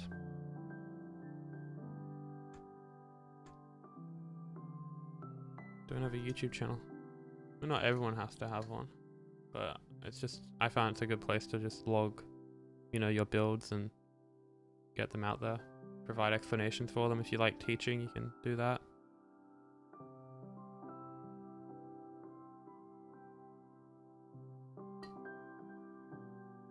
It's a pretty nice platform. There's a lot of grind though, especially with like editing. Oh my god. Filming. And like depending on like what you want to make, you have to have like an actual computer to edit everything, store all the files and upload and yeah.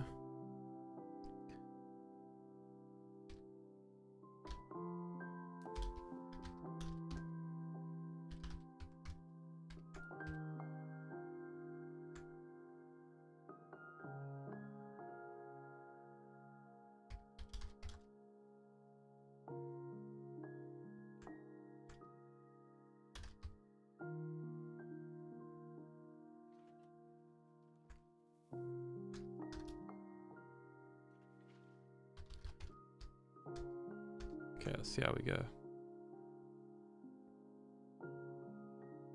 So what should happen is as soon as the water goes on, like 2 to 4 game ticks later, the trapdoor should shut and that should push up. And then about that same time, that TNT should explode. So let's see. So yep, water's gone. TNT explodes with the water. Okay, I think it's gonna explode a bit later then. And then that's pushed up. Okay, so still a bit too much delay.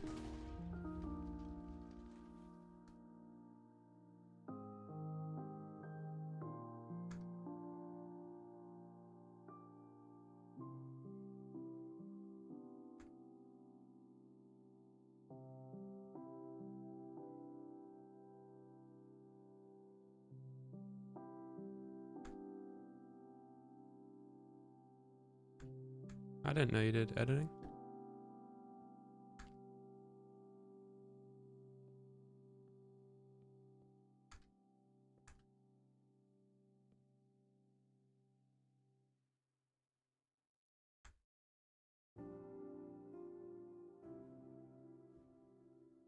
Are you on the Tree Huggers server?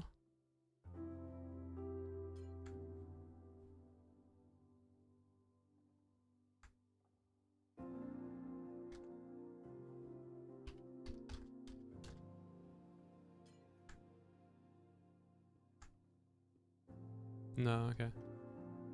Are you on the huge fungi huggers server?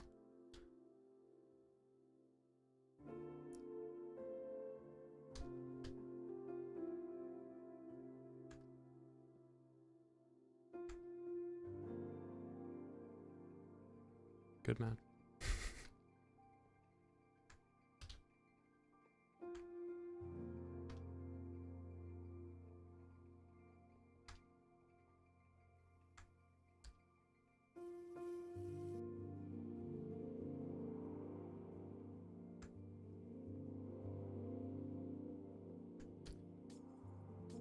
Okay, so that should be that. Just trying to delay the TNT because it's detonating before the water's able to properly cover everything, which ain't too good. Do you do like, no, like the, you know, the cinematic edits? You don't do those, do you? Because no, that's a bad thing. It's just a different style completely. I tried that once and it took like 40 hours to make a 40-second video. It's just ridiculous.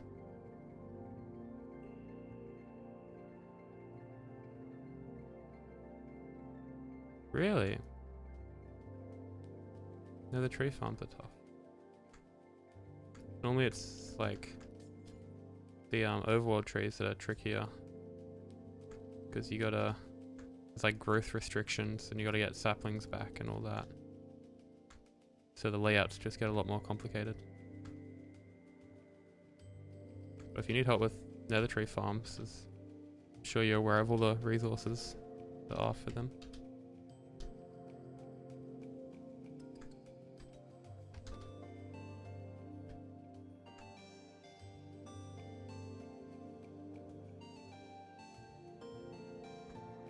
Yeah, replay mod's so bad. I had to use replay mod to debug some issues, and I had like a 500 gigabyte replay file because of when you tick warp, it like sends extra packets, and I didn't realize that. So my game just like crashed because I ran out of storage space on my drive, and I couldn't even like use replay mod. The whole factory. Yeah, a lot of procrastination leads to me making random nether tree calculators and stuff like that.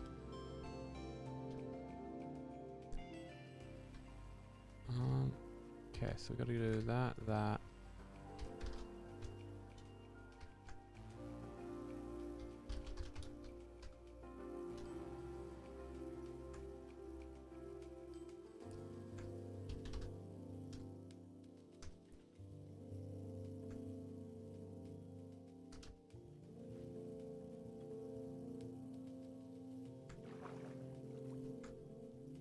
Okay, so TNT, that's actually a lot more delay.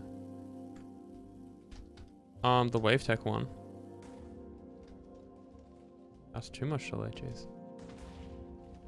If we ever open applications again, which we eventually will, you can apply. But yeah, it's a whitelist only server, basically.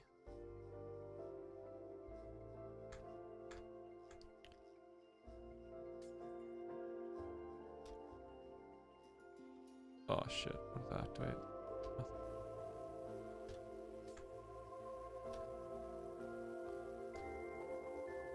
Don't you love rails?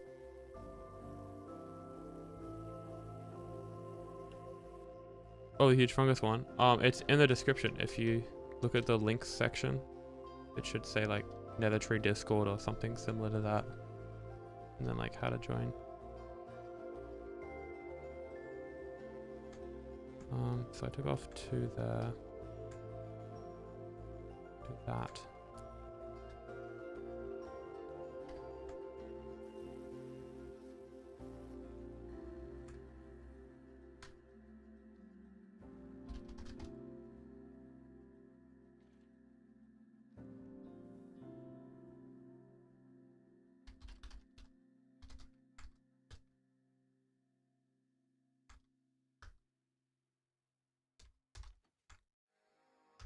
Okay, we've got the water.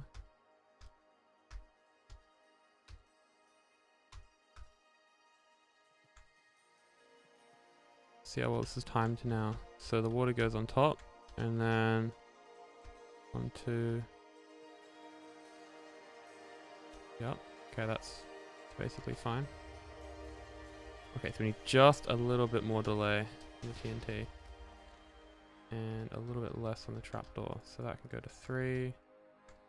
We can add 1 back there, and we can add that back there. Okay. Wow, that's actually a lot now, so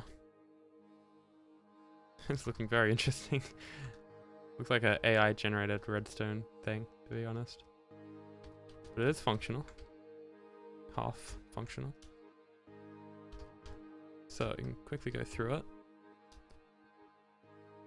So we have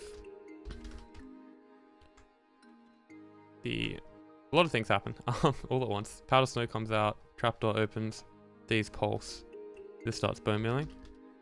And then we go forward a little bit, bone mills at bone mills. And then these TNT all dupe, and the one up there dupes, and then they start to fall down. And then to make sure that, you know, not everything gets blown to smithereens, we have this water. And then the water comes out, and then a tree would have grown, so you get the stem there, so the water doesn't go in the hole. And then that starts to spread. This stops bone milling, if you notice. This clock here has been disengaged, so it stopped bone milling. And then go a little bit more forwards, just edge forwards. So now that's gone in the trapdoor, so the trapdoor has to flick up, and then when it flicks up, the water will spread across. Now the trapdoor doesn't send out any like block updates, so if the water hasn't like processed its current, you know, like it moves every 5 game ticks. So basically if you wait too late, the water's going to stop moving and it's not going to look for new places to go. So you have to like shut it just as the water goes across it. So that way the water's like, oh, there's a solid block below me, I'm going to try and go over here or go over here. In this case, it just goes over here because water. What does it? Pretty sure it just goes to the left. Yeah, it goes forward as well. Yeah, it only goes to the left when there's no block there. There's lots of funky water mechanics that you get to know after a while.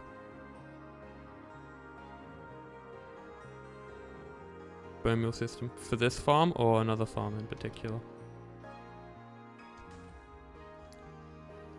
That's got a 2 game tick wait.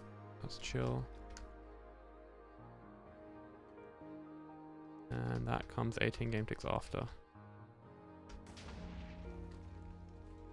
And water gets picked up. And all is good.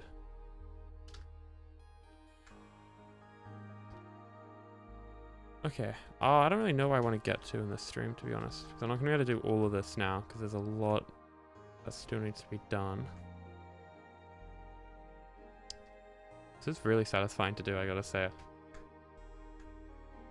Maybe it's just the overload of colors. For this farm. The bone meal system. So, is the bone meal system... because there's a lot going on. So, do you just mean how the tree's growing, or how bone meal's produced, and how you move bone meal around the farm? Like how the saplings planted? Like which part in specific? Because the very basics of it is this dispenser can bone meal saplings if you plant it in front of it and it has bone meal in it. And we just activate this dispenser with a 4 game tick clock here. So this comes up, that observer detects it and powers that. And then this clock activates with this observer, and then that connects to this green line. And then if you follow the green line all the way around, it comes out here, and then it goes up to our computer thing. So we can individually toggle this dispenser on or off from all the way up there, which is pretty handy.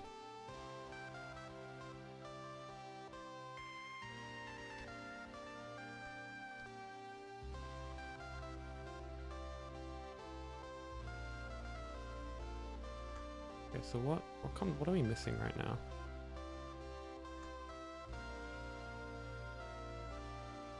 What's the next step? It's 17. Oh yeah, this is a kind of terrible part. It's timing the TNT with the warp nylium getting pushed up and down. But then once you've done that, that's actually like a majority of it done. Give a spare function slot. Okay. And there's just like additional stuff, like stuff for overworld trees, stuff for nether trees. And these are pretty cool. I kind of like this. How it's like on the edge as well.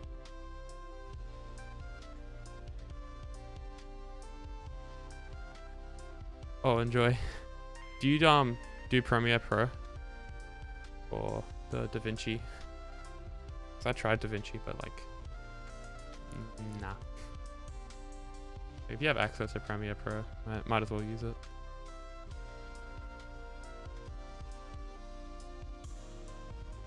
Yeah, so we get up to here. Nice, nice.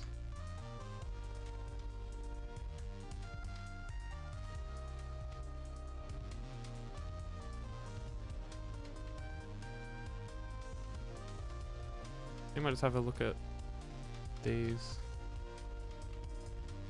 modules and just see how they're timed.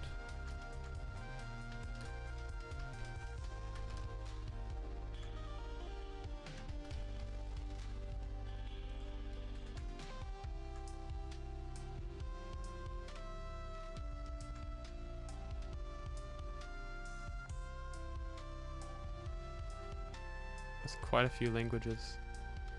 The thing with AI now though is that if you roughly know like one language, AI can more or less translate between them. Just in my experience, because I started with Python, learnt C in college, learning C, and being able to make like Discord bots and Minecraft mods in Java and JavaScript, and I've never learnt either of them. But I'm just like, this is what I want to do. Here's how I do it in this language or whatever, and then like well, ChatGPT can like translate it. So I found it a lot less restrictive to like work with different languages now.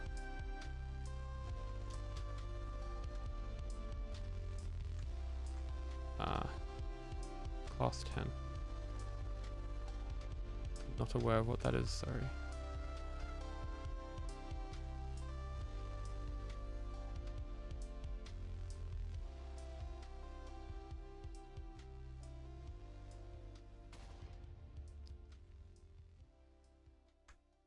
Okay, so that's blowing up at the right time.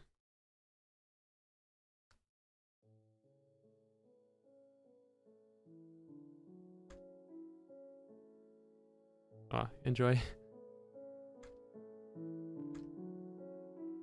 Creating Discord bots is kind of fun. I've made a bot on the huge Fungi Huggers server that just like answers frequently asked questions. Like people just say like, where is the tree farm? And it's like, bro, there's like 400 tree farms on this server. What do you mean? So it's got something to like clarify that for people. They just forget. So that gets pushed up like 2 game ticks after the TNT explodes. And then gets pulled down about 4 game ticks later. And then that explodes and then gets pushed up. Yep. About 6 game ticks later. And then the items fall down. And then once they're fallen down, it should. Quote unquote should.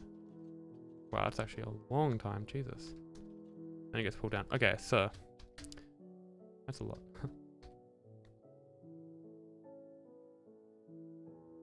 That is a very smart choice. I've thinking of choosing AI for my field. Like to major in it. Doing a mix of like quantum engineering and AI.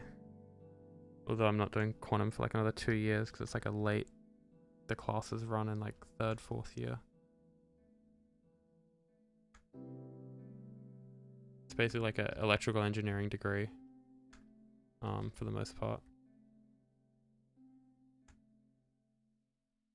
Yeah, so this actually needs a bit more delay. I've been lied to. Might just go like that.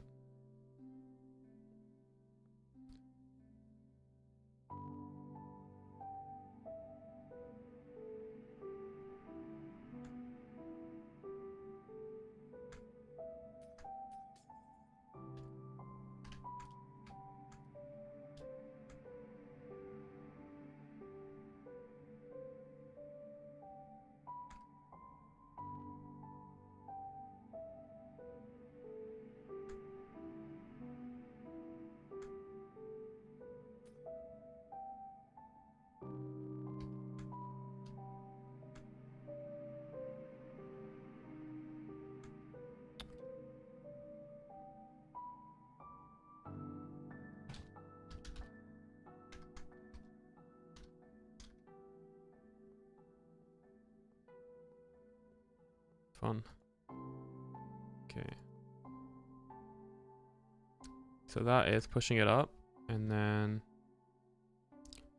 pulling it down again after the TNT, and then we need to also... Oh, so you know like matte bat wings and stuff.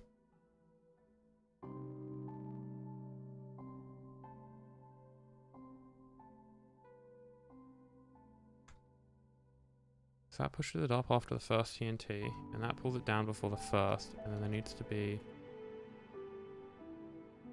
more delay after that. So I'm gonna move this back actually.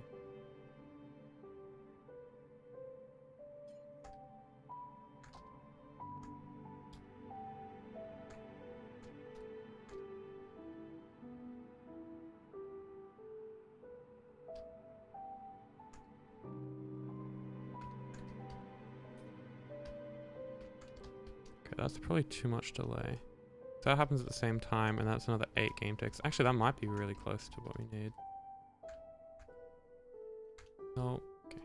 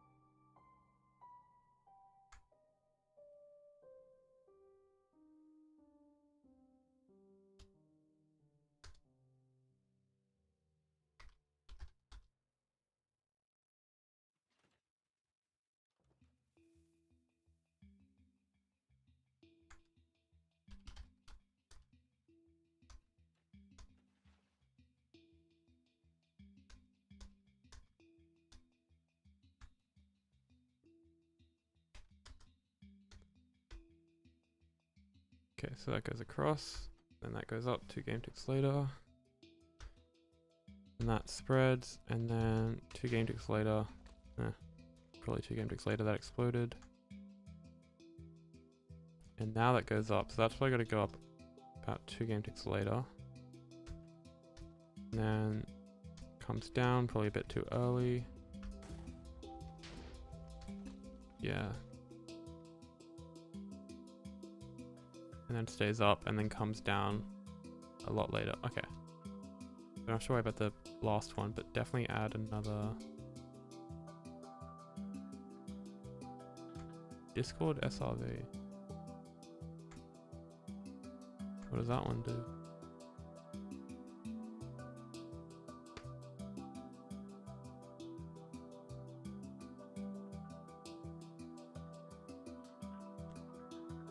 So that goes, and then this comes after, so that has to go to just that. And does this one not activate? Because what, it goes up, down, up. Yeah, no, it would have activated. Okay.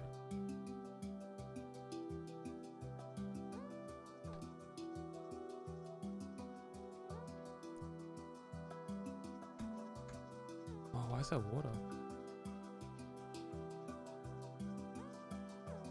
Oh, because this isn't hooked up. Yeah, that makes sense.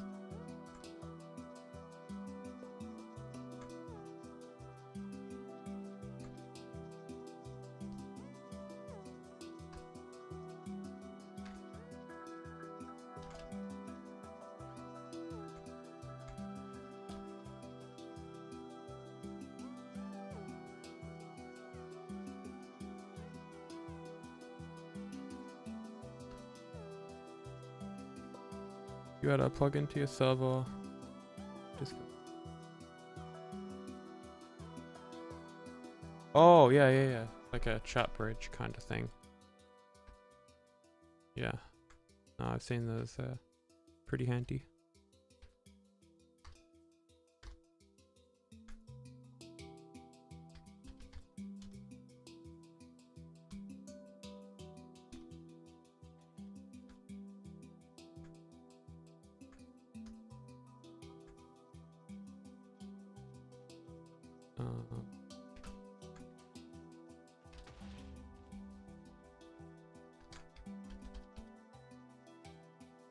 That goes up.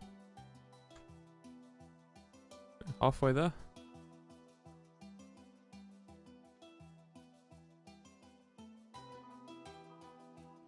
What's like the hardest part with the dupers? Yeah, there we go. That's good timing. Okay.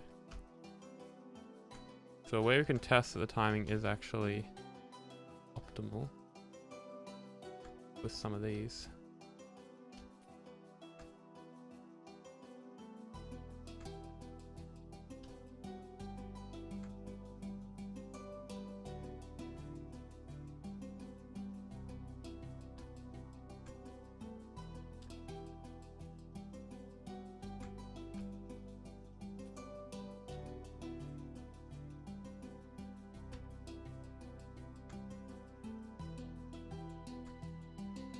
Okay, so you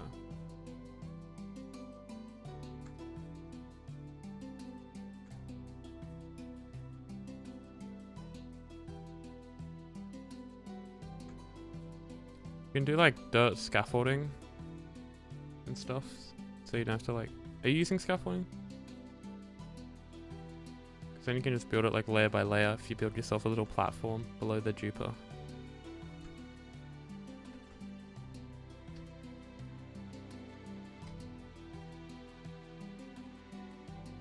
Okay, that looked good, yeah.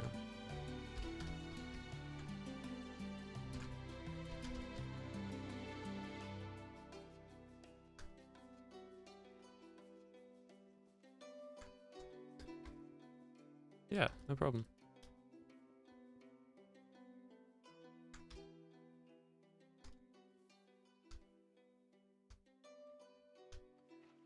Okay, so we got the water. This is like a worst case scenario where you have like wall blocks that generate along every point here. It comes in and yeah, that goes like that. And the water comes around. And then say that blows up and it manages to blow up that log there and like all of these. In its current state, if you don't push this gnarlium up, the water's just gonna sink into the middle and it's not gonna like go over to this water here. Which is a shame because it would be nice if the water goes over there because that way we actually get our items that we get from destroying the tree. So if this is timed properly, which, well, we'll see. This gnarlium should extend just as this water's thinking about going down there. Which it might do. Actually, that looks... Yeah, that looks promising. Okay. No, it's not. Fuck. Okay, so it's coming up a little bit late. Which is fine. It's just a simple fix.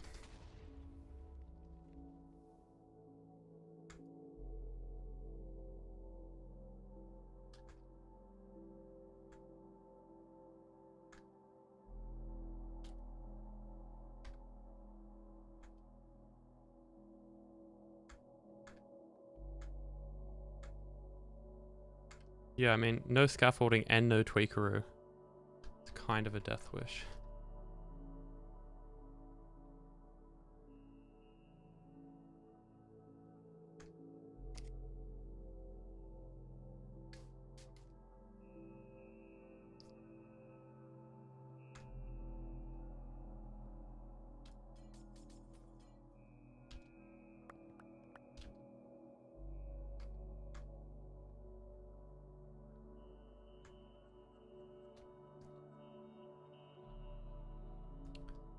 Okay, and then yeah, activate this whole thing like a tick earlier. Yeah, it's really tight, the timings, because you got to do it like while the water's kind of like looking for somewhere to go. So I'm pretty sure it schedules a tick in like five game ticks after.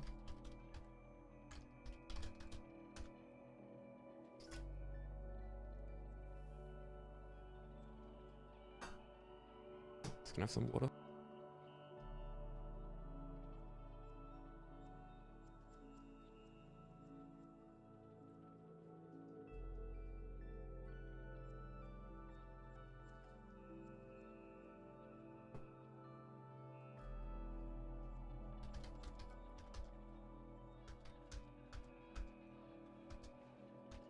Okay. So again, worst case scenario, we got this going on. Water comes over here. TNT blows up. And... oh shit, I messed it up already. I did see this extending this, that would have worked. But yeah, now you can see that the water started to get pushed over more, but because this is going up and down too much, it's got to modify it a bit more. Because it worked at the start, but then because it gets pulled down later, that pull down timing isn't correct yet, so that messed it up, even though the timing at the front was correct. Trial and error. So that means we've got to delay the second one. So that pushes it up, so that's good. And then, okay, so go to go like that.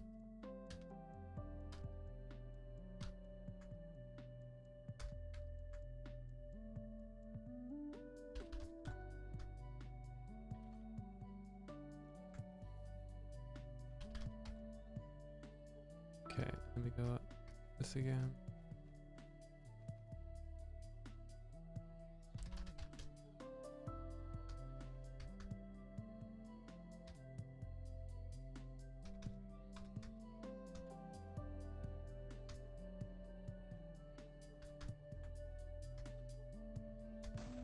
Go, and all this gets destroyed. So if we go now one tick at a time, you see that gets pushed up immediately.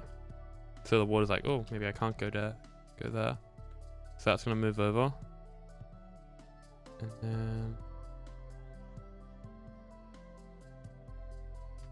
that gets pushed over, and I'm pretty sure this gets pulled down too early is the issue. So I gotta add more delay.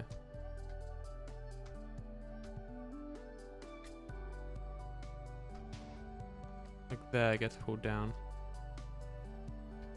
Yeah, like when you run out of a block, but then you don't need any more of that block. It's like perfectly allocated.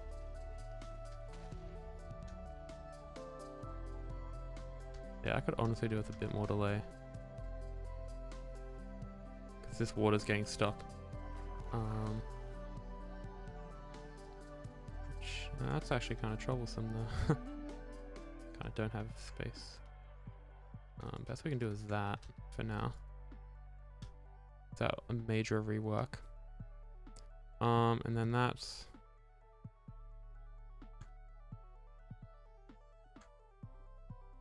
it's going to lock that repeater, but it doesn't matter because it gets unlocked by the time the signal gets around.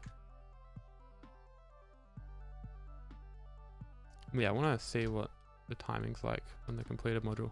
For some reason my fly speed isn't as fast. Unless I like do that. Weird.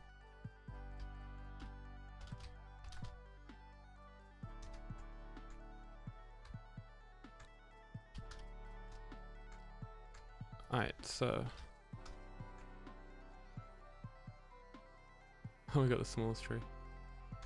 Is it the smallest tree? 1, 2, 3... no, it's not. God damn. Okay, but I prefer to have no tree.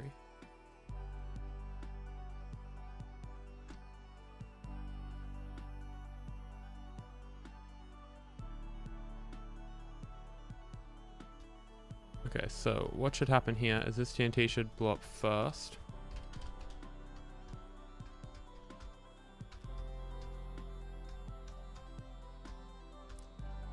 2 game ticks from now. So 1, ah shit. That should be fine. So as you can see, it's blowing up the middle block there, and it's blowing up these. And so what should happen is this should get pushed up very soon. Yep, there. And now that's all the way up for 4 game ticks. 5, 6, 7, 8, 9, 10. So like 12 game ticks. So 1, 2, 3, 4, 5, 6, 7.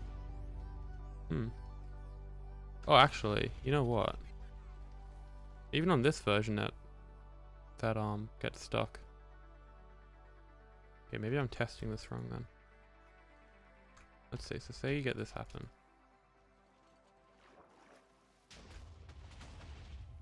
Yeah, see? I think I'm just testing this wrong, to be honest. Let's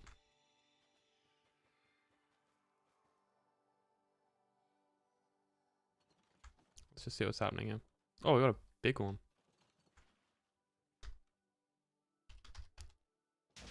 So that blows up like that. And then, yeah, say it leaves a stem.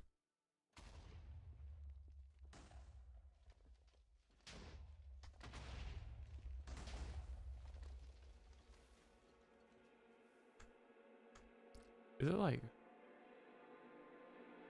This is weird. It's not good if the work we're trying to copy is wrong.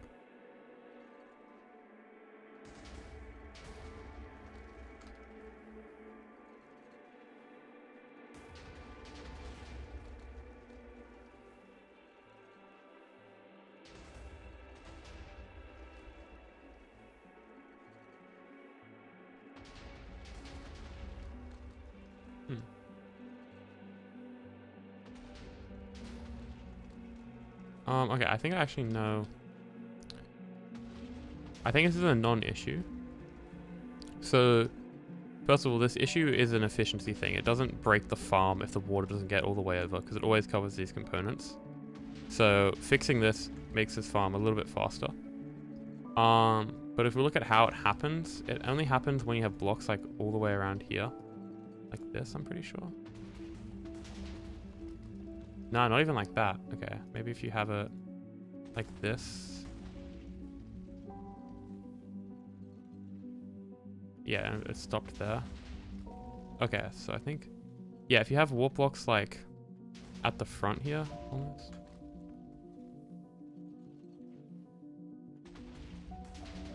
No, you need a combination. Yeah, so you literally need warp blocks all the way around here. Now, if you know anything about nether tree generation, warp blocks down here are very like unlikely to generate, relatively speaking. So to have all of them generate is highly unlikely. So the probability of that times the amount of items you lose, which is like, you know, only the ones that land on the edge, it's like a 0.001% item loss. So it is a non-issue. Cool. I love solving issues like that. I'm just like, wait, this doesn't matter. You just gotta think about it for a second, I guess. And let's turn TNT back off before I forget.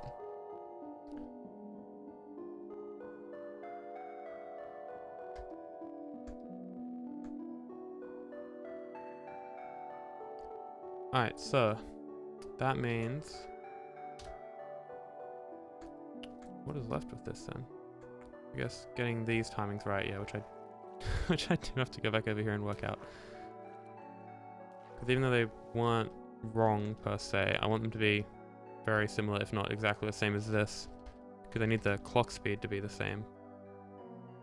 Because if something happens 2 game ticks later, then it makes the clock speed 2 game ticks later. Or something.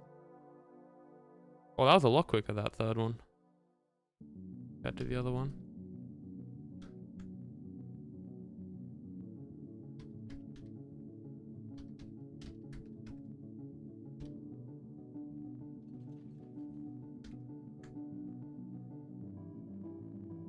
Okay, so we've got to count how many game ticks after the powdered snow does this get pushed up.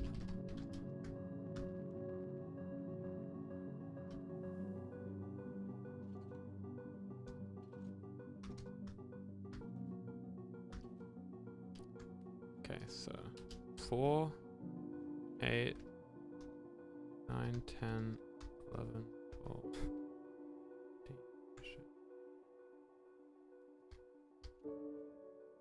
14, 15, 17, 19, 21, 23. Lots of counting. 24, 5, 6, 7, 8, 9, 10. Okay, so 30 game ticks after Out of Snow. And then we go 2, 4, 5, 6, 7, 8, 9, 10. And 10. And then 1, 2, 3, 4, 5, 6. That's because I put glass and got rid of the water. Oh boy. 1, 2, 3, 4, 5, 6. 7, 8, 9, 10, 11, 12. Oh my god. 13. Then 14. And then it's like a lot. 30. Oh shit, my 34. 36. 38.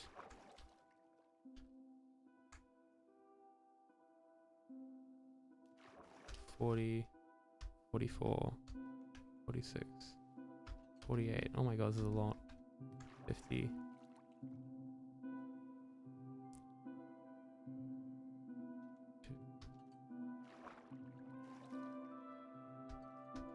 Okay, that's like 60 or something. Jesus. Right.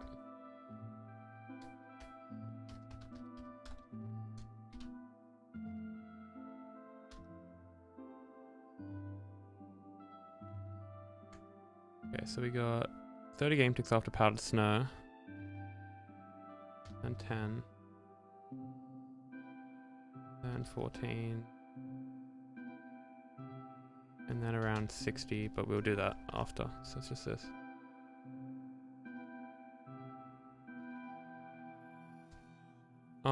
Yeah, like this, kinda. That's what Tweakaroo does. It's pretty good.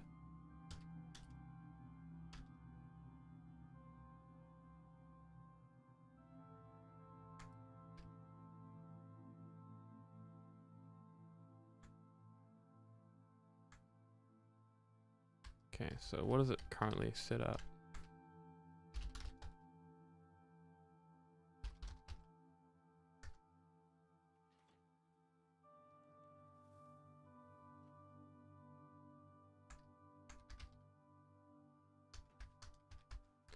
Okay, so we're gonna go 30, so tick step like 20. 1, 2, 3, 4, 5, 6, 7, 8, 9, 10. Oh my god, okay, that one's timed. Then we're gonna go 10 next. So tick step 5, 6, 7, 8, 9, 10. Okay, so this one comes late. So we're 1, 2, 3, 4 delayed from the retraction. Okay. Fix that.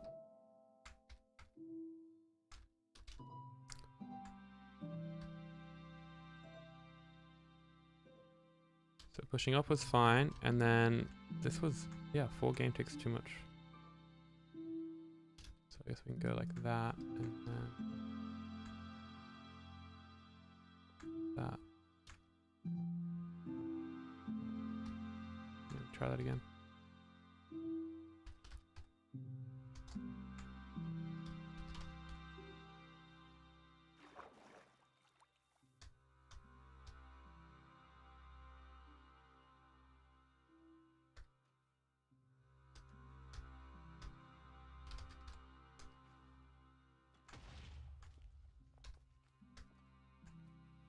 Okay, let me go like 7,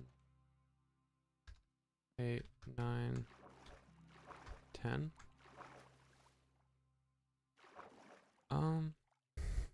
11? I guess that's about right. Then what, 14, so... Oh, way too early. Yeah, it's like 6 too early on that. Yeah, okay.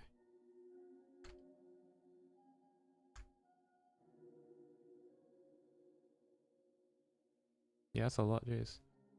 That might be worth investing in 4 game tick repeaters and a piston.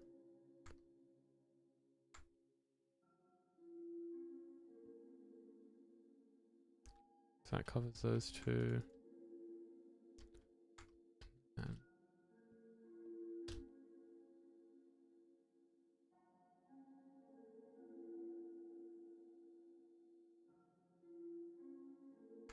yeah, I gotta be careful here.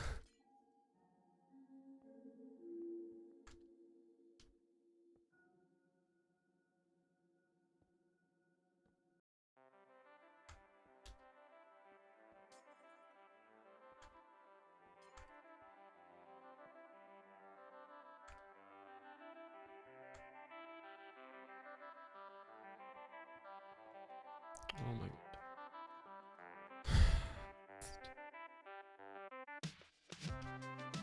This is actually gonna make it easy to build if I just put a trapdoor there.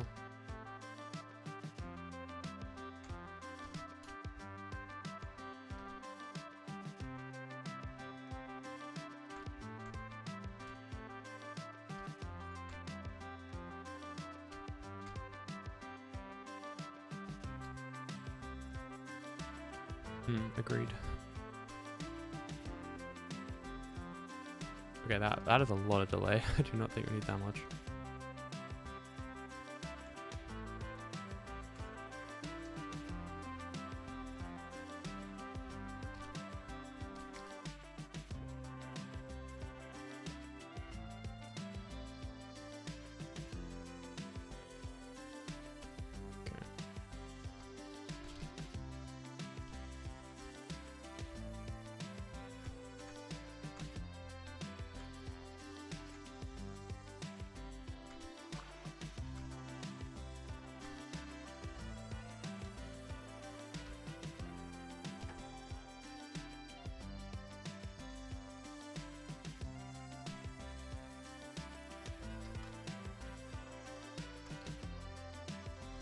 Alright, so it's looking good.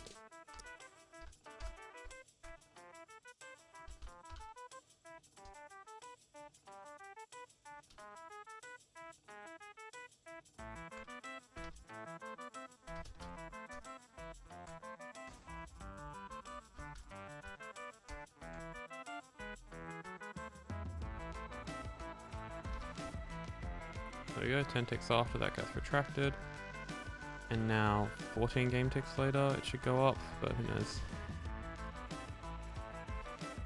9, 10, 11, 12, 13, 14. Okay. 1, 2, 3, 4, 5, 6, 7, holy shit, 8, 9, 10, 12.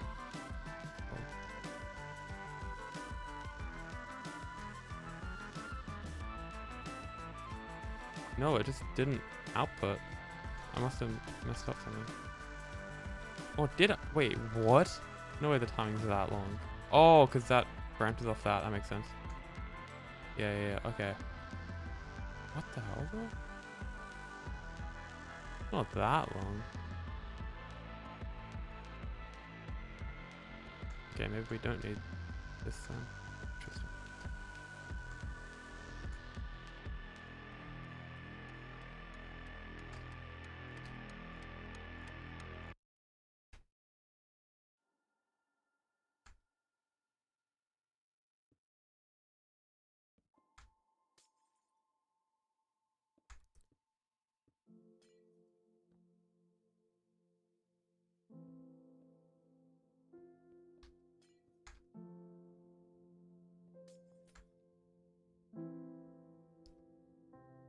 Okay, that looks better.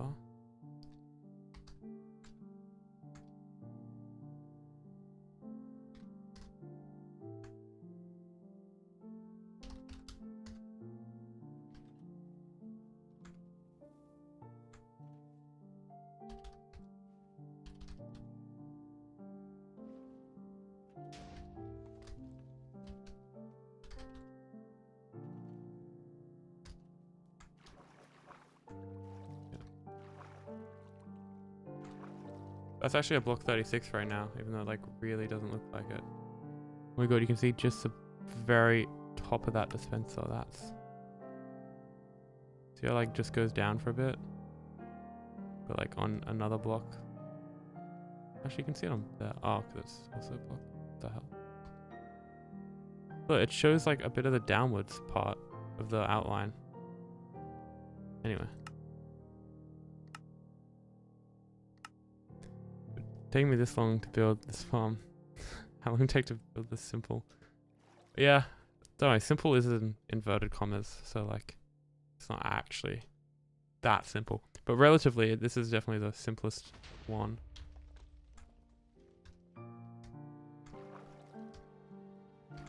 It's still too much delay. 1, 2, 3. Okay, 6. Not too bad.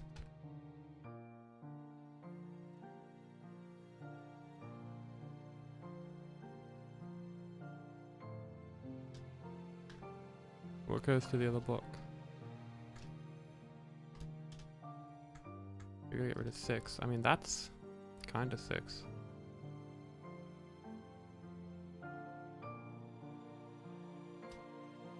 Yeah, you do that. That's getting rid of 6. You have to do this.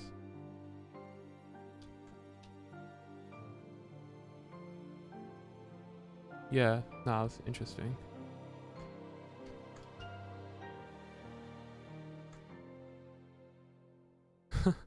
Look at it go.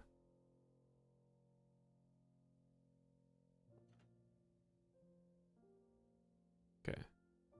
This should be it, right? So if we go 94, that's when the powdered snow happens. We go 123, that should be 1 tick before the piston first pushes up. In theory. There we go. We go 10, is when it gets pushed down, yep. And then we should go 10, nothing should happen. 11, 12, 13, and it should get pushed up now. Perfect, okay. And it just kind of chills there. The water goes away, and it gets pulled down again eventually. But there needs to be more delay for the water. Okay, nice, nice.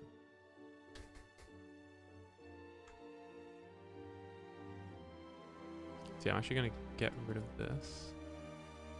Do what I did before.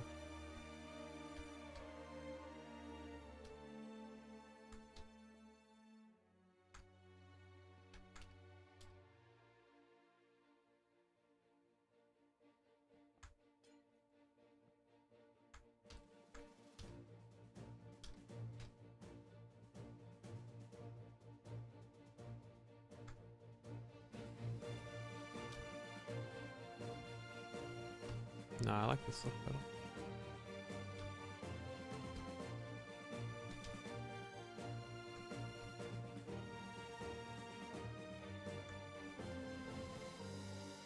Yeah, so now I gotta add just a buttload of delay. That or something.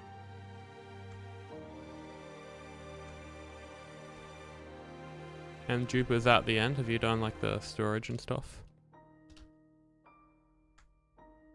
So I recommend giving it a good like look over before you run it, especially in a snapshot where you can't like verify everything, you know?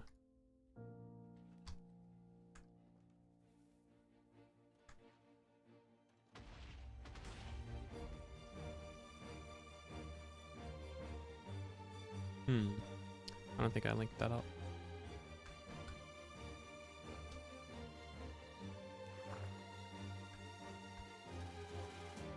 Oh, yes, I didn't. Oh.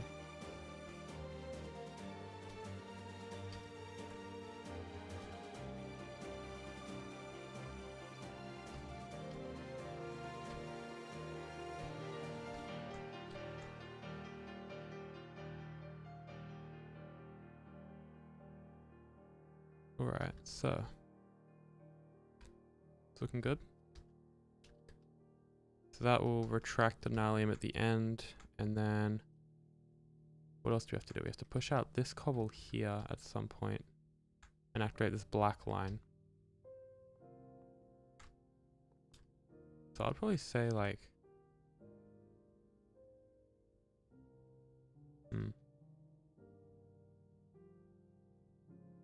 You probably want to do it like around here.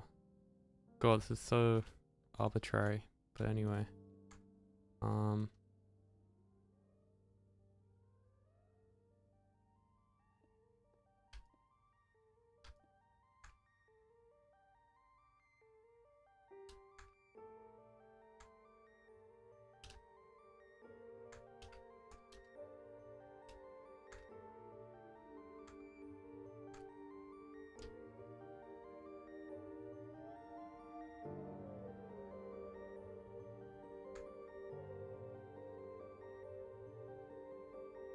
Okay. Wait, what exactly does this do? 15. Because what it says it does is push out 2 cobble at the end to reduce item losses. But that cobble is it comes from activating one of these. So I think I might... Oh, wait, oh no. That is interesting. So this activates... Yeah, I remember this bit of logic. This is really nice. Because it can take one input and then it's able to activate this line, and then this line again with a bit of delay. So in theory, it should push out just 2 cobblestone. Yeah, you can see it's like a line, so it powers the doors. Okay. We'll see. I've just added some new features. So, what are all these supposed to be doing? That's supposed to be doing the orange. Oh, that's all the Nylium replenishing stuff. Yeah. Okay. Yeah, I gotta do that sometime. I'll do that later. That's not like necessary right now. That is... That's height detection. Yep. Yeah, that's both height detection. Okay. Okay, we do height detection later. And we can do this later.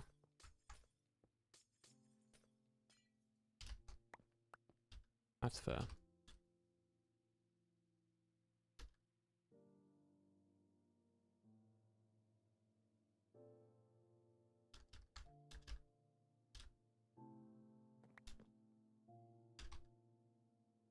Okay. Picking up items so you know I'm procrastinating.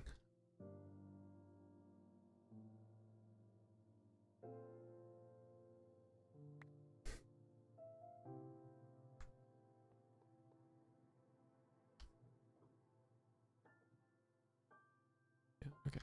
Tick freeze.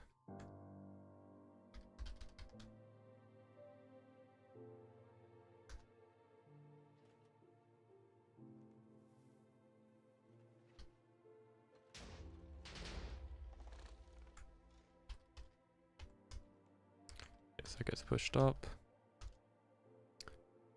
And there should be... Wait, did that already activate? Oh my god, already activated. Yes, this is exactly what it is. That's pushed out 2 cobblestone. Although... I didn't actually see that happen. That happened earlier than I thought it was. Do this.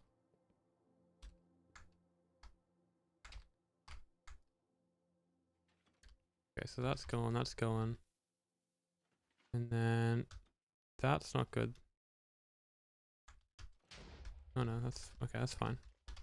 Don't know what I'm saying. Yep, that gets pushed out. That's just activated. The black line's activated way too early. Yeah, oh my god. Oh my god, okay. That is activating while the cycle's still going. Yeah, look at that. That's gonna glitch the heck out. Oh my god. That's no good.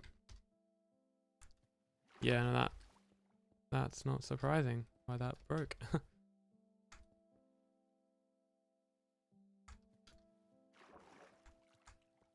Okay.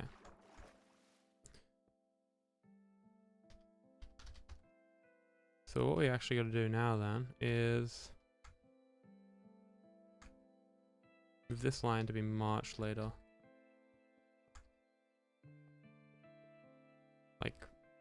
Yeah, I'd say around here, because it needs another 30 game ticks for the cobblestone to regenerate. So that means this is happening too soon, doesn't it? Okay, that's no problem.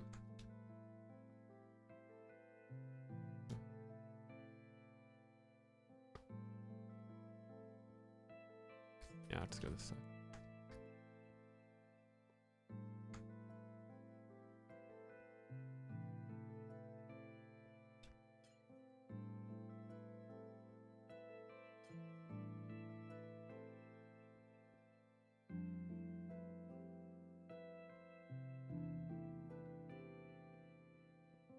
Okay, and then that way we can chuck an observer out here.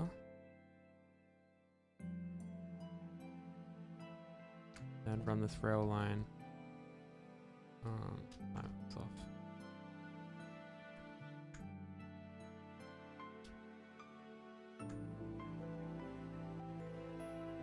Do that. And then get rid of that. So it doesn't short circuit, so to speak.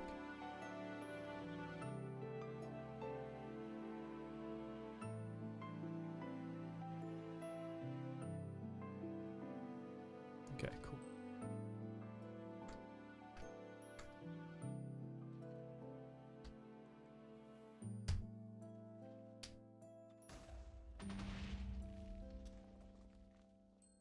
Okay, so that's gone, and then we wait a little bit extra, and then that pushes out. That actually shouldn't be pushing out at all, right?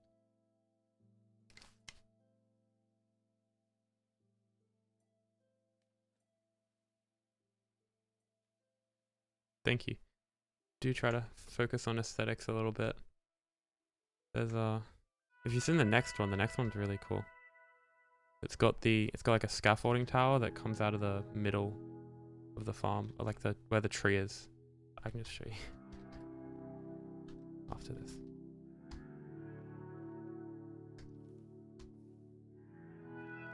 So that's pushed 2 out? Did that? I can't even tell if that did. No, that's pushed out too early still. Oh my god. Okay. That's fine. Yeah, I'll give you a sneak peek of the new farm. Although it's on all the Discord archives, so it's not that much of a sneak peek. God, which one is it? This one, blind. Okay, so this is the base version that I'm going to do a tutorial for. And yeah, this is it. So it's like 10% or so cheaper than the original design.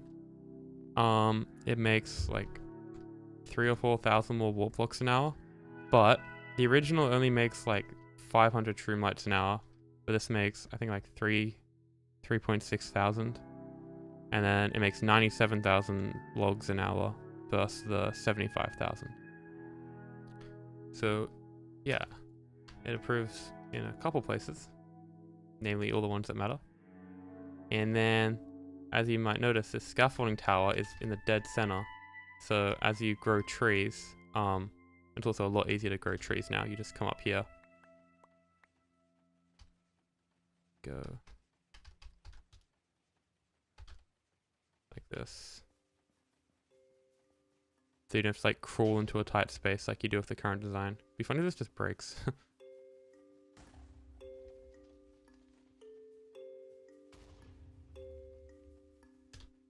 Yeah, so I grow a couple trees. Oh, you actually have to grow a lot. I forgot how Nether trees work without the mod.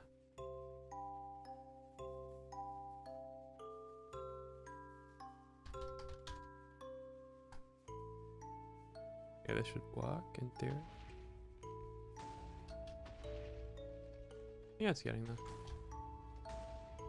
You make like a nether tree blob of all the different combinations combined together.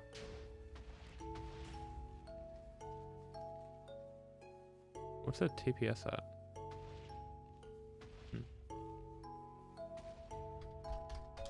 Okay, that should be somewhat enough.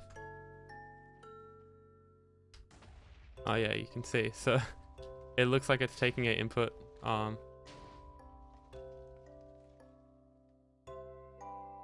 can see it's like taking an input from the top of the tree. So it kind of looks like the signal's traveling up the tree. And if you plant enough of them, I'm just going to fill it in because it's going to take ages otherwise. Most of the farm is actually covered up by the tree, so it looks like there's really not much going on. Like there's some redstone that pokes out. But for the most part, it's like, where's the farm? It's somewhere. Like even at the bottom, it only goes 2 blocks below the height of the tree. There's so much. I can't wait to make an explanation video for this, but I'm about to be really busy, so I can't. Like there's like I think like 12 or 14 or something new tricks in this design that I'm not doing in the other one. Like this duper is like a variable height duper, so you only have to use one of them. And then because there's a gap in the tree, you can detonate it in the middle and then use the leaves to like protect that.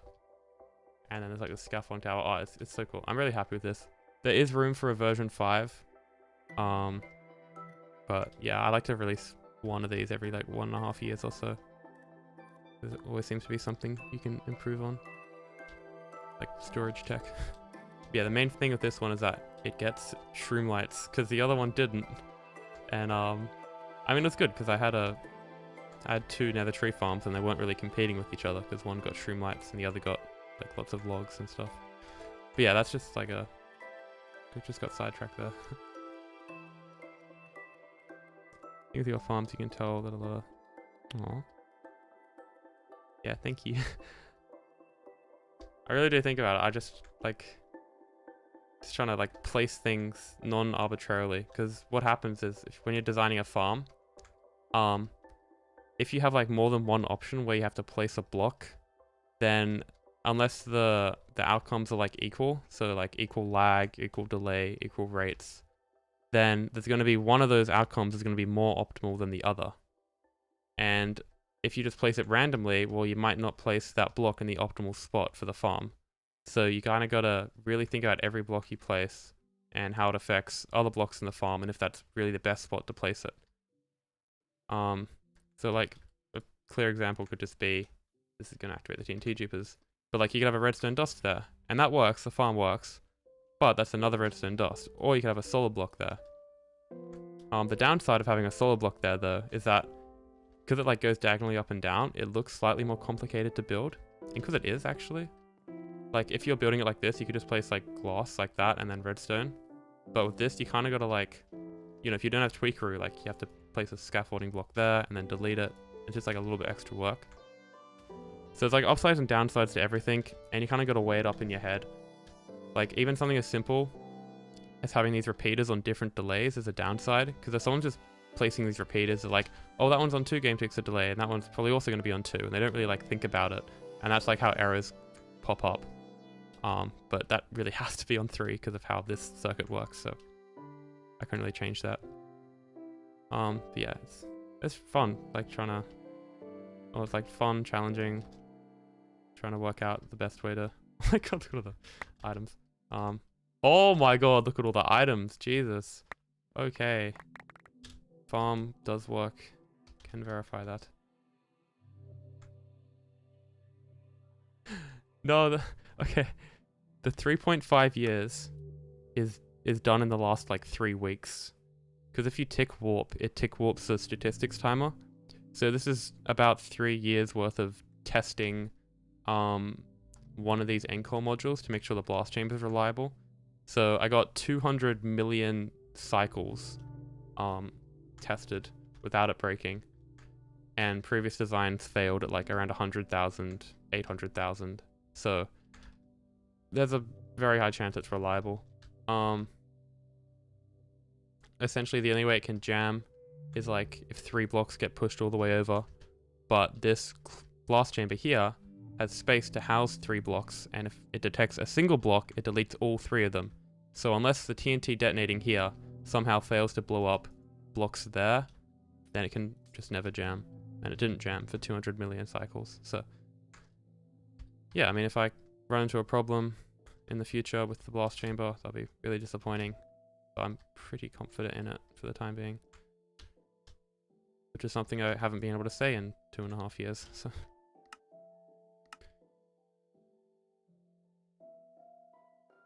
oh, that's good to hear, Nash. You're like closed beta tester because it's not fully out yet. Did you build it with the did you build it with the schematic? Of course you built it with the schematic. That's the only way to build it. But like, how long did it take and stuff? That's what I'm curious about. So I built it in a survival world just to see how fast I could build it, and it took like half an hour. But I mean, there's a lot of biases in that, like, because I made the farm, so I kind of know where it goes. And I use like Matica and Easy Place and stuff. Not Easy Place, just Tweakaroo. It took like half an hour, so I kind of like estimate. It takes me half an hour with those mods. It'll take a casual with no mods maybe like an hour, I'd like to think, but it just greatly depends. Like, that's why I don't really like putting like 2-minute build or 20-minute build in the title, because it just changes a lot depending on like, you know, who's making it. Like Easy Place, printer, like you can make stuff like instantly, but then, you know, not everyone's aware of those mods and that, because people are afraid of skill curves, it seems, which is fair, I guess.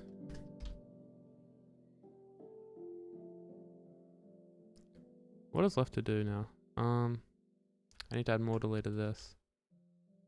3.5 month build. Go home build.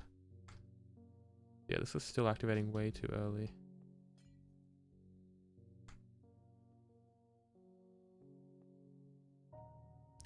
Go play Roblox build.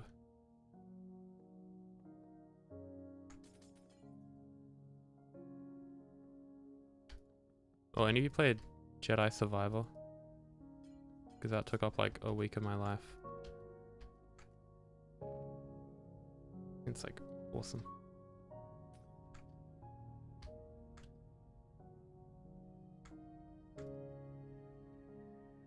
It's like a lightsaber action adventure, single player by EA, which with no like microtransaction BS and stuff.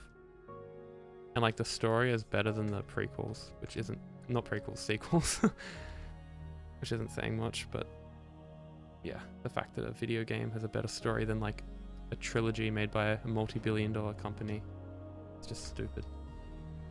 Stupid, stupid, stupid. This is way too much delay, I feel like. Okay, I gotta move this.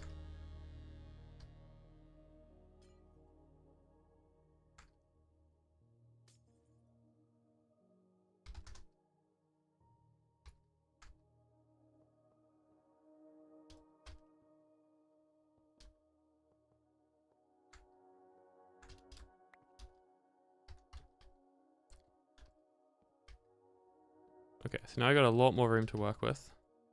Because we can delete repeaters here and we can add delay here. And that's all hooked up, and this is reset. Cool.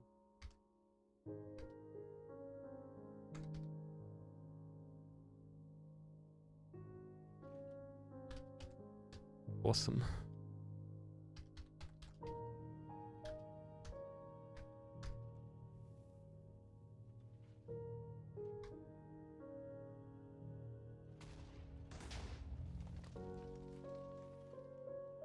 Well, that is pretty well timed, actually. Yeah, if anything, that water has to go a little bit sooner. Which can be done.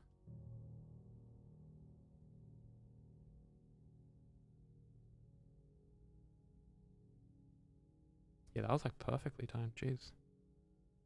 Okay, so if we squash this in by 1, then this is activating 4 sooner. Do that and that. And add another observer.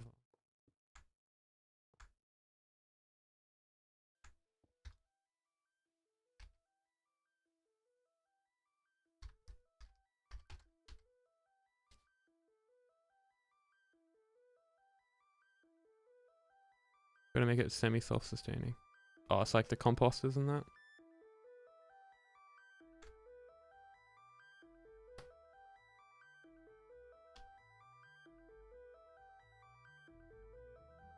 That was one at 16.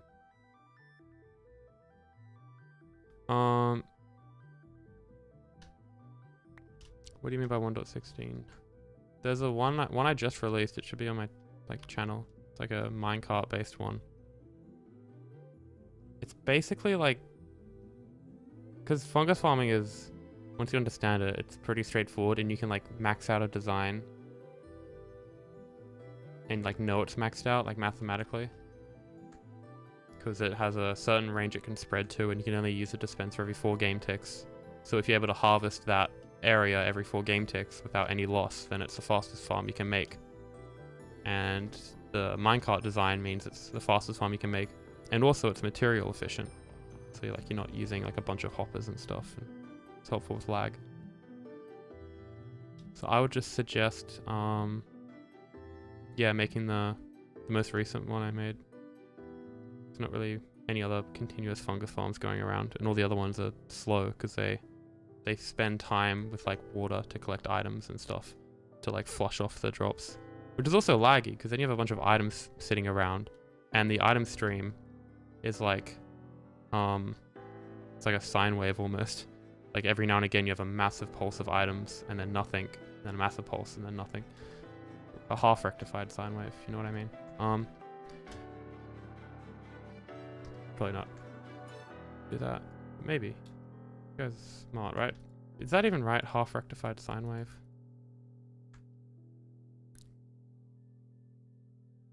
Is this working? This doesn't want to do a lot of working.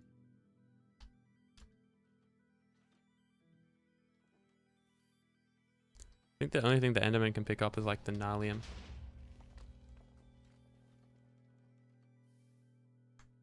Yep, that looks really good. Oh my god. Okay, so there's obviously like some fine tweaking that needs to be done. Like there's no Nalium replenishing, the height detection stuff. Actually, the height detection stuff's fine, I think. That can just be like literally this.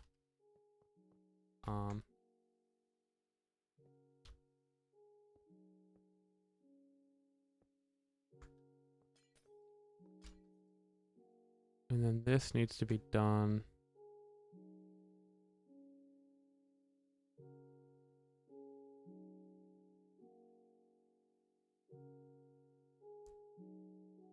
Because that's the final piston action input, so that retracts it. So this actually almost needs to come back this ways. What type of nether tree farm? Is it like a player-based one or fully auto? Oh my god, you could do this in reverse. No, that's gonna mess with my head. Yeah, because you can activate this and then bone meal at the same time, and then do player based. Does good. I'm yet to make a playlist one. Well, I made a really cheap playlist one that you can make in like a minute, but it was so slow. It was mostly just like mock shulkercraft, because that one was terrible. Somehow that was like more terrible. Well, it'll be interesting to see what you come up with, because Hampter and Krebs made a dual core, and that's close to optimal because they didn't use a heat map, so there's like certain pistons they could place which would make it like 3 or 4% faster, but like basically max.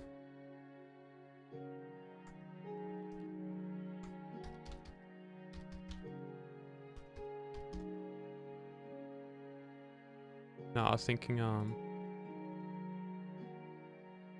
where's the tab? Here we go. I was thinking like this. So like every time you flush items off, it's like a peak, and then a peak, that type of thing.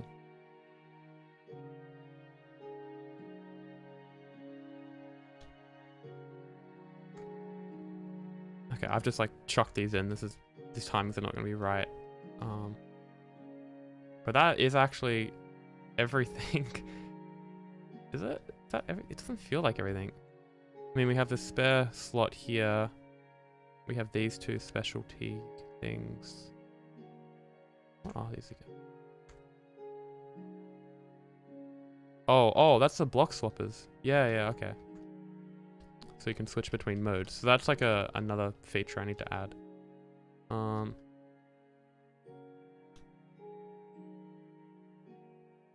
Yeah, it's gonna be compacted a lot. There's a lot of empty space. There's a lot of like one tick repeaters that are chained. I don't know, having it kind of spread out.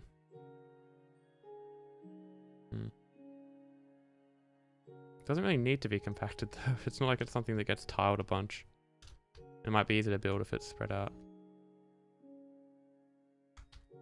I think I used to have a logo on the transition, but the file path changed when I like reset my computer, and I can't actually find the original transition with the logo and stuff. So it's just like the default, well, not default, but it's like a transition I downloaded. But I did have a transition I downloaded and then like made it custom, but I don't have that anymore. So it's just like, it's called like a kaleidoscope thing. But yeah, I did a lot of OBS stuff back in the day, and now I just kind of like kept it because it's chilling. Okay, let's see how non-synchronized this is now. Wait. Okay, always gotta check. Okay, so what that's done there is all the TNT blew up, and it just took out the entire tree, which is really nice of it. And then all this water is gonna get flushed out properly if I update it. And then all the items get collected. All the items except ones that land, say, on here.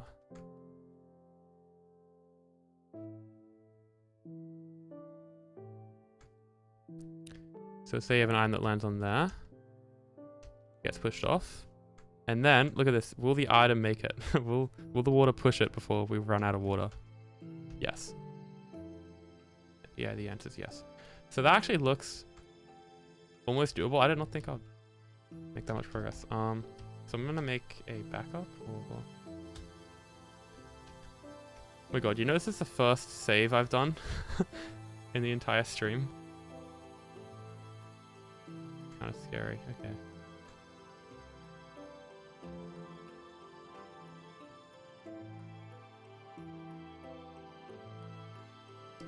There we go.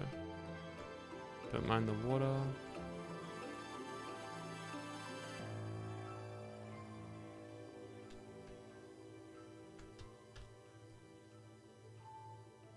The farm is done. Now there's so much to add. I'll add all the features and then work on optimizing and then do a bunch of testing and probably come up with some new idea and then redo that. But it's always good to get a working prototype first that you can then improve upon, rather than trying to make something perfect like first or second try. It's like one of the biggest things in farm design, in my opinion. Just get something that bloody works, because you can always make it better after. Compooter.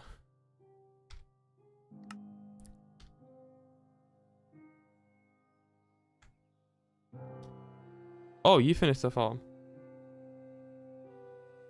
Nice. That was quick. You did like the composters in like 8 minutes or something.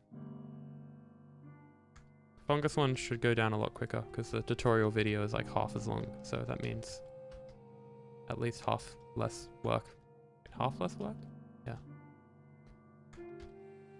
Okay, so we're gonna do something a little bit scary. We're gonna turn explosion no block damage off. But before I do that, I'm just gonna triple check I have the right schematic.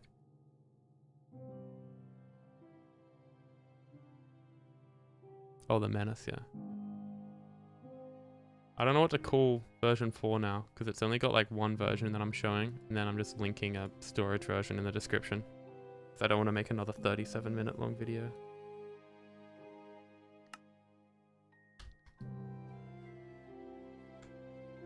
And also like the storage check I do isn't optimal, so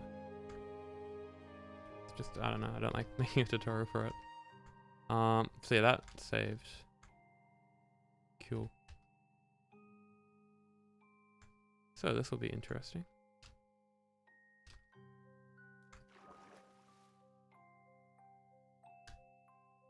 Fungus, bone meal.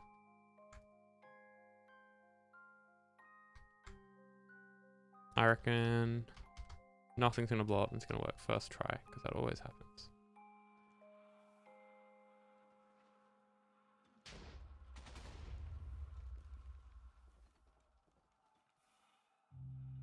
Oh, that's so cool. Wow. That's like there is so much extra work you gotta do to auxiliary or externally process one module. But it's like the opposite of a diminishing returns. Like the more modules you add. Or no, it is a diminishing returns, but it's a good diminishing returns. Because you think about it, if you were to just make one module, of course you would just do the timing circuit for the one module. In fact, if you were to make 10, you would probably do it. But there's some point in between 10 and 110 where it becomes worthwhile to make a compooter and do all the heavy lifting in just one spot. And that seemed to work. So obviously there's a lot of different systems in this, so something I want to check is the overflow system, because that is pretty important. So if we do this,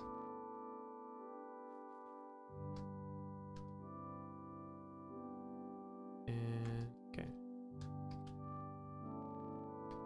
let's it's crazy, like this mess of like blocks like just comes together to just control this one module that takes out this small little tree.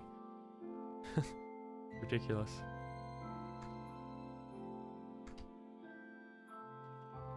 Ah, I have to place a thing. Okay. Oh my god, it's the smallest one. But okay, there we go. First issue. Actually, I don't know if that was. This has to activate a little bit sooner. In fact, this has to activate as soon as possible, to be honest. It's literally the very first thing that activates, as you can see here. It matters for good reason. Because this has to basically create TNT and blow up the TNT before this even starts pushing. So that's at least 80 game ticks. And I think what happened there is this blew up a little bit after that, which is bad. But at least every layer was detected. So, and the next thing I want to do is do height detection, see if that's working. So as you can see right now, it hasn't detected any tall trees yet. What? It's just missing the block? Okay. So if we run this, it should detect that block that I placed there. And then activate height detection. Maybe. Yes. Oh, awesome. Okay. So that's working.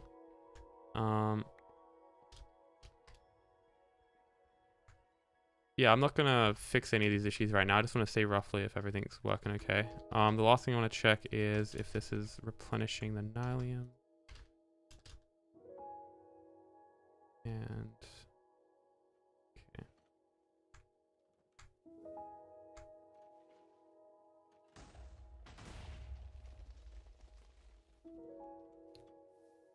Is it? No, it's not. Okay, lucky I checked. So this just isn't activating. Interesting. That comes down here. Powered there. Yeah, that's all good. And then there's just no input for it. Oh, I think I know what happened. Yeah, I didn't connect it up here. Okay. That makes more sense.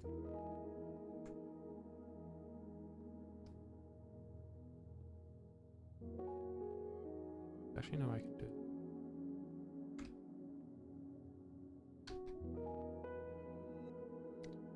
Yeah, so the stream that will come after this, we'll probably have the computer done, because I don't really want to do 2 streams on just the computer. And then, yeah, I think the stream after that, after this one, so number 32, will probably be the storage tech stuff and polishing off, I would like to say. Or maybe like little things like adding the dolphins, doing like the fungus distribution, adding the fungus farm, making it look pretty, adding a user interface, stuff like that. So maybe by like stream 35, it'll be done. I don't know. I don't want to give any estimates, but one of my goals for my channel this year is to finish this farm before 2024. So that's like, if it's not done before then, you can like get me fired or something. I don't know.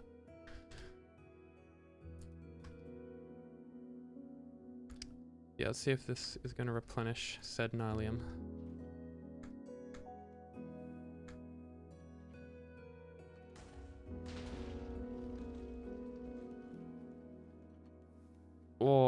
was close. Okay. That was close. Needs a little bit more delay. This is V4.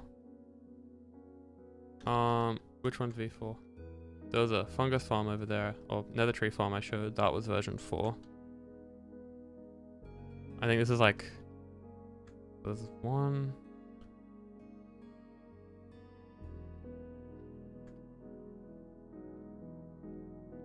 The nether tree farms, yeah. No, with version 4, I basically took all the math I did and like the heat map and just worked out the best compromise on like shroom lights to rates to complexity, and then got a layout which was really fast. It's so sad. The layout without any like hindrances, so like a max efficiency blast chamber and yeah, basically a max efficiency blast chamber. It's like nearly 5,000 shroom lights an hour and like 180,000 warp blocks. It'd be like a 300k farm easily. But yeah, the blast chamber just wasn't having it. Without like block 36 TNT, it's really hard to make something that's like 100% efficient. Yeah, so this needs more delay. Yeah, this needs more delay. Okay. Can be done.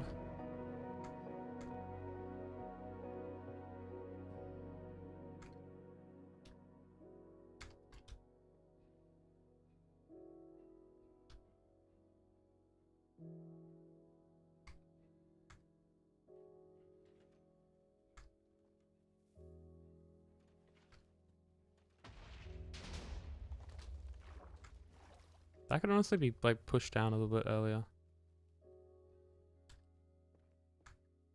That is weird.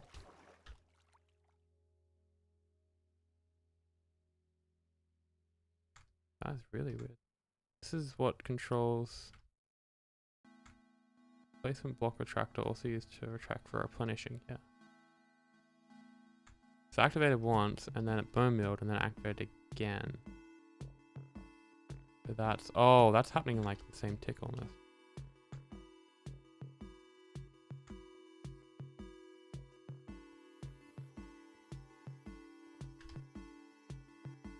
Yeah, I mean, maybe you didn't build it because it's only got a schematic at the moment, I'd assume. So you kind of need the tutorial.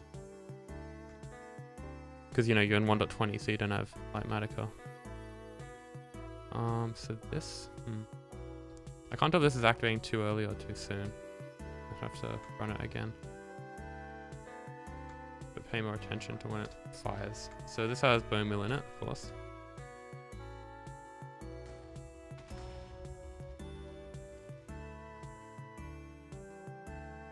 With the Ncore one. Is not done yet, so not really much point. This just doesn't want to bone meal. What? Okay.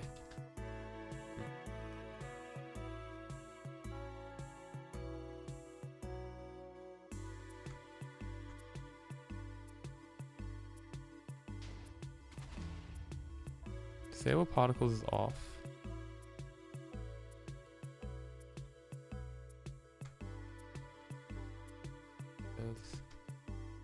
Literally no bone meal particle effects. Is this not wired up? No, that's connected there. Now I gotta pull it back.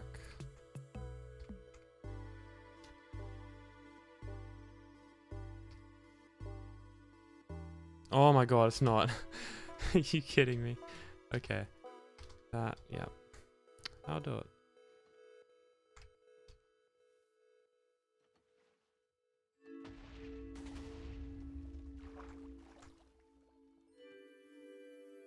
Oh, that is close. Jesus, that is close. Be a little bit more delay on that.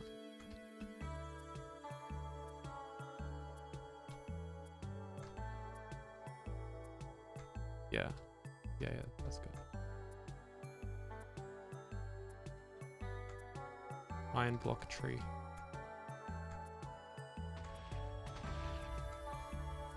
Iron blocks have high blast resistance, so that looked exactly the same, even though I added like a solid 1/10 of a second delay, but sure.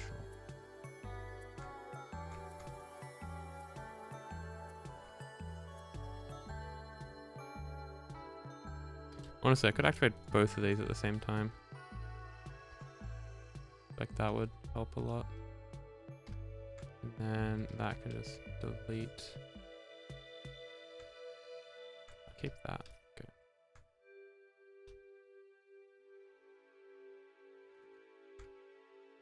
Glass tree.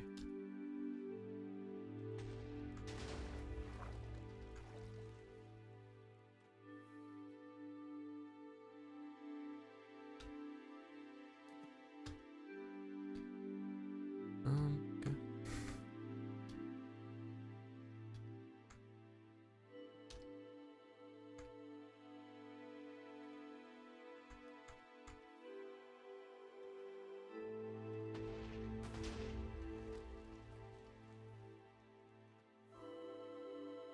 Wait, how is... Okay, that's... I gotta watch that in like slow motion. That's a massive time window and it still is not bone mealing. There's nylium there. It's not waterlogged above it. It should definitely be working.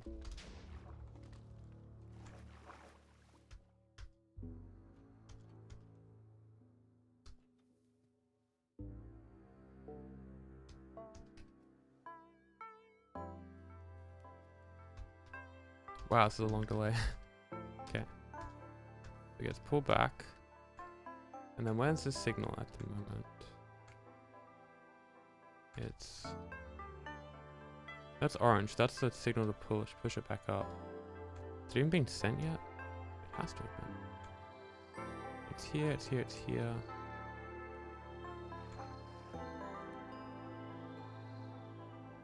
Oh, it might be going just before the block becomes a block 36. Yeah, this makes more sense. So it's actually going too early. Which means we can get rid of that and get rid of this and get rid of that and then just add in something like a observer. Okay, and that should do it.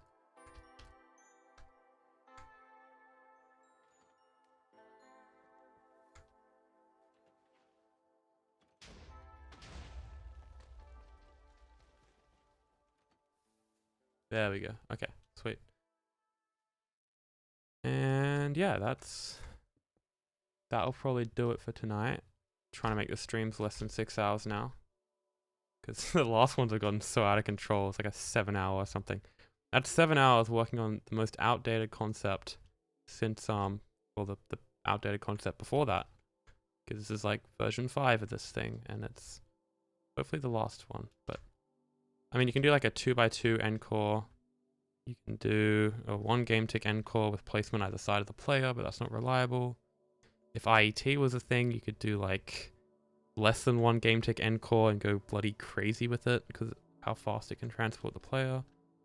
There's a lot you can do. But this is the only one that like really works right now.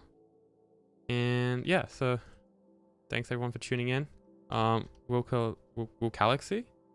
Let's try to say your name for the first time. Sorry. Good luck with your farm. Congratulations for finishing the nylium. Thank you. Took a few minutes. But yeah, we're good. Lots of troubleshooting. Hopefully the next stream this will be done. And yeah, have a good day.